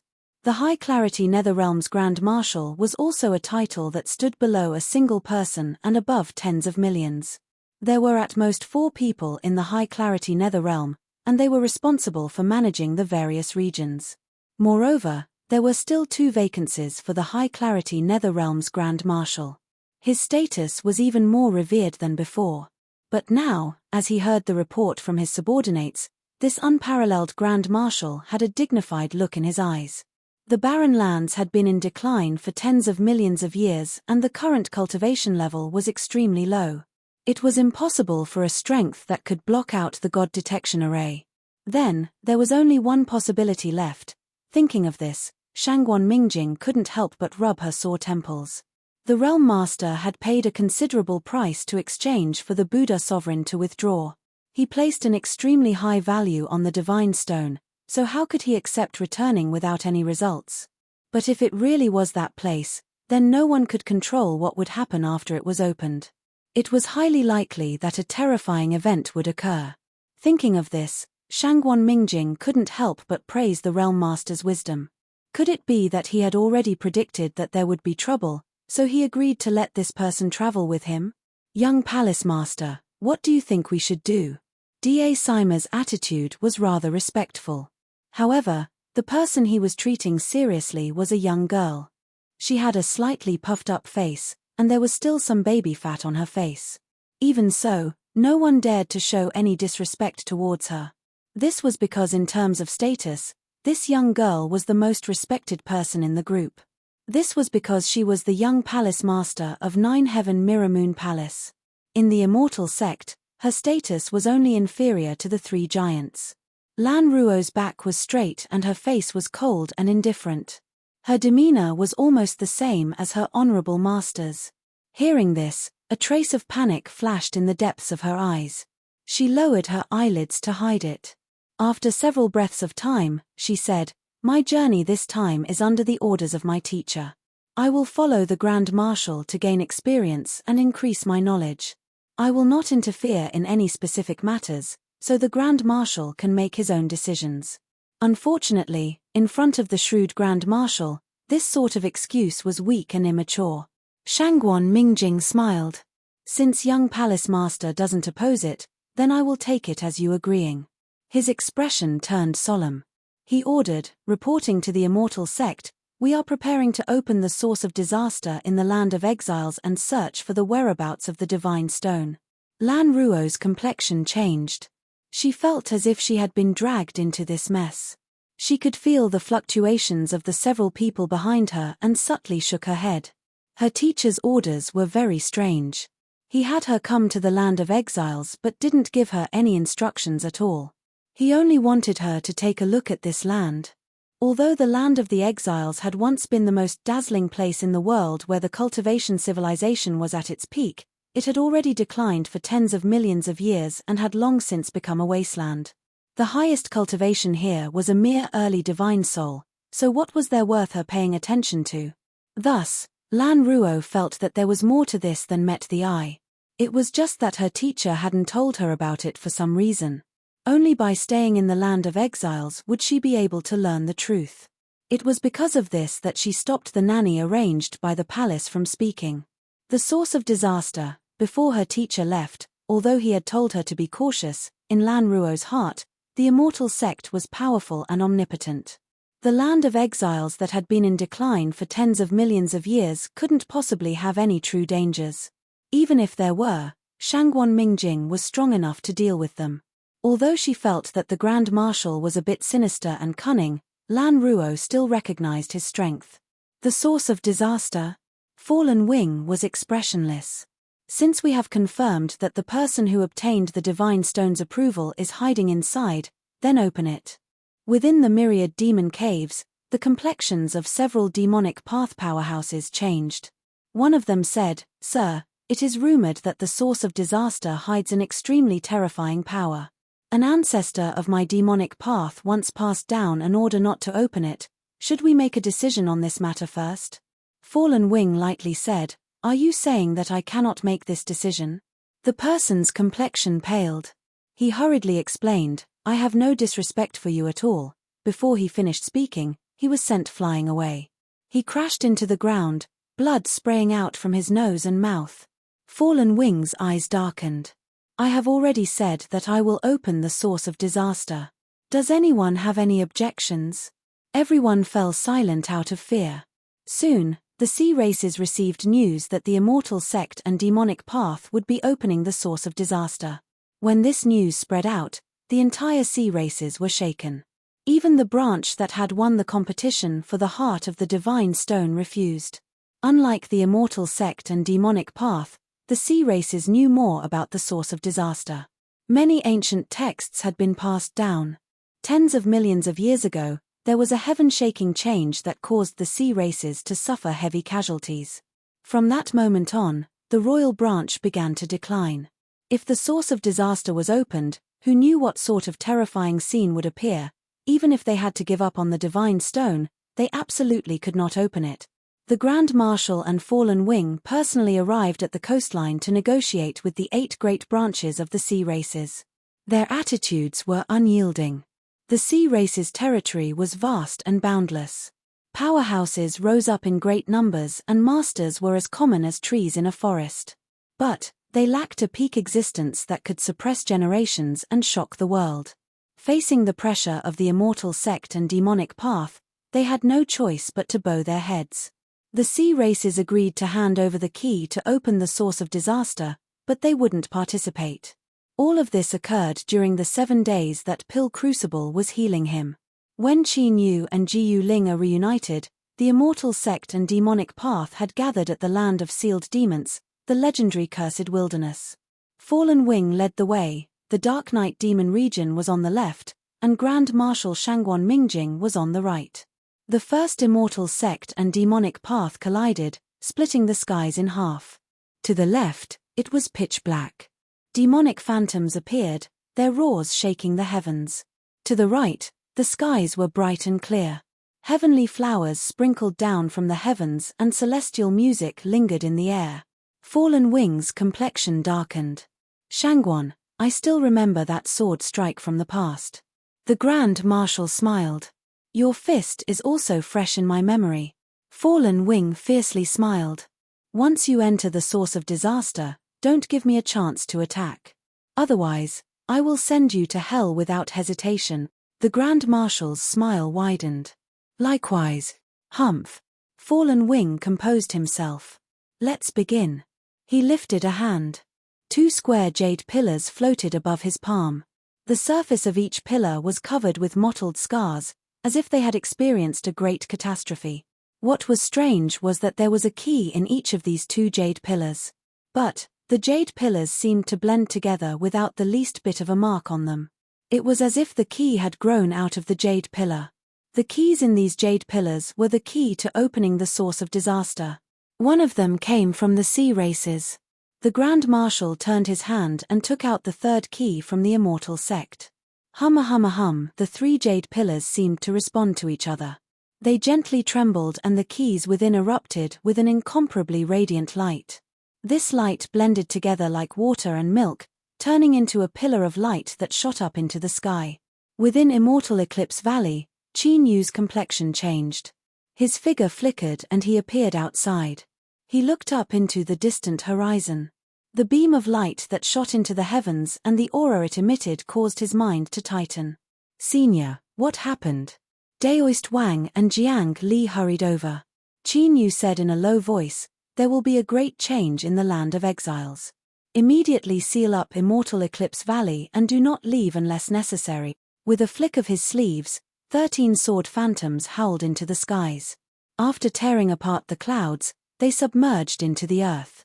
Whoosh, whoosh, tens of millions of sword lights instantly appeared, turning into a thick curtain of swords that protected the entirety of Immortal Eclipse Valley. This sword array obtained from the Sea of Purgatory was enough to resist the bombardment of a calamity immortal. After finishing his preparations, Qin Yu no longer delayed. He stepped forwards and vanished from sight. Bang! A deep and dull sound spread into everyone's ears. It was like a great door that had been sealed for countless years had been opened. A black vortex appeared in the skies. It was thousands of miles wide and its shadow covered the entire wilderness. An inconceivably large stone gate appeared from the vortex, rapidly condensing from illusory to material. With just a glance, everyone who saw it felt their blood freeze over and their souls tremble with endless fear. It was like behind this stone gate was a great terror that could destroy the heavens and earth. Even the powerful Fallen Wing and Da Sima had dignified expressions. A sharp light burst out from their eyes. As if by prior agreement, the 2 of them took a step forwards. Their auras erupted like volcanoes, sweeping through the world. This was a warning to those who coveted the source of chaos in the dark, telling them not to try and enter it first. But in truth, these 2 great figures were overthinking things. This was because although the stone gate had appeared, it had no intention of opening at all. It remained indifferently closed, keeping everyone outside. Da Sima's complexion darkened. The key isn't right. Of the 3 square jades, the key that came from the seafolk was emitting a much dimmer light. Fallen Wing roared, "Seafolk, you are seeking death." A pair of wings unfurled behind him. He was about to shatter space and leave to find the seafolk to settle accounts. But at this time, a calm voice sounded out. "There is no need to trouble yourself. The final key should be in my hands." Fallen Wing fiercely turned around. "It's you." Qin Yu stepped through the void. His voice was light. "Fallen Wing, we meet again." With just a few words, Sima knew that the person in front of him was the mysterious powerhouse that had confronted Fallen Wing 7 days ago. His thoughts raced and he extinguished some of his cold and cruel thoughts. He cupped his hands together and bowed. "Immortal Sect's Lucid Netherrealm's Grand Marshal greets fellow Daoist. May I ask if what fellow Daoist says is true?" Qin Yu lightly said, "Of course." He lifted a hand and a jade pillar appeared. It was imprisoned in his palm by strength so that its aura couldn't leak out. Even so, it caused the other 3 jade pillars to tremble. It was clear that they came from the same source. For more information, see Chapter 233, Key. Looking at the jade pillar in his hand, Qin Yu sighed with emotion. He never thought that the jade pillar that the seafolk priests had gifted him in the past would actually be hiding such a great secret. The jade slips that the priests had left behind in the past had said that this object was related to the secrets of the world and was the key to awakening the sea spirit. And now, it was actually related to the source of disaster. Although Qin Yu didn't know what the source of disaster was, his expression was calm, as if he had a card up his sleeve. If he could take out the key, then no one would have thought that he didn't know anything about it. Sima decisively said, "If fellow Daoist can take out the key, then you have the qualifications to enter the source of disaster with us." Fallen Wing's eyes flashed with a cold light before he composed himself.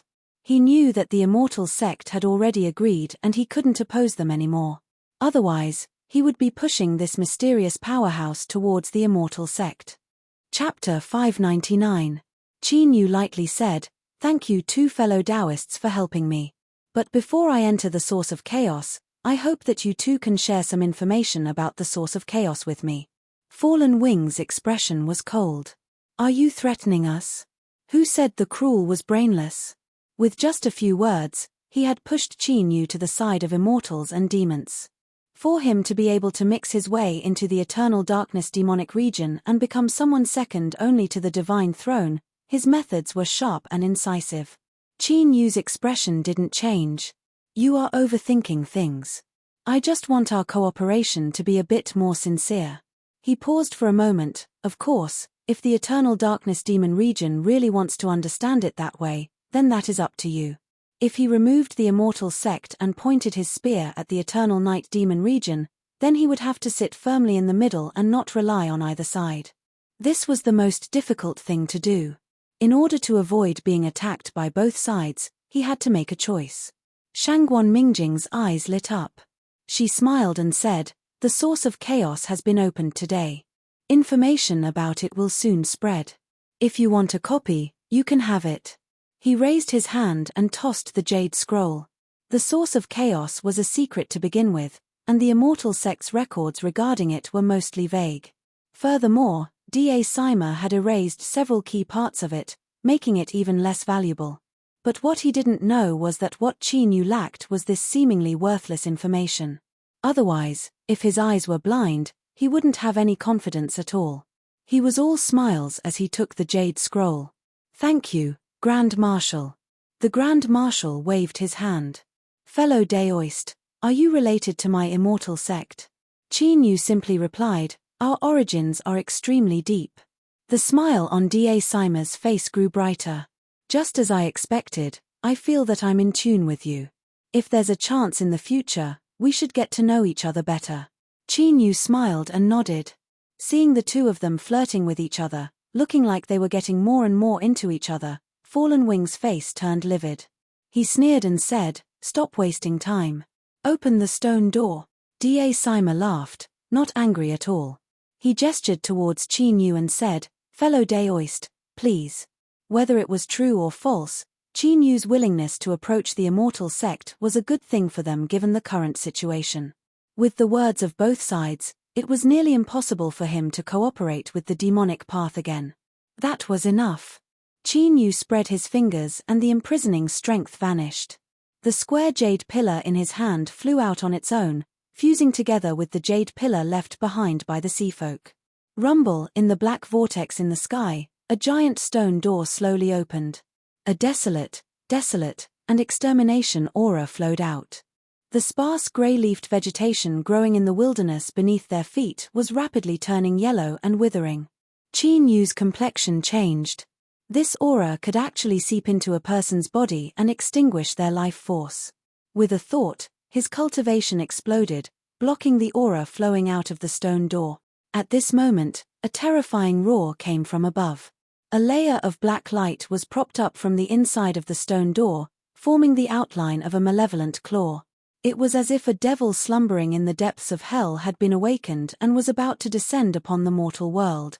Although the black light seemed thin, it contained unimaginable power. No matter how the ferocious claws crazily scratched at it, they were unable to break it. It was unknown what happened in the world behind the stone door, but with a pained howl, the sharp claws finally retreated. But what happened in just a few short breaths of time was enough to make anyone feel just how terrifying the black light was. The immortal cultivators and demonic cultivators all had dignified expressions on their faces. However, this couldn't scare away their determination to obtain the divine stones. Fallen Wing roared, "Go!" With a flick of his sleeves, the demonic path cultivators shot into the skies. The Grand Marshal lightly said, "Cultivators of the immortal sect, follow me into the source of disaster." The immortal sect naturally wouldn't give the demonic path a chance to take the initiative. Qin Yu was the last to arrive.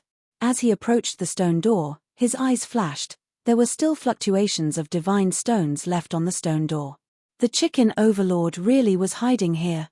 Although he had already guessed this, it wasn't until he confirmed it that Qin Yu finally relaxed. If it weren't for saving this fellow, he wouldn't have bothered to interfere in the battle between the immortal sect and the eternal darkness demon region.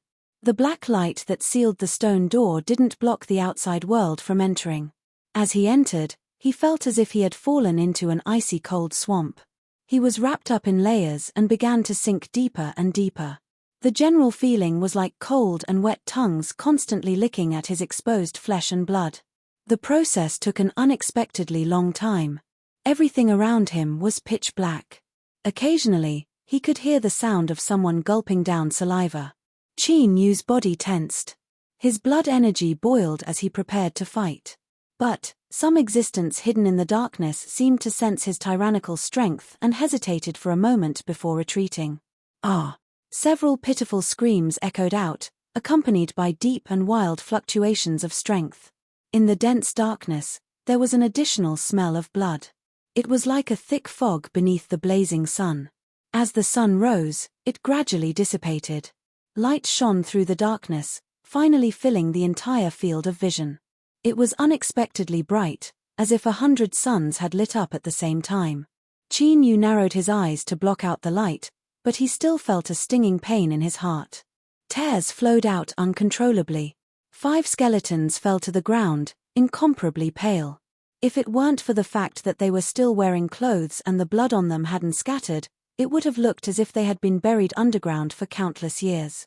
Looking at these skeletons that had all their life force sucked away, the immortal and demonic cultivators all had shocked and angry expressions. Fallen Wing and Da Sima had dignified expressions, their eyes gloomy. Who would have thought that even though the two of them were personally overseeing this place, they would still suffer losses as soon as they entered the source of chaos? Looking up into the skies, one could see that there was a black vortex thousands of miles wide. As for the stone door within the vortex, it was exactly the same as the outside world. It was like a projection, but also like the sky was a clear pool of water that could clearly reflect everything outside. It was incomparably strange. Suddenly, there was a light catcher that entered everyone's ears. When they saw the source of the sound, they felt their hairs stand on end. They saw that the 5 skeletons that had fallen to the ground, their life force completely extinguished. Now, they were shaken as they crawled up from the ground. In their empty eye sockets, 2 ghostly green flames ignited. A massive grey fog appeared out of thin air, wrapping around the 5 skeletons. Suppressed roars echoed out from the fog. Soon, when the fog scattered, the 5 skeletons had regrown their flesh and blood, restored to their original appearance. It was just that their eyes were a ghostly green and their skin was deathly white, without the slightest hint of blood. Roar! The 5 people roared out together. A terrifying aura of specters erupted. Stay behind and accompany us. None of you leave. Bang! The ground exploded. 5 figures rushed out like bolts of lightning, their speed astonishing. Hai Qing, I am Cheng Jun. Hurry and wake up. An immortal sect cultivator cried out in alarm. As he looked at the figures rushing towards him, he tried to awaken his memories. Puff! A hand tore through his chest and abdomen, piercing through his back. This hand was also holding a beating heart. Cheng Jun, you are my best friend, so of course you wouldn't have the heart to watch me suffer here alone. So, come with me. He pulled back his hand and placed the heart into his mouth, chewing on it. As blood splashed out, he wildly laughed. Sima flicked his sleeves and a formidable strength sent Hai Qing flying away. He exploded into countless pieces in midair. He coldly said, they have already become specters. We cannot hold back any longer. But soon, his complexion became even uglier. This was because after Hai Qing was killed, his broken bones and rotting flesh began to bounce around, gathering together. As they came into contact with each other, they began to rapidly regenerate, like a dazzling jigsaw puzzle. In just several blinks of an eye, this person had completely regenerated. He stretched his neck and strange and deep laughter came from his mouth. Sima, you cannot kill us. On the other side, Cheng Jun's corpse rapidly rotted away, turning into white bones. Then, a grey fog wrapped around him and the 6th newly born spectre appeared. The resurrected Cheng Jun licked his lips with a black tongue. He excitedly said, so much sweet flesh and blood, I really can't wait. Sima lifted a hand and pressed down. A powerful strength rolled out like a tide, sucking in Hai Qing and Cheng Jun. Then, the 2 of them were torn to pieces. But, his complexion didn't relax at all. Rather, it became even uglier. This was because Sima could clearly feel that he hadn't been able to kill the 2 of them. In this part of the world, there seemed to be some sort of rule that protected them. Was this the source of disaster? No wonder the immortal sect dreaded this place so much. Qin Yu frowned. He looked at the specters of the immortal and demonic path cultivators that couldn't be killed. He naturally thought back to his experiences in the sea mausoleum. The specters there also couldn't be killed. Both sides were similar in this aspect, but the specters of the source of disaster were clearly more terrifying. They retained their own consciousness. Was there some sort of connection between the sea mausoleum and this place? Before Qin Yu could think any further, the specters of the immortal and demonic path cultivators reared their heads back and howled into the heavens. Their mournful cries spread out into the distance. There was no sun, but in the dazzling skies, winds began to rise. The billowing black clouds were like ink being poured into water, wildly spreading outwards. They were calling out to their companions. This thought instantly appeared in everyone's minds. Fallen Wing raised his hands and a black halo of light covered them. Within the halo of light, it instantly turned pitch black, as if it were an eternally cold ice that could freeze all. The howling stopped, but the black clouds in the skies didn't scatter. Rather, as time passed, more and more of them appeared. Your Excellency, it is already too late for you to take action. Ha ha ha, to be able to exist forever with Your Excellency is our highest honor. Fallen Wing clenched his fists. The darkness instantly shattered, turning into motes of stars that vanished from sight. What disappeared along with it were the specters of the 6 immortal and demonic path cultivators. Feeling the complex gazes of those around him, Fallen Wing's complexion became increasingly ugly. What he used was the great supernatural ability of the Eternal Darkness Demon Domain. Although it seemed ordinary, the consumption was extremely serious. He looked up and met Sima's gaze. Both of them were expressionless, but both of them felt a bit helpless in their hearts. If they knew that the situation would reach this step, they would have made their move earlier. The rules protected them and they couldn't kill them. But to a transcendent calamity immortal realm supreme being, Breaking the rules wasn't difficult at all. But now, it was too late for regrets. They could only deal with each move as they came. But in this situation, perhaps they could obtain other harvests, for instance, using someone else to do their dirty work. Eternal darkness descend. Fallen Wing roared. The cultivators under his command also attacked. Darkness spread out, covering them within. The movements of the immortal sect cultivators weren't slow at all. Crystal-clear lotuses began to bloom above everyone's heads, sprinkling down ribbons of divine light that condensed into essence. Qin Yu was left outside. If he couldn't resist this great terror that came from the source of disaster, then the immortal and demonic sides would have one less powerful opponent. In the next moment, a cage of white bones descended from the black clouds above their heads. It was like a giant bamboo basket woven from human bones. It hung upside down on the ground, covering everyone within. All living beings that intrude into the world of the departed will use their own flesh and blood as sacrifices to exchange for the forgiveness of the undead god. As the representative of God, I bestow upon you death. Deep and strange syllables carried with them a rich aura of years. As they entered the ears, one could naturally understand its meaning. Their souls trembled. Endless fear rose up from their instincts, as if death was about to arrive. The cage of white bones erupted with light. Figures walked out from the light. They wore ancient war robes and their eyes were ghostly green. They were different from the departed spirits that the immortal and demonic cultivators had turned into. They didn't seem to have their own consciousness. Their ghostly green eyes surged with nothing but slaughter and destruction. Kill. Loud shouts rang out like thunder. Even the immortal and demonic cultivators couldn't help but feel their hearts tremble. They couldn't help but feel fear. It wasn't that they were weak, but that these people in ancient war robes seemed to have emerged from a sea of blood and mountains of corpses. Their slaughter and slaughter auras soared to the heavens. Great Jew's war army. Da Sima cried out.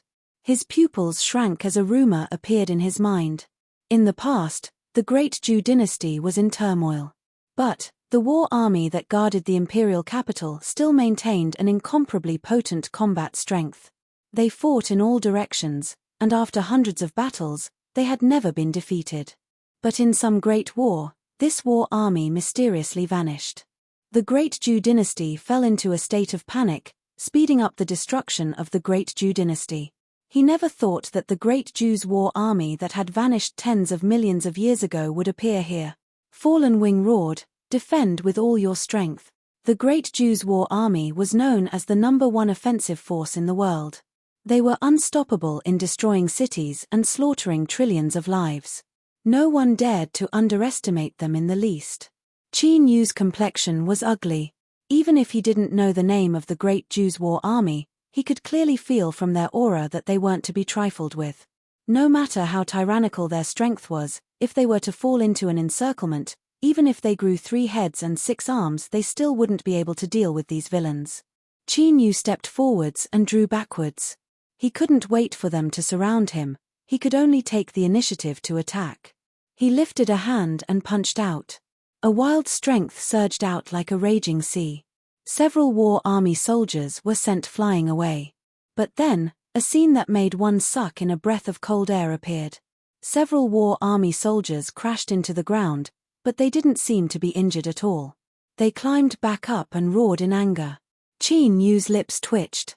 He hadn't held back his punch just now, but he still hadn't been able to completely break through their defenses.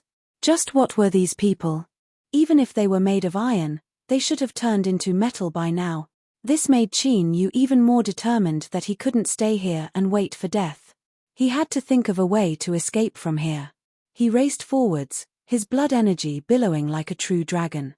All the war army soldiers he passed were sent flying away. The white bone cage appeared in front of him. He lifted a hand and bent his fingers backwards, as if he were pulling back a giant bowstring. A radiant silver light rapidly condensed. He released his hand and there was the sound of breaking air. The space it passed through seemed to be imprisoned, fiercely twisting but didn't collapse. In the next moment, the all-out path of metal slashed down on the white bone cage. With a dull puff, the silver light submerged into it. A giant cut mark appeared on the white bone cage. But before Qin Yu could reveal a happy expression, the white bone cage rapidly wriggled and the cut mark vanished from sight. Although he already expected that the white bone cage wouldn't be easily broken, Qin Yu still couldn't help but curse inwardly. Undying, can we leave here? The path of metal was futile. Qin Yu was well aware that it was impossible for him to succeed with his strength alone. If he wanted to preserve his life, he had to find Undying. In these past years, he had used his actions to prove that he had an unrivaled ability to escape. Undying's voice rang out. The space and white bone cage have become one. If you want to leave, you can only break through the cage. Qin Yu's complexion became even uglier. Luckily, Undying's voice continued to ring out, I might have a way to open the white bone cage, but I will need time. Hurry up and do it. Qin Yu only had time to reply with these words before his figure was submerged in a tidal wave of soldiers. With a loud rumble, a wild strength erupted and the soldiers were sent flying away one after another. But, under their fearless encirclement, Qin Yu's figure was never revealed again. The immortal and demonic cultivators naturally attracted even more soldiers.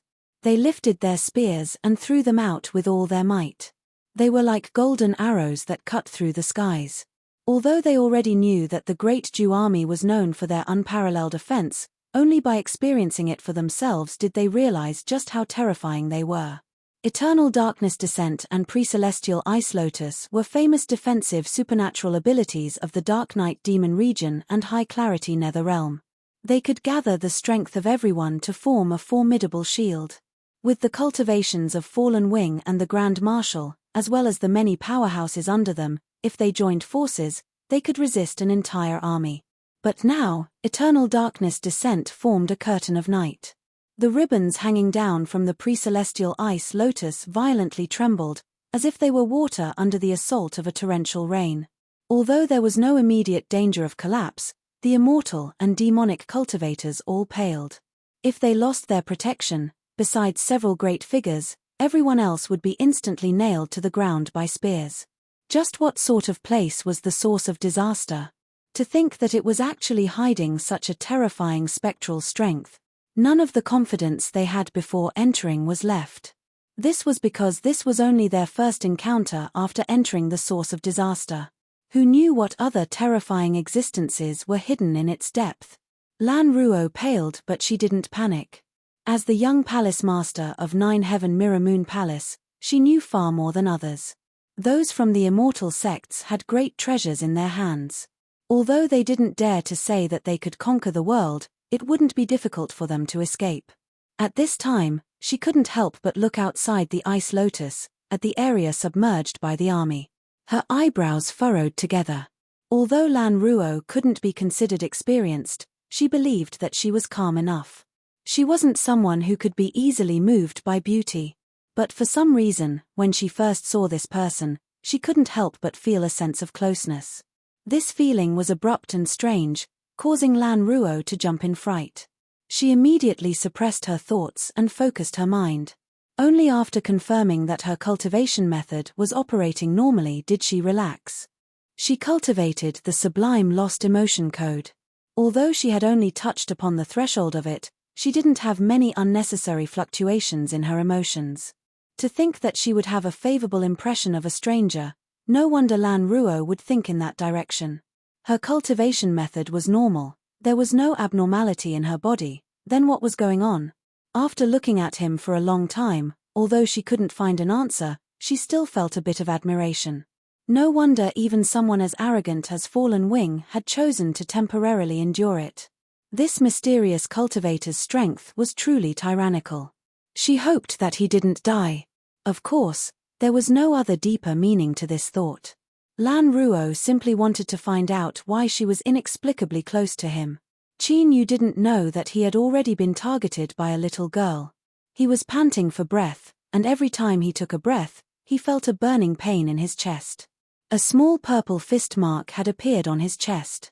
If it weren't for the Saint Sun robe mitigating most of the power, Qin Yu suspected that he would have been directly killed by this fist. Luckily, the army that had sneak attacked him seemed to have some sort of limitation. After punching out, It fell silent for a long time. At this time, Qin Yu's heart fiercely shrank and all the hairs on his body stood up. He tumbled to the side and dodged the fist behind him. His eyes rapidly turned and he was finally able to capture its trajectory. This small fist was fair and delicate. Through the fair and delicate skin, one could even see the blue blood vessels quietly spreading out. But this small fist that could be called beautiful had nearly killed him in a single strike. Bang! The ground shook and a fist mark instantly appeared. It was pitch black, reaching deep into the ground. It was unknown just how deep it was. There wasn't even the slightest crack around it. All of the strength had struck where the fist mark was. Qin Yu's mind shook. The higher the level of strength, the more difficult it was to control. This was why there were powerhouses that could cause the earth to shake with just a wave of their hand. It wasn't that they liked to show off, but that they simply couldn't control the fluctuations of strength that they naturally emitted. It was just like when a person walked, there would always be a gust of wind that would stir up the fallen leaves and weeds. The owner of this fist had truly managed to control all of their strength and concentrate it at a single point, not allowing it to spread or leak outwards. Perhaps his or her true cultivation base was not very strong, but because of this concentration, he or she possessed a terrifying explosive power. This could also explain why there was a long interval between the fist's attacks. They should have needed to make some preparations before they were able to erupt with their strength. Knowing this, Qin Yu relaxed a little. He stood up from the ground in a distressed manner, but when he looked back, that delicate fist had already vanished from sight. Undying, how much longer do you need? Qin Yu had successfully avoided the second fist, but he didn't have full confidence he could avoid the third. With his current condition, if he were to be struck again, he would be severely wounded at the very least. Undying's voice sounded out, "Wait a little longer." His voice was slightly hoarse and tired, but there was also a bit of excitement that couldn't be concealed. Like a shark that smelled blood, Qin Yu was left speechless. "Big brother, I'm about to be beaten to death, so how come you feel like you're about to go into heat?" Suddenly, majestic syllables echoed out from the bone cage. The war army seemed to be urged and the frequency of their attacks instantly sped up. At the same time, a portion of the war army that was attacking the immortal and demonic armies actually rushed out, all of them rushing towards Qin Yu. Qin Yu's complexion instantly changed. He was barely holding on right now. If the war army had doubled in number, then even without those delicate fists attacking him, he would still be beaten to death. Undying. If you delay any longer, then you will have to collect my corpse for me. All right, attack the bone cage. I will bring Master out. Bang! The ground shook and a wild shockwave of strength swept out, sending the surrounding war army flying away. Qin Yu could clearly hear the creaking of his leg bones. But he couldn't care about the aching pain anymore. He turned and rushed towards the bone cage. He took several steps forwards and the bone cage appeared in front of him. Qin Yu lifted his hand and a common-looking shadow quietly wrapped around his fist. The fist fell and Qin Yu was shaken back several steps. A mark appeared on the surface of the bone cage.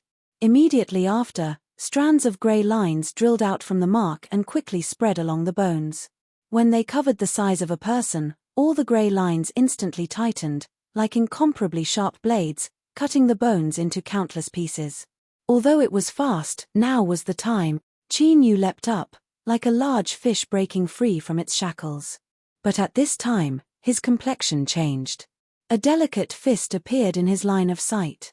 But he couldn't dodge, otherwise he would lose his chance to escape. Ah! With a loud shout, his bones began to rumble. Qin Yu's body grew several inches and he raised his fist to meet the fist. Bang! There was a heaven-shaking explosion, like two stars colliding. Qin Yu's entire arm emitted loud crackling sounds as his bones broke into countless pieces. He spat out a mouthful of blood and was sent flying away like a sandbag. He instantly rushed out of the bone cage. The moment the gap in the cage of bones closed up, Qin Yu saw the owner of that fist. Her petite body seemed weak and frail in the midst of the many tall and burly soldiers. Her eyes were as black as ink, icy cold and without any fluctuations. Before he landed, Qin Yu roared out loud, "Undying, let's go." A space twisted around him and he vanished from sight. Within the bone cage, The war army had been split in half.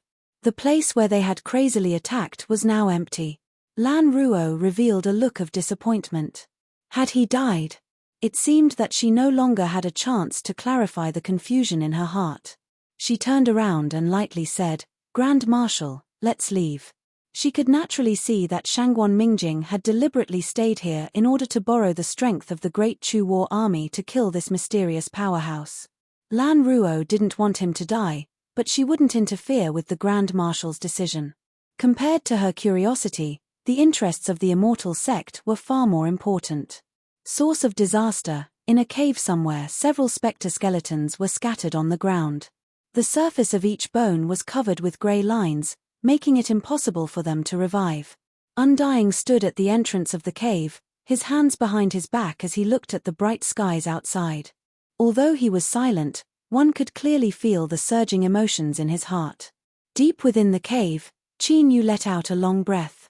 His eyes flashed open and a sharp light flashed through them. He clenched his fists, feeling the slight soreness in them. He couldn't help but nod in satisfaction. The demon body's regenerative abilities were indeed incomparably potent. When combined with the strengthening abilities of the water and wood paths, breaking bones and tearing muscles wasn't anything at all. At most in 1 or 2 days, his severed arm would be restored to its original state. "Master, you've woken up." Undying turned and walked over. He cupped his hands together and bowed. "I must apologize to Master." Qin Yu's smile stiffened. His lips twitched several times. "Don't tell me that you were able to open the bone cage a long time ago." Undying simply nodded. Qin Yu's field of vision darkened. He really wanted to spit out a mouthful of blood and drown this bastard.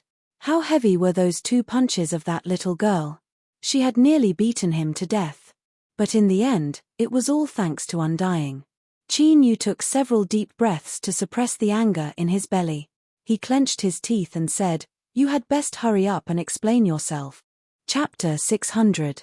Qin Yu was startled. He frowned. "It's related to the bone cage?" Undying nodded and then shook his head. "It is only a primer." He stamped his feet and pointed towards the sky outside the cave. Qin Yu sucked in a breath of cold air. "The source of disaster is related to you. 1 trillion years ago, the land of exiles was a prosperous cultivation civilization. Powerhouses were as common as the rain and they were even more dazzling than the current land of divinity and demons.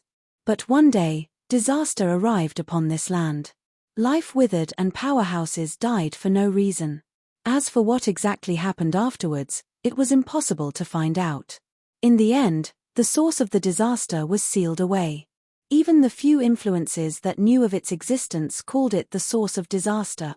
The information in the jade slip that the Grand Marshal gave him was extremely simple.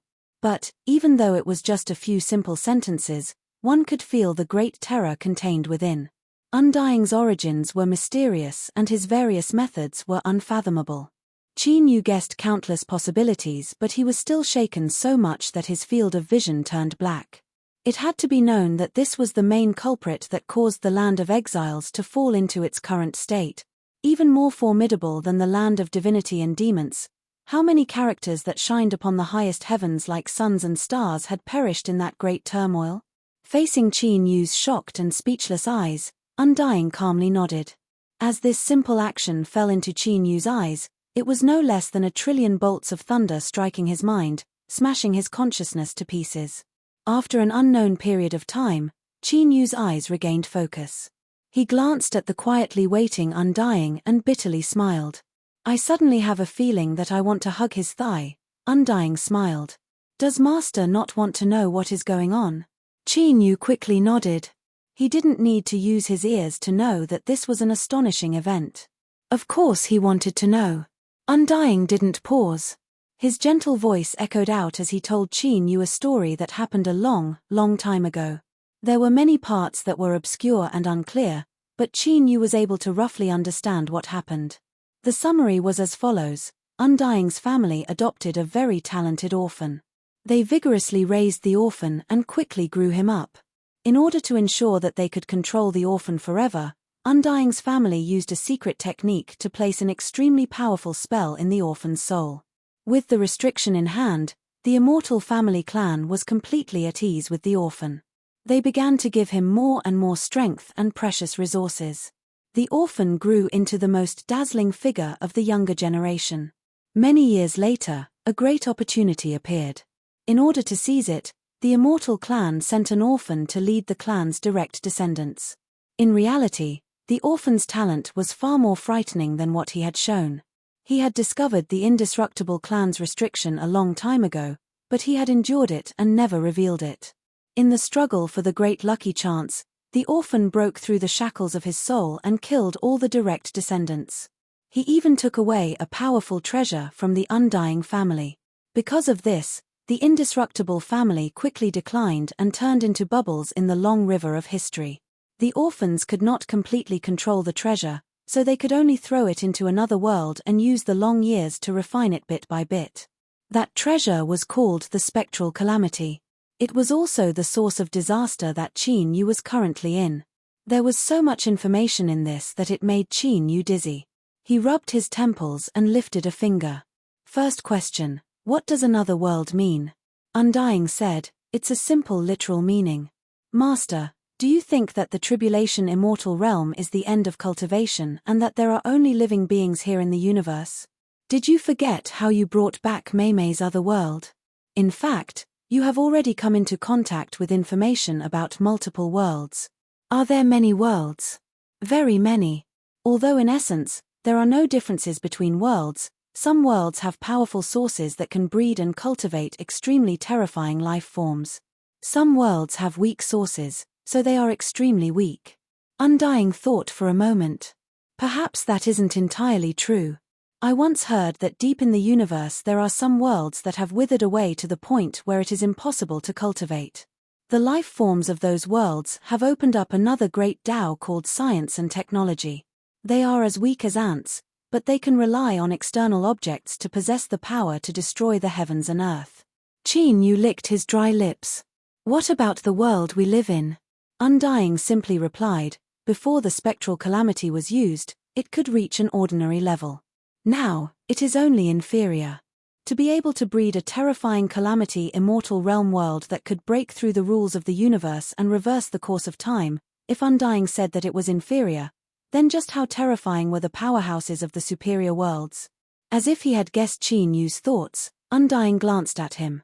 He lightly said, the world my family lives in can barely be considered superior. For the fierce characters there, destroying the world is a bit difficult, but it is only a bit difficult. Qin Yu's entire body stiffened. Even with his current boundary, he was still 108,000 miles away from breaking through the terrifying limits of a world. The second question. Qin Yu looked up, his eyes bright. How do I go to other worlds? Undying's calm voice revealed a hint of praise. You are truly worthy of being my master. You were able to stabilize your mind so quickly and didn't lose your confidence.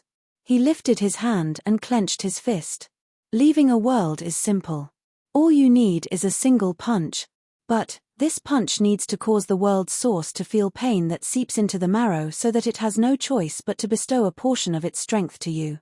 With the world's source, you can freely enter and exit other worlds. Qin Yu's eyes brightened. To punch a world's source in submission, just thinking about it caused his blood to boil with excitement. Qin Yu took several deep breaths and calmed his tumbling thoughts. He lifted a third finger and said, the third question. The spectral disaster is your family's treasure. Do you have a way to obtain its recognition? Undying laughed. Master, I really admire you. When you look at a problem, you can always hit the nail on the head. His laughter faded and his voice became incomparably dignified. To be honest, I don't have much confidence I can do it. But, since I've recovered my memories, I have to give it a try. Master, you should be wondering why I never mentioned that person's name in my narration. The reason is simple. With his potential, after so many years, he must have become a great figure that looks down upon the highest heavens. Even if we aren't in the same world, if I mention his name, he will still sense it. The spectral disaster was thrown into this world by him and is being refined by the power of trillions of specters. Once I try to awaken it, that person will sense it. It will take some time to break open the world's source. If I cannot complete it before he arrives, all that awaits me is death. Moreover, even if that person cannot descend, he can still summon the powerful specters slumbering in the spectral disaster and prevent me from awakening it. Qin Yu frowned. You can't hide it. Undying shook his head. Qin Yu asked, must you try? Undying nodded. Qin Yu sighed. How confident are you? 20%, tell me the truth. 15%. Undying coughed. That's not too small of a chance. No matter who it was, they would still give it their all. Qin Yu was left speechless. This was a matter that was close to death, and yet he could speak of it in such a majestic manner. There was simply no one else with such a mentality. He took a deep breath. If I help you, how much more confident can I be? Undying coughed again and again. Qin Yu's face turned green. If he didn't intervene, then wouldn't the chances be even slimmer? This bastard. Qin Yu clenched his teeth for a long time. Then, he cursed out loud, you bastard, it hasn't been easy for me to live until now. If you kill me, then even if I become a ghost, I won't let you off. Undying laughed. Master, have you really thought it through? There is no medicine for regret in this world. Shut up, you bastard. If I don't help you, then you will absolutely die. Qin Yu slapped his forehead. My luck has always been excellent. I can always turn misfortune into fortune. I hope I can smoothly pass this time as well. Undying nodded again and again. Master, rest assured that we will definitely succeed. Screw off, don't bother me. I need to go into seclusion. I need to recover before I can go all out. Qin Yu sat down cross-legged, closed his eyes, and began to cultivate. 2 days later, after determining that all of his injuries had been restored to their original state, Qin Yu opened his eyes, a look of unflinching fear in the face of death. Let's go. Undying nodded. With a flick of his sleeves, space twisted in front of him and he stepped into it with Qin Yu.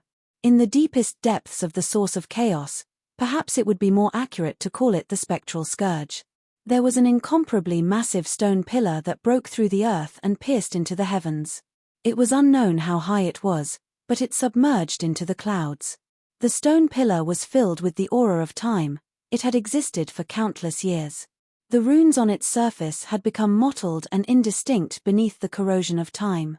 Suddenly, beneath the stone pillar, space fluctuated. 2 figures walked out. They were Undying and Qin Yu. Qin Yu revealed a look of surprise. This stone pillar? Undying said, the ones I saw in the sea spirit tomb were imitations of it. They only look similar, but the difference in strength is like the heavens and earth. He lifted a hand and pointed. There are a total of 107 such stone pillars in the entire spectral scourge. But, I only need to subdue one of them to awaken it. Master, are you ready? Once I start I cannot stop, so I have no time to care about anything else. If the specters attack, then I can only rely on you. Qin Yu's lungs nearly exploded with rage. This bastard. What bullshit 15% confidence. Did he calculate that he would attack? Qin Yu's complexion was incomparably ugly. He hatefully said, don't speak any more nonsense and hurry up. He couldn't just turn around and leave. Since that was the case, why waste his breath? Undying bowed. Thank you, Master. His attitude was unprecedentedly solemn. He turned and sat down cross-legged. He lifted a hand and pointed a finger at the stone pillar. The incomparably massive stone pillar that connected the heavens and earth began to tremble as his finger touched it. Catcher, catcher, cracks began to appear on the surface of the stone pillar. Starting from where his finger touched it, they rapidly spread upwards. Faint traces of dark golden light flowed out from these cracks. It was like this stone pillar was about to reveal its true form. Rumble, rumble, thousands of bolts of blood-red thunder exploded at the same time.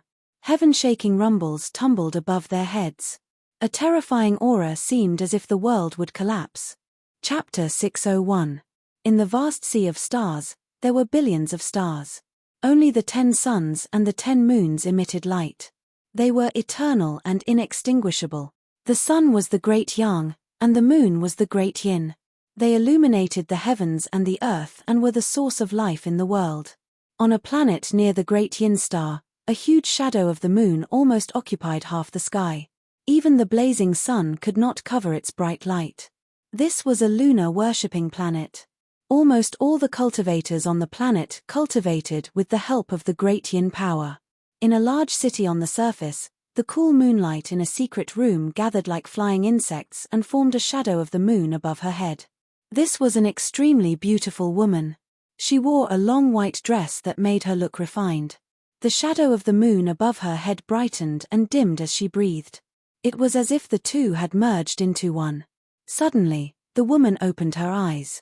The shadow of the moon turned into countless pieces and dissipated with a bang. Blood flowed from the corner of her mouth. Her cultivation was interrupted and she suffered a backlash. Impossible. Her voice was slightly hoarse, but it was not strange or unpleasant to the ears. Instead, it revealed a different kind of charm. Her expression was shocked. She wiped the blood from the corner of her mouth and stood up. The shadow in the corner of the secret room surged over like a living creature and wrapped around her. When the darkness disappeared, what appeared in front of her was a man who looked feminine and had cold eyes. He took a step forward and disappeared. In the next moment, his figure appeared outside the planet. He took a deep breath and raised his palm. Light surged in his palm and condensed into a transparent ball. There were 107 shadows inside the ball. Each shadow was extremely clear. At this moment, one of the shadows was shaking violently and gradually dissipating. Seeing this, the man's expression relaxed slightly. Then, he became even more gloomy. "No matter who you are, touching my things, you're courting death." He raised his hand and pointed at the ball like an arrow. With a buzz, a tremor appeared on the surface of the ball and rapidly expanded outwards. Lan Ruo's heart shrank violently. Her forehead swelled and ached. She suddenly looked up at the sky and was shocked by the next scene. The gigantic chains were thick and heavy and exuded darkness. They were like the shackles used to trap demons from hell. They were densely packed and sealed off the entire sky. It was like a huge net that fell from the sky. No one could escape. For the first time, the calmness in the depths of Da Sima's eyes disappeared. He did not know what these chains were, but their aura caused his soul to scream in despair. It was as if he was being suppressed into a bottomless abyss, never to be reborn again. Just at this time, the ground beneath everyone's feet rumbled, and a huge crack spread out in all directions like a malevolent mouth. Da Sima's expression changed drastically. He waved his sleeves and gathered everyone before he flew into the sky. He lowered his head and stared at the crack on the ground. His pupils shrunk rapidly, which was enough to show how emotional he was at that moment. Rumble, chunks of earth were tossed into the air, and an incomparably terrifying arm reached out from the ground. It was simply a massive and majestic mountain range. Following that was a head comparable to the sun, and a body that could fill up an ocean. When it stood up from the ground, its shoulders were nearly level with the sky. This was a giant that only existed in legends. He was missing an arm and the stump of his arm was still covered in frost, causing the surrounding temperature to plummet. The aura of the dead was frozen, turning into tiny white snowflakes that fluttered down to the ground. The giant looked down at the immortal sect crowd. Then, without any hesitation, it turned around and strode off into the distance. His steps weren't fast, but every step he took covered a terrifying distance. The mountains and rivers beneath his feet seemed to be chasing after the trajectory of the sun and moon.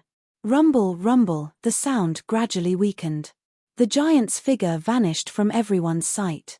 Lan Ruo's pride and self-confidence suffered a devastating blow at this moment. She couldn't believe that such a terrifying existence existed in the source of all calamity. Its head was in the heavens, and its feet were on the earth. Its terrifying body contained a power that could destroy all. Because she cultivated the supreme emotion forgetting code, Lan Ruo had an extremely sharp perception. She was sure that if this giant wanted to deal with them, even someone as powerful as the Grand Marshal wouldn't be able to resist. Their only choice would be to flee, and they might not even be able to escape with their lives. Lan Ruo's face paled to the extreme. She trembled as she sucked in a deep breath, trying to maintain her composure. She was her master's disciple, she couldn't lose face. Grand Marshal, it, "What is it?" an immortal sect powerhouse said in a trembling voice. His half-step tribulation immortal cultivation didn't give him the slightest sense of security. His eyes were filled with fear. Shangguan Mingjing let out a long breath. "After a long time," she said, "it is rumored that in ancient times, a giant descended into the world. Its eyes were as bright as the sun and moon, and it could pluck stars with a raise of its hand. I thought it was only a legend, but I never thought I would see it with my own eyes today. It is indeed worthy of being the source of all calamity that turned the Starry Sea continent into its current wasteland. Perhaps it is hiding a secret that far surpasses everyone's expectations. As one of the most transcendent and powerful influences in the world, the immortal sect naturally had the qualifications to know more. But, even they couldn't grasp everything about the source of all calamity. If this legendary ancient giant was able to leave this place, then it would be enough to stir up a great change in the world, even changing the heavens and earth. Luckily, this giant had already died. What was supporting him now should only be a strand of will. Shangguan Mingjing's complexion became increasingly solemn. He was already unable to imagine just how terrifying this giant would be if it were still alive. Then, who was the one that cut off its arm so many years ago? Even after such a long period of time, the chill from the severed arm still hadn't dissipated. As his thoughts raced, he couldn't help but feel a deep awe in his heart. Shangguan Mingjing recalled the Nether Domain Master's words, "This world is far too vast. Perhaps what we know is only its simple surface." In the past, he might have thought that with the Domain Master's status, he was far too modest. But today, the Grand Marshal somewhat understood. Perhaps the Domain Master knew more, thus he held awe in his heart. "Let's follow." Shangguan Mingjing was silent for a long time. Then, he looked at Lan Ruo and said in a low voice. The chains that appeared in the skies, the giant that had awakened underground, all of this couldn't have happened without a reason. There must have been some heaven-shaking event occurring, and perhaps it was related to the divine stone. He wasn't willing to miss this opportunity. Of course, the Grand Marshal made this decision because the giant hadn't revealed any hostility towards them. Another reason was because he had a hidden card in his hand. Even if it was dangerous, there was a high chance he could escape. Lan Ruo pursed her lips. "We will follow the Grand Marshal's decision." She also wanted to know why the giant had awoken and where it had gone. The immortal sect people groaned inwardly. But, the two people with the most distinguished statuses had already reached an agreement. No matter how unwilling they were, they could only follow. The giant crossed over mountains and rivers. Every step he took left a shocking footprint on the ground. They followed these footprints all the way forwards. Soon, the complexions of those from the immortal sect changed. They saw a massive number of spectre fragments, and there were even several thousand giant spectre beasts that had lost their heads, as if their heads had been plucked off. Their massive bodies lay on the ground, completely dead. Just what was this giant's identity? Why would it wantonly slaughter spectres? And why were spectres that could resurrect so easily killed in front of this giant? The further they went, the more corpses of spectres they saw around their footprints. The strength of these spectres also became increasingly terrifying. There was a cultivator with a perfectly intact mortal body that wore ancient robes that had been smashed into a mountain, his chest completely caved in. Even though he had already died, the Grand Marshal could still feel a piercing sensation from his body that hadn't yet faded. This was a powerful spectre that could threaten him. But from the footprints on the ground, he could determine that from beginning to end, the giant's footsteps hadn't stopped at all because of his existence. At some unknown time, a fog suddenly appeared in the world. It became increasingly thick and pale, emitting a pressure that made one's heart race. One could hear rustling sounds in their ears, like the grinding of teeth. It was like a group of incomparably hungry monsters were hiding in this fog. Beads of cold sweat appeared on everyone's foreheads. Grand Marshal had a grim expression and a black compass appeared in his hands. But the dangers in the fog were clearly terrified of the giant. Even if it was only the footprints he left behind, no one dared to approach. The fog gradually thinned. The immortal sect people's spirits rose and their footsteps quickened. They soon emerged from the fog. In front of them, the giant's footprints had strangely vanished from sight. But, The immortal sect cultivators couldn't care about this right now, because an incomparably fierce battle was taking place in front of them. A single person was resisting tens of thousands of specters, allowing them to crash down like massive waves that blotted out the skies. Behind this person was a giant stone pillar that pierced into the heavens. The surface of the stone pillar had been eroded by the passage of time and was currently cracking and peeling off. All of the chains in the heavens were turning around this stone pillar. Grand Marshal's eyes sharpened. The cause of all this is this stone pillar. Lan Ruo's eyes widened. It's him. Status, experience, temperament, and status were completely different. At first glance, the two of them had completely different priorities. Countless specters continuously drilled out from the ground. They angrily howled and rushed towards the stone pillar. A bright lush green filled with vitality sprinkled down, forming a giant halo of light. Within this halo of light, saplings broke out from the earth, growing into towering trees in just several breaths of time. Their branches were like sharp swords that ruthlessly pierced into the specters.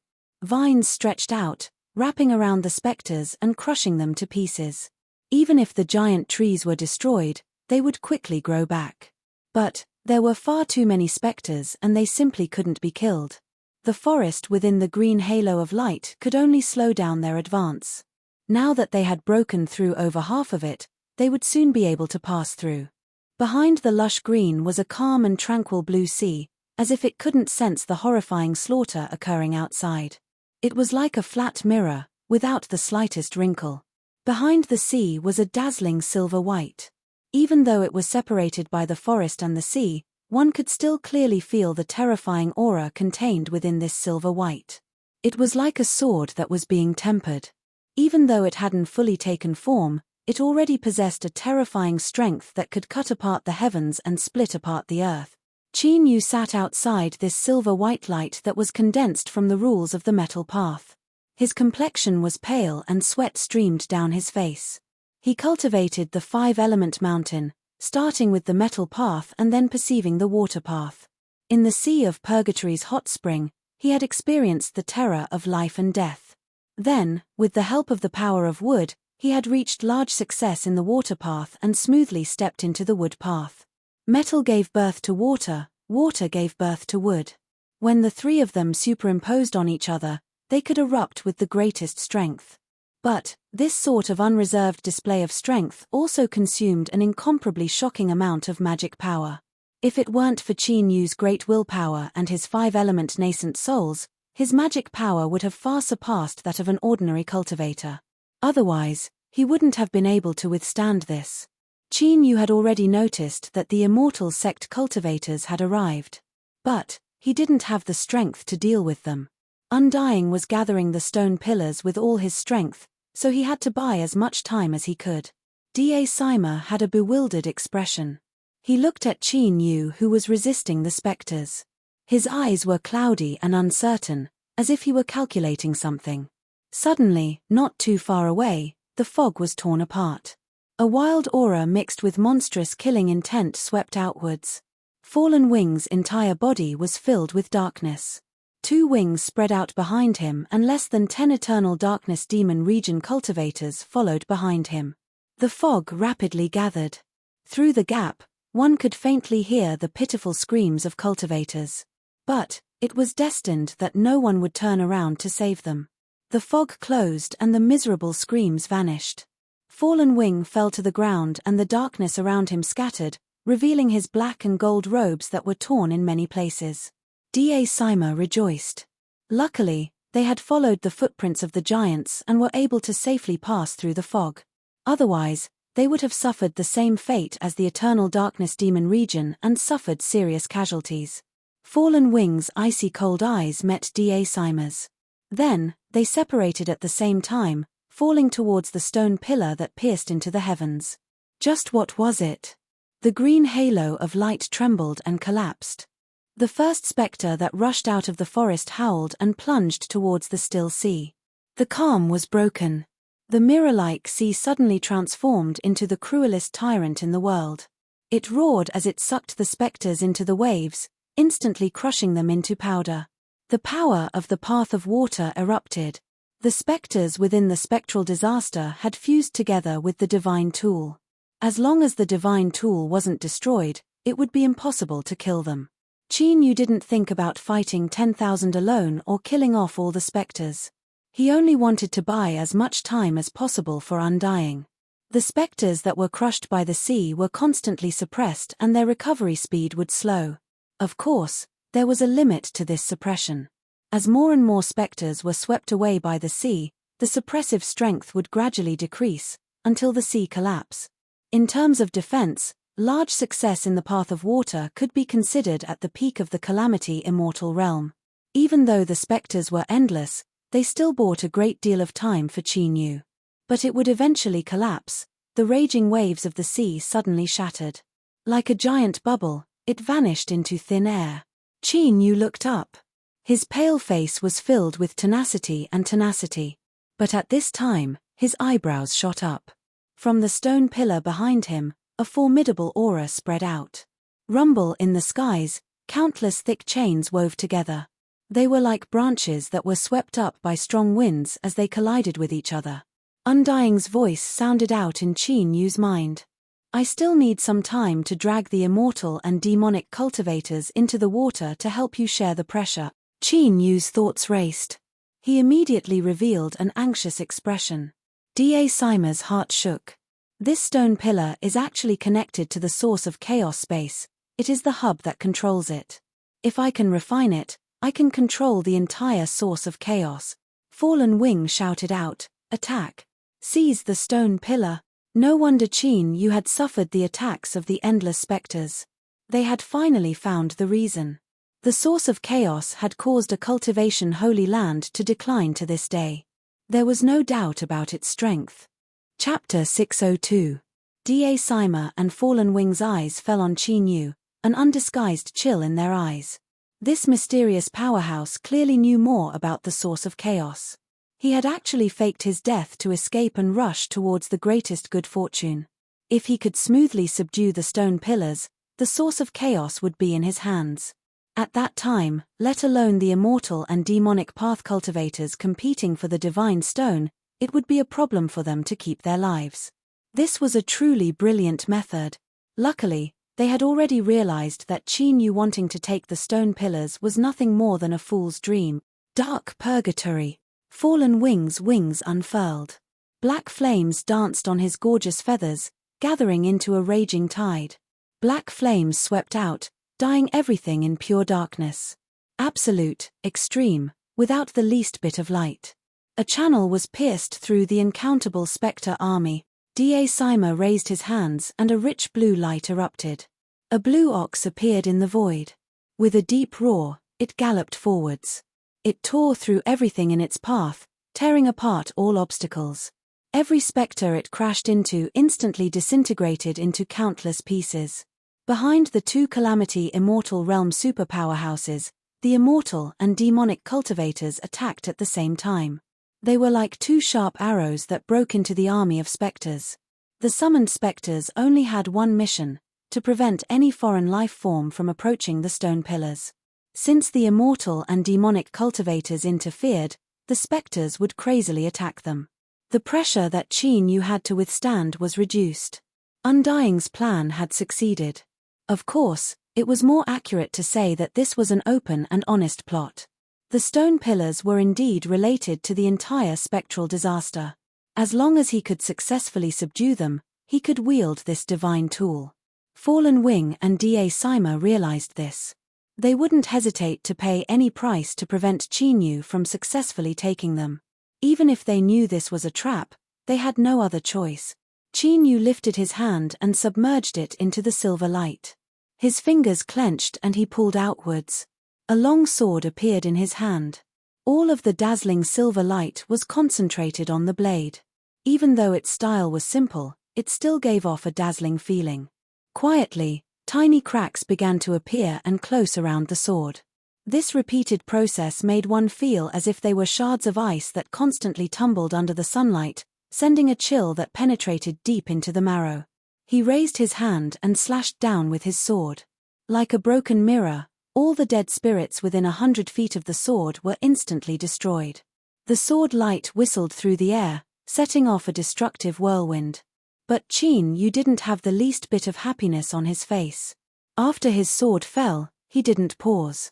Instead, he gathered strength in his wrist and flicked his sword upwards, colliding with a white bone sword. The bone sword was segmented, its edges serrated. It was actually refined from the spine of a certain creature, and there was a hole where every segment was connected. As the vertebrae collided, cracks appeared on the surface of the sword.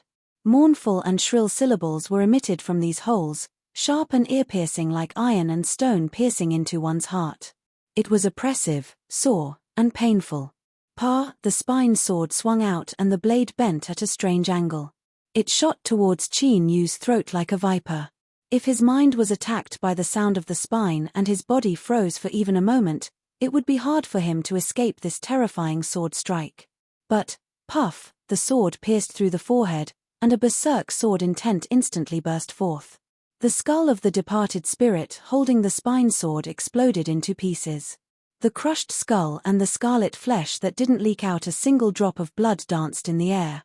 Qin Yu had already taken back his sword and ruthlessly stabbed it into the ground beneath his feet. A pained roar echoed out from underground. The ground violently shattered, lifting Qin Yu into the air. A half-decayed monster beast undead lay beneath his feet, its mouth nailed together by a sword. Even though the immortal and demonic sides had shared a great deal of the pressure, Qin Yu still had to withstand the main attacks of the undead army. With a heavy step, the hard skull of the monster beast undead shattered with a loud cracking sound. Its 4 strong limbs were crushed and it fell to the ground. Qin Yu grasped the sword hilt with both hands. With a loud shout, strength erupted and he thrust his sword downwards. The sword left his hand, instantly piercing through its skull and sinking deep into the earth. In the next moment, the entire earth violently shook, as if an earth dragon were turning over. Bang ere bang, sword lights tore through the earth one after another. They howled as they flew up and down, weaving together into a dazzling curtain of swords. Layer after layer, they stacked on top of each other, forming a barrier. Dozens of undead crashed into the curtain of swords and were twisted to pieces. Their broken bones were carried away by the sword lights and sent flying far away. 5-element mountain. Metal, water, wood, fire, earth. These were the 5 paths. Each path represented one's deep comprehension of the rules of the world. Once one reached large success in their boundary, they would be able to comprehend all of the rules in their hearts. Depending on what each person focused on, they could condense a corresponding supernatural ability. For instance, the sea that blocked the undead army was a supernatural ability that Qin Yu had discovered after he reached large success in the path of water. It was called the calm raging sea. This sword curtain was Qin Yu's strongest attack method after he reached large success in the path of metal. Originally, it pursued an explosive eruption in the shortest possible time to create the most terrifying killing power. But now, Qin Yu had changed its attributes and controlled its power within a certain range in order to buy as much time as possible. This was the advantage of creating his own supernatural ability. He could completely control it and adjust it with a single thought. It was far more convenient than cultivating other supernatural abilities. Of course, creating his own supernatural ability wasn't a simple matter. Qin Yu had experienced layers upon layers of tempering in the sea of purgatory. He had wandered between the horrors of life and death, and he had also spent dozens of years accumulating his insights. Only then was he able to create these 2 supernatural abilities in a single go. Within the sword curtain, trillions of sword lights crisscrossed and howled, like a million thunderclaps exploding. The momentum was heaven-shaking. Lan Ruo's eyes widened. As she looked at the sword curtain that was like a waterfall falling from the highest heavens, her heart shook. She had once seen her teacher demonstrate this ability. A single sword strike could freeze the heavens and earth, extinguishing all life. In her heart, her teacher possessed the most terrifying sword path in the world. But now, she couldn't help but admit that the sword curtain in front of her wasn't any weaker than her teacher's in terms of killing power. It was just that one was absolutely still and the other was wild and violent. This mysterious cultivator was strong to such a degree. But why didn't the immortal sect's powerful information channels have any information about him? Not to mention his cultivation, once such a powerful sword path supernatural ability was revealed in the world, it would never be forgotten. Just who was he? As her mind was in a trance, Lan Ruo's body tensed up. A terrifying feeling rose up in her heart. She could smell the scent of blood and death. The surface of her body suddenly erupted with a radiant light. A phantom walked out, its unrivaled elegance bringing with it an extreme cold that howled outwards. Bang! A black shadow was sent flying away. It froze in midair before falling to the ground and shattering into pieces. Teacher. Lan Ruo's face was filled with excitement. Shen Yuanyin slowly said, "Leave this place immediately." Her figure began to dissipate. Forcefully tearing apart the seal and descending her projection was extremely difficult for her. At this time, Shen Yuanyin seemed to sense something. She looked up towards the stone pillar. The figure within the layers of sword curtains was strange, but also incomparably familiar. Was it him? How was this possible? He had already died. Shen Yuanin's projection vanished. Lan Ruo looked at the place where her honorable master's projection vanished, a thoughtful look in her eyes. She earnestly looked at where Qin Yu was and suddenly said, "Great Marshal, let's leave." She had never doubted her honorable master's judgment. Shangguan Mingqing revealed a hesitant look. But at this time, a sharp bird cry pierced through his mind like an arrow. His eyebrows jumped up and he looked up to see a winged person flying towards him from the skies. This winged person was 20 feet tall and only had a piece of beast skin tied around his waist, revealing a strong body that seemed as if it were cast from gold. Golden wings sprouted from his back, even more dazzling and magnificent than the fallen wings. As these wings gently flapped, terrifying winds rose up between the heavens and earth. Golden vertical pupils stubbornly locked onto Qin Yu's body. His long golden hair surged around him like a burning golden flame. This was a pure golden-winged person without the least bit of impurities, a strange race that had never appeared in this world before. But no one doubted this winged person's strength at all. That terrifying aura was like an invisible mountain pressing down on one's chest, making it hard to breathe. The vertical pupils suddenly shrank. The winged person raised his hand and threw out a golden lance. It was like a bolt of golden lightning falling from the heavens, howling through the heavens and earth. Pressing forward with indomitable will. Wherever the golden spear passed, the world within the undead calamity would collapse. Thick chains would tremble violently in the sky above. As the winged person appeared, Qin Yu felt an intense threat. He fiercely looked up, his eyes locked onto that golden bolt of lightning, and he lifted a finger. As this finger fell, layers upon layers of sword light erupted, condensing into a silver-white sword that shined like a great sun. Sparks of lightning weren't enough to describe it. Before anyone could even think, the sword and lance collided. Everything turned dark, as if everything had come to a standstill. It gave off a strange and incomparably long illusion. Then, there was that world-shaking explosion that left one in despair. Rumble, rumble, an earth-shaking explosion shook the hearts of everyone present. Even the powerful fallen wings and Da Sima hurriedly drew back, not daring to touch them. Their eyes were filled with shock. The strength that erupted from this collision caused an unsuppressible sense of dread to rise in their heart. The winged person lifted his hand and took back his lance. The radiant golden light on its surface had clearly dimmed. A tiny gap appeared at the tip of the lance, faint traces of sword intent still flowing through it. Qin Yu's face was pale and beads of sweat covered his forehead. His finger had completely cracked.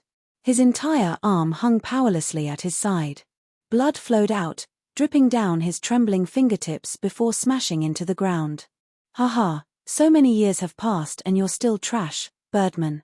Even a boy who knows how many years in the future can make you return empty-handed." With an undisguised taunting laugh, a sloppy man walked out from a spatial crack. He scratched his head and casually grabbed the spatial crack behind him, pulling it out as if he were casually picking up a tree branch. As if he didn't like the shape of this spatial crack, the man straightened it out and patted it in his palm. Then, he nodded in satisfaction. The winged person frowned. A terrifying aura surged around him and his golden pupils became increasingly cold. But he clearly had some scruples and maintained his silence. The man's sloppiness was only the first impression. If one looked carefully, they would discover that his eyebrows were clean and bright, giving off a comfortable feeling. But as he gently smiled, a demonic and charming aura appeared around him and he exuded a strange aura. "You're still so cautious. It really is difficult to beat you up in broad daylight." He turned around and his eyes locked onto Chinyu. "Since Birdman isn't willing to be fooled, I can only make you calm down. Because these past years, I've really been unhappy." He lifted his hand and smashed down the straightened spatial crack, as if he were waving a staff. Then, Chinyu's field of vision darkened and all light was blocked out. His entire mind was covered by the overwhelming staff shadows. It was so large that it filled the world in front of him. He couldn't dodge, couldn't resist, could only passively withstand it. Under its bombardment, he would be turned to powder, doomed to perish in body and soul. He fiercely bit down on the tip of his tongue, freeing himself from despair and fear. Then, he took a step forwards and roared out loud. An unwilling and unyielding aura erupted from his body like a volcano, transmitting an unshakable will, born to support the heavens and earth, to not fall after death. This was the ancient demon. Rumble, rumble, the vast and endless spectral aura between the heavens and earth gathered together like rivers returning to the sea, condensing into a pale white fog. Two large hands stretched out from the fog, as if they were propping up the collapsing sky, holding up the overwhelming shadows of the staff in their palms. Bang! The ground violently shook, forming visible waves. Wherever they swept through, the earth collapsed and endless dirt tumbled into the air, causing dust to fly into the air. As the dust settled, a towering figure gradually became clear. Everything below its calves had sunk into the earth. One of its arms was still above its head, but the other couldn't withstand the wild strength and shattered into pieces. The sloppy man who had grasped the spatial crack in his hand and nearly killed Chinyu with a casual strike suddenly paled. His eyes bulged out as if he had seen a ghost. At this moment, a furious roar suddenly exploded in everyone's ears. The terrifying sound waves caused everyone's faces to turn pale. The sloppy man fiercely turned around and looked at the tumbling fog. He screamed, "It's a misunderstanding. A misunderstanding. This is definitely a misunderstanding." Bang! A terrifying palm stretched out from the fog and sent him flying backwards. He crashed into the ground like the strongest plow, instantly tearing open a long canyon in the ground. Puff tilde puff tilde puff tilde. The sloppy man wildly spat out dirt. He jumped up and cursed, "Big fool, I already said that this is a misunderstanding, yet you still hit me so hard. I hate it the most when others press me to the ground. Do you really want to fight?" The fog surrounding the stone pillar was like a flowing river that was directly cut in half. An extremely terrifying figure walked out from within. Its shoulders were as high as the heavens, its head was like the sun, and its eyes were like stars. Every step it took caused the earth to tremble and wail. Lan Ruo cried out in alarm, "It's that giant." The expression on the golden statue-like winged person's face suddenly became vivid, clearly showing his uneasiness and panic. The wings on his back suddenly unfurled. But before he could fly away, the sky above his head darkened. A terrifying giant hand pressed down like a mountain. With a bang, the winged person followed in the sloppy man's footsteps. His entire body was smashed into the ground in a comical manner. He spread his wings in an attempt to stop himself, but to no avail. A huge hole instantly formed. It was pitch black and led all the way to the ground. It was impossible to tell how deep it was. The sloppy man, whose eyes were blazing, was stunned for a moment before he burst into laughter. "This Birdman is relying on his speed. I don't even have a chance to beat him up. Big fool, well done. This fellow has a serious obsession with cleanliness. Ha ha ha ha, this is great." Just as he finished laughing, a giant foot came crashing down, stomping him into the ground. Even the countless specters on the ground were crushed to pieces. Boom! The golden-winged person flew out from the deep hole in the ground. He was panting like an ox, and his handsome and cold face was twisted. With a sharp cry, golden light shone brightly like a golden sun. When the blinding light disappeared, a golden rock appeared. Bang! Another section of the earth shattered. A sloppy man covered in mud flew out, crazily spewing out dirt. "Big fool, I hate it the most when others step on me." I won't let you off today." He lifted a hand and grasped forwards. The vast and mighty aura of spectres gathered once more, condensing into an incomparably large spear. In front of this spear, the sloppy man seemed even smaller than an ant. But he held the spear in one hand and even used the spear point to make a dazzling display of spear moves, causing strong winds to howl. He coldly sneered again and again, "I will burst your chrysanthemum today." The golden rock suddenly swooped down. Its wings folded behind its back and its head and legs straightened into a straight line. Its sharp beak tore through the air like an arrow. But what welcomed it was the giant's palm. As if it were a fly being swatted away, the golden rock was directly sent flying away. Its beautiful, gorgeous, and dazzling wings fluttered about, scattering golden snow all over the ground. It was just that these snowflakes were a bit too large.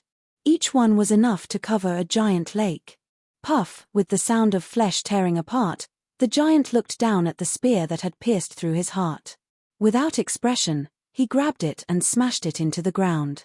1 strike, 2 strikes, 3 strikes, each strike caused the entire earth to tremble. But even with such a violent sound, it couldn't be covered up.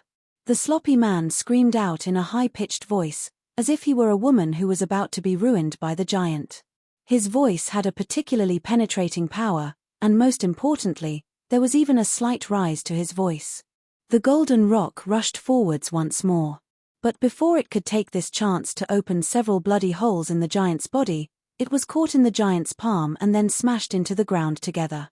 Bang, bang, air bang, bang, 1 long and 2 short strikes. There was actually a sense of rhythm to them. Suddenly, the spear vanished from sight and the golden rock scattered with it. The sloppy man and the golden-winged man appeared not too far away, battered and exhausted. The two of them looked at the giant with dignified expressions. "Big fool, don't go crazy. This boy isn't your junior."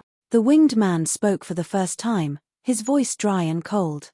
"Ancient, get out of the way, we must stop him." The giant opened his mouth and roared, slapping his chest with both hands. With loud banging sounds, the immortal and demonic cultivators that had moved away were shaken to the point where their faces paled. The sloppy man sucked in a deep breath. "Think about it carefully, otherwise we'll have to deal a heavy blow." The winged man lifted his spear. Golden light erupted from its surface and an illusory figure appeared, with 12 pairs of wings on its back.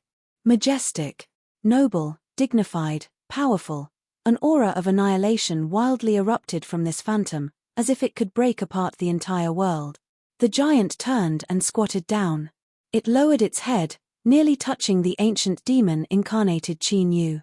Looking at the incomparably massive face in front of him, Qin Yu unexpectedly didn't feel any fear in his heart. Rather, from the star-like eyes of the giant, he could read the meaning of inquiry. Without hesitation, Qin Yu slowly shook his head. He had to stand behind Undying. This was his promise. The giant's eyes revealed a gratified look. With a deep roar, he reached out a hand and grabbed Qin Yu, pulling him up from the ground. Then, he pressed a hand between his eyebrows. His flesh and blood were like soft mud, gently parting to the sides. Qin Yu's ancient demon body sank into it. Then, between the giant's eyebrows, a striking black mole appeared. Even though Qin Yu had transformed into an ancient demon, in front of the giant, he still couldn't compare to a single finger. Everything in front of him turned dark and then bright. Qin Yu subconsciously closed his eyes. When he opened them again, he was in a giant temple. In the temple stood the statue of a giant. His feet were slightly apart and his arms were raised, as if he were holding up the world. He angrily roared out something and his eyes released an unshakable and formidable will. "Future people, my life has long since reached the end. I have bitterly persisted until now, and now you have finally arrived. You have passed the test. In accordance with the traditions of my people, I will send you into the inheritance temple. I hope that you can obtain the complete inheritance of my people from within. Remember, we are of the bloodline of the ancients. We were born to support the heavens and earth, to advance courageously without fear. Even if we experience 1,000 tribulations and 10,000 tribulations, our hearts will never change." A deep and calm voice echoed out from all directions of the temple. Within the deep weariness, there was also the joy of liberation. It had been many, many years, so long that he didn't even remember how many years had passed. In the end, the inheritance of the ancients hadn't been severed in his hands. Chapter 603. Within the temple, Chinyu sat down cross-legged. A rainbow-colored ribbon of light flew out from between the giant's eyebrows, wrapping around him. His consciousness sank, as if he had fallen into a bottomless black hole. Countless mottled lights flashed in front of him. After an unknown period of time, his muddled consciousness suddenly became clear. Chinyu struggled to open his eyes. What he saw was the face of a giant filled with excitement. A new little giant had been smoothly born and the bloodline of the ancients had been passed on. The hidden giant village began to celebrate the night away. The huge bonfire almost burned through the sky, illuminating the cheerful faces. The newborn giants were passed between pairs of large hands. Chinyu could clearly see all of this. He could even feel the rough hands of the giants rubbing against his body. It was like this newborn little giant was him. The happy little giant gradually grew up under the shelter of the village. He liked to climb up the mountain at the entrance of the village to welcome his father and the others back from hunting. Every time, he would first see his father walking in front.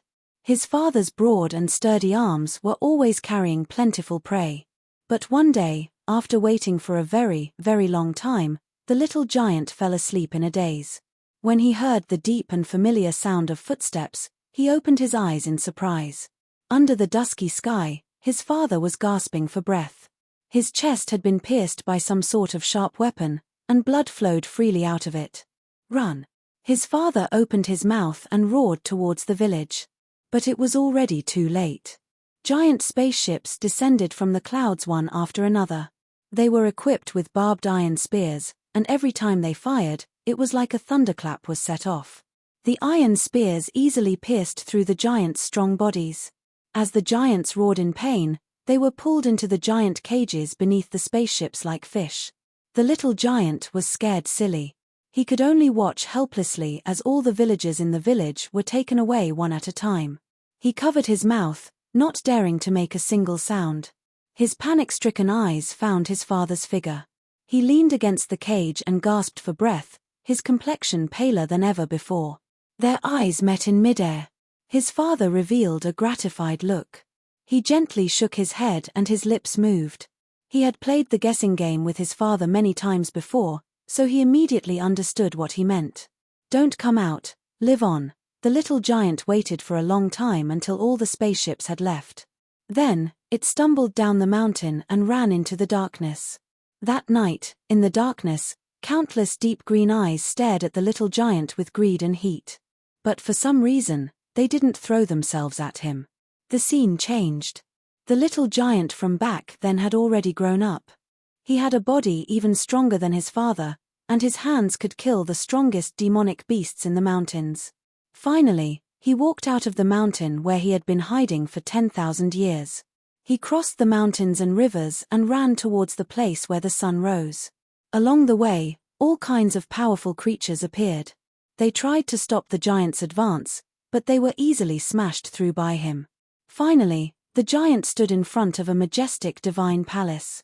It was majestic and noble, towering above the white clouds, as if it was as tall as the great sun.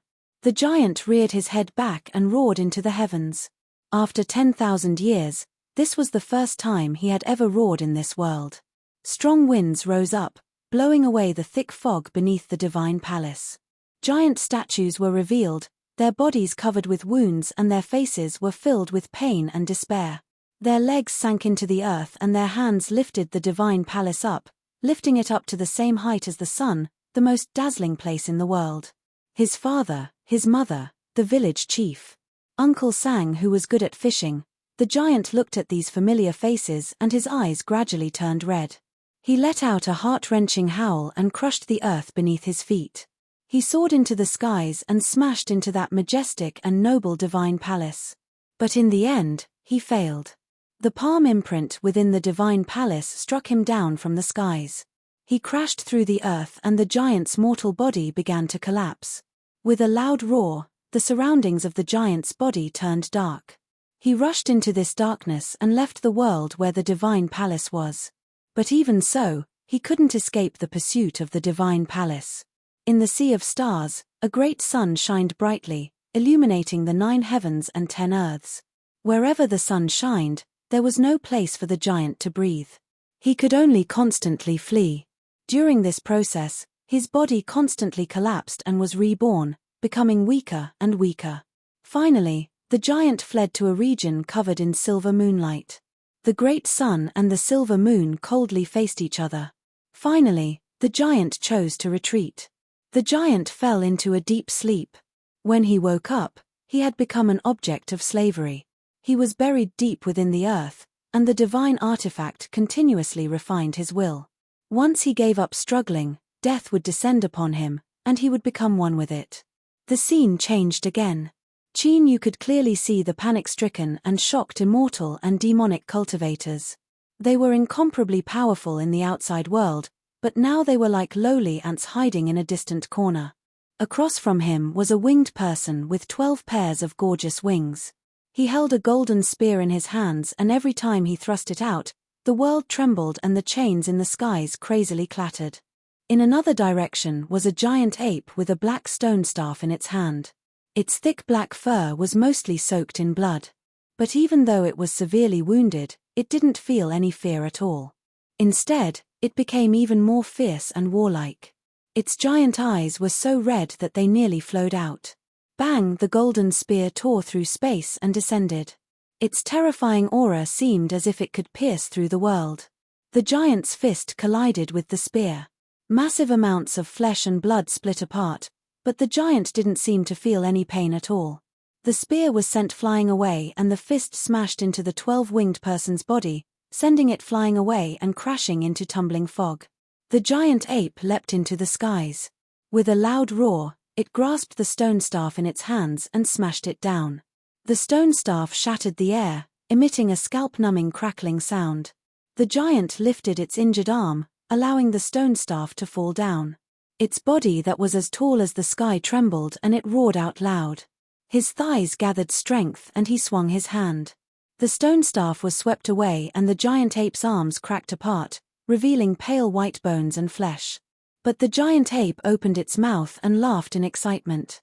"You big fool, you're still so strong. I love fighting with you the most." After losing the stone staff, the giant ape instead erupted with an even more terrifying killing intent. It laughed and rushed forwards to engage the giant in a wild melee. Its fists slammed into each other's chests, emitting a sound like a tsunami. At some unknown time, the 12-winged person had appeared above the giant's head. He let out strange syllables and the light from his 12 pairs of golden wings began to condense above his head, condensing into a blazing golden codex. The winged person reached out and took the codex. Then, a deep and low voice echoed out from its mouth. "In the name of the highest God, I pronounce your sins. Your flesh and blood shall decay and fuse into the earth. Your soul shall decay and dissipate into the starlight. Your will shall vanish, forever sinking into the endless river of time." The giant's starry eyes suddenly turned dim and large spots appeared on the surface of his flesh. A thick stench of decay emitted from his body, as if he were a corpse buried deep underground that was about to rot. The giant ape pounced in front of the giant, its razor-sharp claws sinking into the giant's chest, tearing open the flesh on the giant's back. In its hand was a heart riddled with holes. Viscous dark purple blood oozed out of the crisscrossed wounds. Roar! The giant's eyes suddenly brightened. He let out an angry roar, not showing the slightest sign of weakness because he had lost his heart.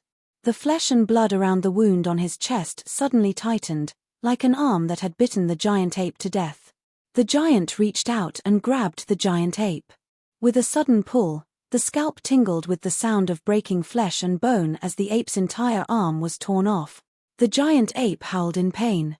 Its other arm reached out to grab the giant's eyes. The giant closed its eyes and thrust its head forwards. The ape's remaining arm was directly broken apart. Exerting strength from its chest and abdomen, the giant ape was sent flying away like a boulder. It crashed into the ground and smashed into a lake. Without pausing, the giant waved its hand and pulled out the giant ape's arm. It swung out at the golden-winged person. Bang! The golden-winged person was sent flying backwards. But before he could fly too far, he was caught by the giant. The giant lifted his arm and smashed it into the ground. The winged person's entire body was pressed into the ground. The giant lifted a leg and trampled the winged person into the ground. Then, he reached out and grabbed the winged person's left wing and tore it apart. Ah! The winged person roared in pain, as if he had fallen into the 18th level of hell. His 12 magnificent wings were torn up by the roots, leaving behind a trail of flesh and blood. But this wasn't the end. The giant casually reached out and grabbed the other half of the wing, repeating the brutal actions from just now. The winged person's body violently twitched. He could no longer make a sound. It was unknown whether he had died or fainted from the pain.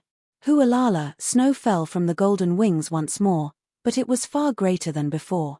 It was like the difference between a small snowfall and a great blizzard.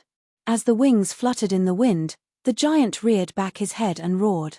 Terrifying sound waves wildly tumbled through the world, the aura so wild that it caused the depths of one's soul to tremble. The immortal realm and demonic path cultivators had already been scared silly by the sudden eruption of slaughter. As they looked at the cruel giant that was comparable to a divinity or demon, all of them paled. Even the strong defy and fallen wing instinctively felt a sense of inferiority. The terrifying strength this giant revealed was more than enough to completely roll over them. Perhaps leaving this place was the best choice. With the protection of this giant, they no longer had a chance to stop Qin. There was even a chance that the giant would view them as an enemy. At that time, it would be too late for them to leave. Defy and fallen wing revealed a hint of struggle in their eyes. With their status, when had they ever felt so aggrieved? Were they going to be so scared that they had to flee and return empty-handed? In this moment of hesitation, the situation changed once more. The giant suddenly looked up, its star-like eyes rapidly turning crimson. Roar! It emitted an even more savage and cruel roar. It fell to one knee and thrust a hand into the ground, lifting up a piece of earth and tossing it into the skies. Hualala, giant chains that blocked out the skies seemed to come to life. They wrapped around the piece of earth and twisted it to pieces. Dust fell down, blocking everyone's line of sight. The giant bent its legs with magic power. As the ground caved in and collapsed, it rushed into the dust. Bang! The terrifying sound waves were like two divine mountains crashing into each other. Suddenly, a giant shadow fell down from the dust, smashing into the ground. It was a giant. Lan Ruo cried out in alarm, her face filled with shock. She simply couldn't imagine what sort of existence could directly defeat a giant that was even more terrifying than a divinity or demon. Strong winds suddenly rose up, clearing away the dust in the blink of an eye. Lan Ruo's pupils violently shrank. What appeared in her line of sight was actually an ordinary man. His handsome appearance was matched with a pair of long and narrow eyes. When he narrowed them, they were as cold as a venomous snake, causing fear to rise up from the depths of one's heart. It was him who had struck the giant down from the skies. The ground rumbled and shook. The giant roared as it crawled up. Its blood-red eyes glared at the man in the skies. Then, it ruthlessly grasped at the point between its eyebrows. Flesh and blood disintegrated. 5 fingers that were stained with thick blood were pulled out from between its eyebrows, revealing a slightly illusory figure. This figure was a shrunken version of the giant itself. Ancient Zong, the giant roared. His fingers gripped together and the phantom in his hand burst like a bubble.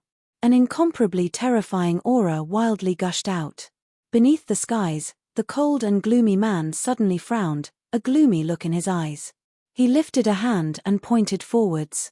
Where his fingertip fell, space suddenly collapsed. A white bone finger stretched out, colliding with his fingertip. There was no easing at all. It was like a raging inferno colliding with boiling oil. In that instant, a strength that could destroy the heavens and earth was released. It was like a raging flood that swept through the highest heavens. This is bad. Defy and Fallen Wing cried out at the same time. Without any hesitation, the two of them activated their most powerful trump cards. Brilliant light and the deep darkness covered the immortal and demonic cultivators. But no matter how they tried to activate their trump cards, space seemed to freeze and they couldn't open them. They couldn't escape. Block it for me. With a loud roar, Da Sima and Fallen Wing completely erupted their cultivations, wildly pouring them into their treasures. Blue light and the darkness rapidly surged. In the next moment, a terrifying impact swept out, completely submerging them. Within the temple, as the phantom in the giant's hand exploded, motes of starlight appeared from nothingness and drilled into Qin Yu's body. Then, these motes of light appeared in Qin Yu's soul space. Some invisible will instantly sealed away the purple moon and cosmic sea-cross bell. Then, the motes of light swarmed towards Qin Yu's soul like tired birds returning to the forest, being absorbed by him like droplets of water. Qin Yu's soul instinctively shivered. His consciousness instantly realized this. The moment the motes of light were absorbed by his soul, he understood everything. This was the true inheritance of the ancients. Fragmented marks were branded into his soul. Between his eyebrows, an ancient rune slowly appeared, like a hidden landscape painting. In the outside world, the giant lifted a hand once more and grasped between his eyebrows a second time. Another phantom appeared, even more solid than the first. Ancient death.